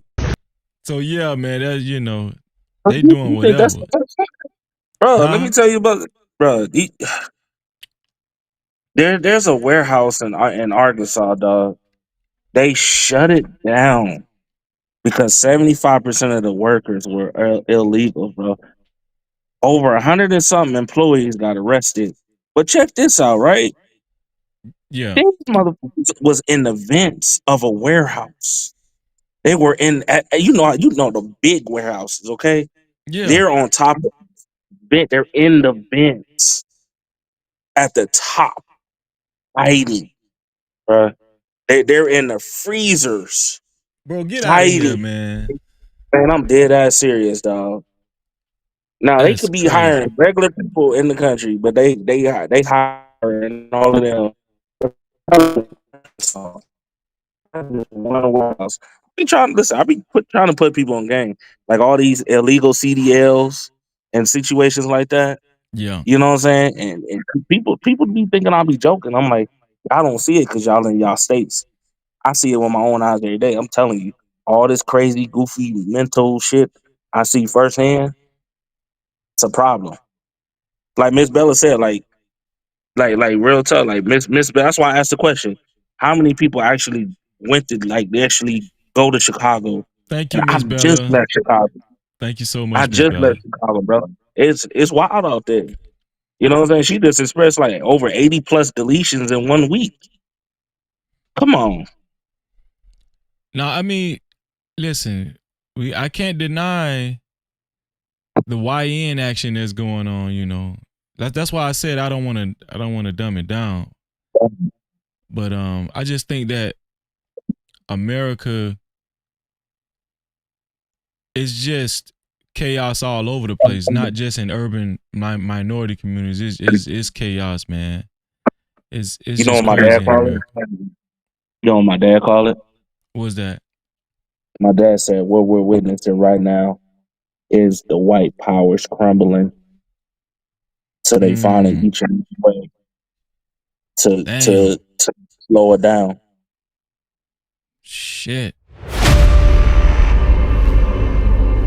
Yeah, your dad got, that's a very interesting point, bro. So that's I mean, but it makes sense. I mean, if you think about it, all the laws passed, Roe versus Wade, Yeah. deletions, Act, DNC situation, the mayor situation, the shit that they teaching in schools. You get what I'm saying? They always put black folks in the forefront instead of their own people. Yeah. They don't ever put their own people in the forefront. They always want to put black women in the forefront or black people. We always fall for that goofy shit. So, I mean, I'm just saying, like, Well, let me get yeah. your final points, Trucker, man. And I appreciate you coming up, bro. You said a lot of good stuff during the show, and it was a great back and forth too, man. Well, what's your final thoughts as far as everything? Don't be a hypocrite. Don't be a hypocrite. Okay, gotcha. Yep. 4 years ago, you didn't care. Don't care now. 5 years later, nope. Right. You do it like South Park. All right. Do it like South Park. All right. And just be No careful. captivity. Wait, you got to play that video for me one more time. Play that one more time The for me. South Park Fine, video. cool. Yeah, you got to play that shit. Is hilarious. That shit's fun. Let's see. Let's go back. This is just out of control. A lot of the people being targeted in these raids are kind, hardworking, deeply faithful people who care for their families. I have no doubt that there are many, many Latinos in heaven. Oh, no.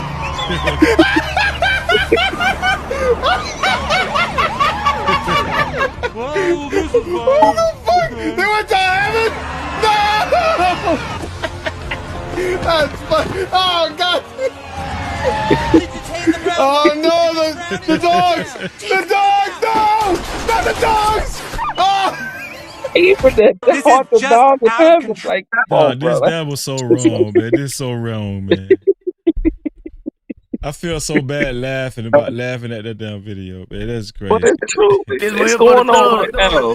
If you look at the videos of the people that's losing their jobs for celebrating Charlie Kirk's death, they out here. Oh my God, what am I gonna do? Yeah. I can't believe it. I'm getting fired. Yeah. That's the only thing I got left. Like, well, just a moment ago, you were just celebrating somebody's death. You got what you deserve. Sorry.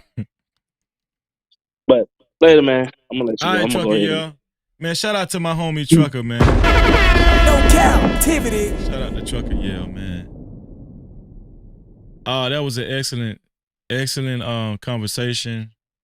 Listen, if anybody wants to get any last minute, if you enjoyed the show, I don't care if it's $5, $2, $10, $20, $50, $100. If you would like to, just support the show, and I'll read your comments. I mean, let us know what you thought about the show. Give us your last minute opinions and comments. and I'm going to read everything. Shout out to Trey, man. What's going on, Trey? Shout out to Trey, man. Good to see you, bro. No captivity. And I most definitely read your super chats. You can either send it in a super cap, aka super chat. That's the rectangle box with a $ slap dab in the middle of it, right down there where you write your chats. Or your cash. The cash app is $Freezy no cap. That's $Freezy no cap. Or PayPal. The PayPal is no captivity with freeze. That's no captivity with freeze. Last minute support. I'll gladly read you guys' support. Let your voices be heard from the chat. Let's go ahead and do the benediction right now. Shout out to everybody that showed up, man, and that was participating in the chat. Always a great show. We will be back tomorrow, Friday night. Very excited. Let's do the benediction right now. Here we go.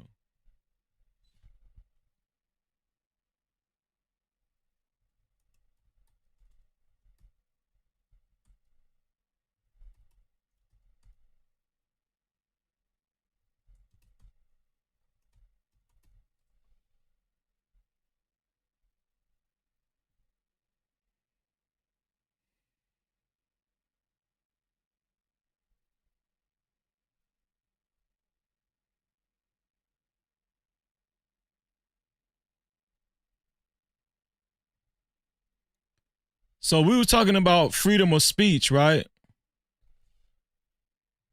We were talking about freedom of speech tonight and why, it's important, right? This is Proverbs chapter 31, 8 through 9. Proverbs chapter 31, 8 through 9. It says, open your mouth for the mute. Open your mouth for the mute. For the people that don't have a voice. That's what it's saying. There are people that are disenfranchised that don't have a voice. Open your mouth for the mute, for the rights of all who are destitute. For the rights of all who are destitute. Open your mouth, judge righteously. Open your mouth, judge righteously. Defend the rights of the poor and needy. No captivity. Defend the rights of the poor and needy. This comes from straight out of the Bible, straight out of the Word of God. And this is what God wants us to do. This is how God wants us to represent ourselves. Let's see. Shout out to the support we've gotten, all the support we've gotten so far tonight. Let me double check the PayPal. Make sure we don't have a PayPal. Usually it'll come through on my phone though. I don't feel like checking my phone. I'll just go right here. Okay, no PayPal. So we got all super chats tonight. All super chats. Okay, so shout out to Carl Anderson once again for his super chat. Thank you for your super cap, bro. And shout out to Starch Manning for being the first one sending in a super cap. Thank you for your $5 super cap. Shout out to Big Bad Bull for a $10 super cap, $20 super cap, and another $20 super cap, which makes a total of $50, man. No captivity. Shout out to Big Bad Bull, man. Let's give Big Bad Bull. Let's have a little praise going on for Big Bad Bull. Let's do it, man.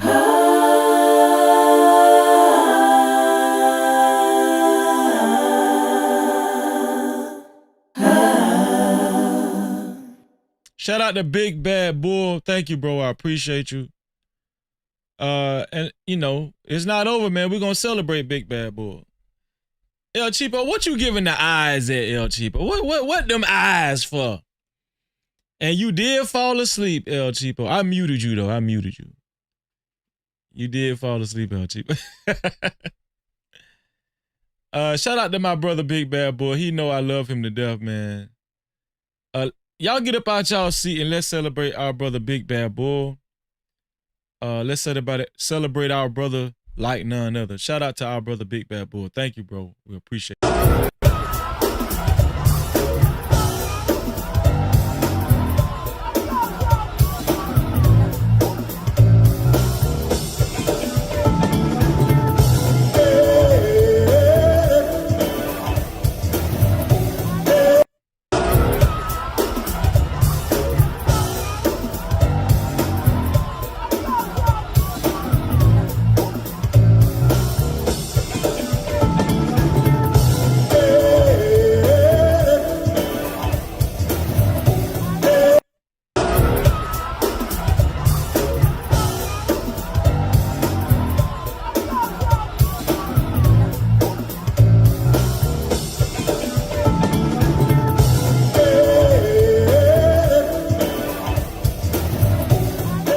Shout out to Big Bad Boy.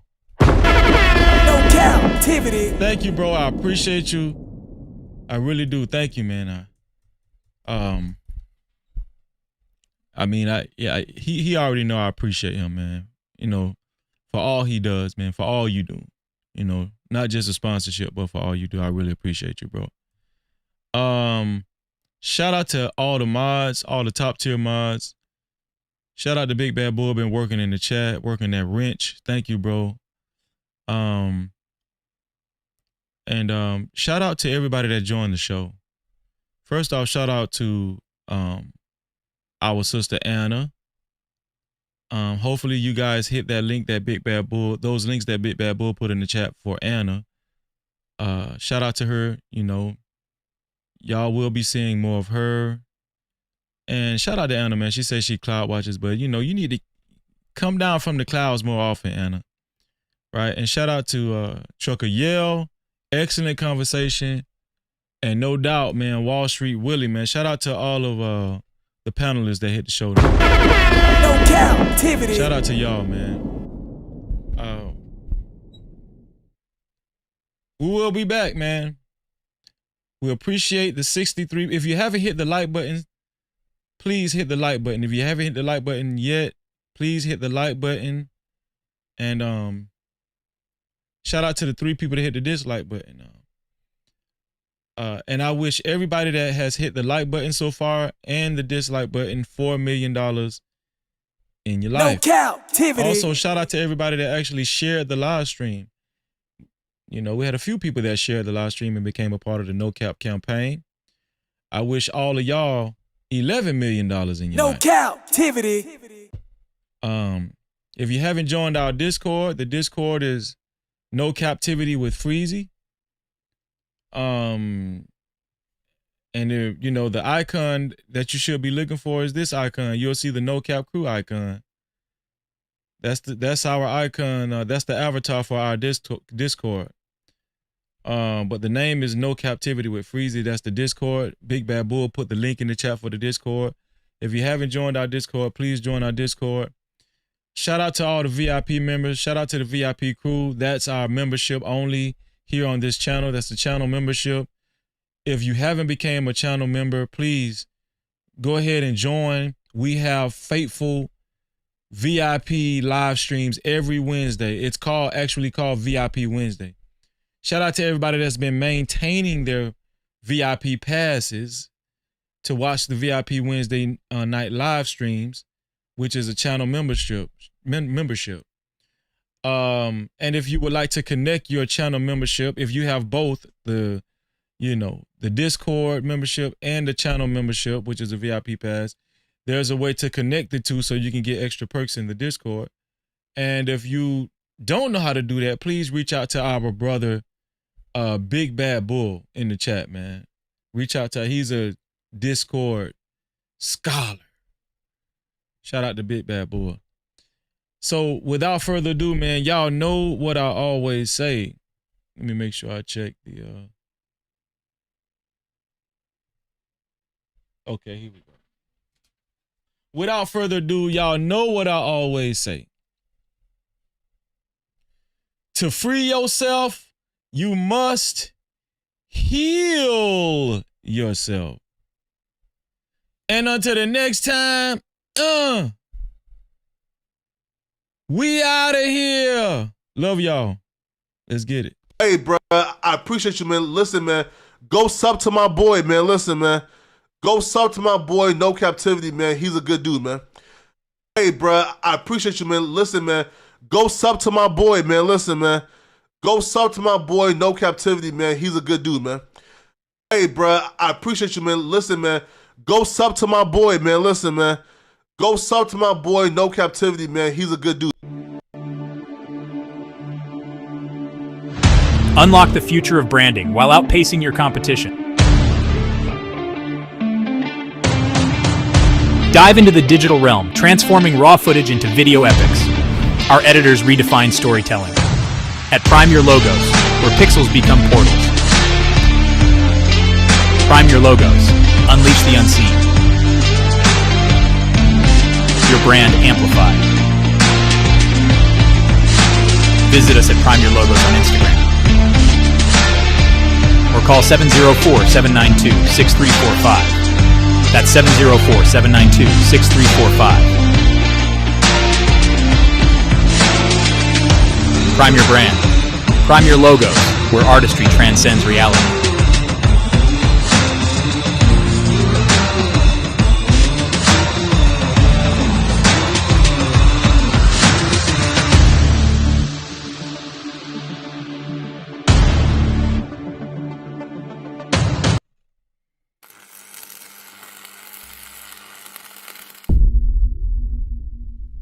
No captivity.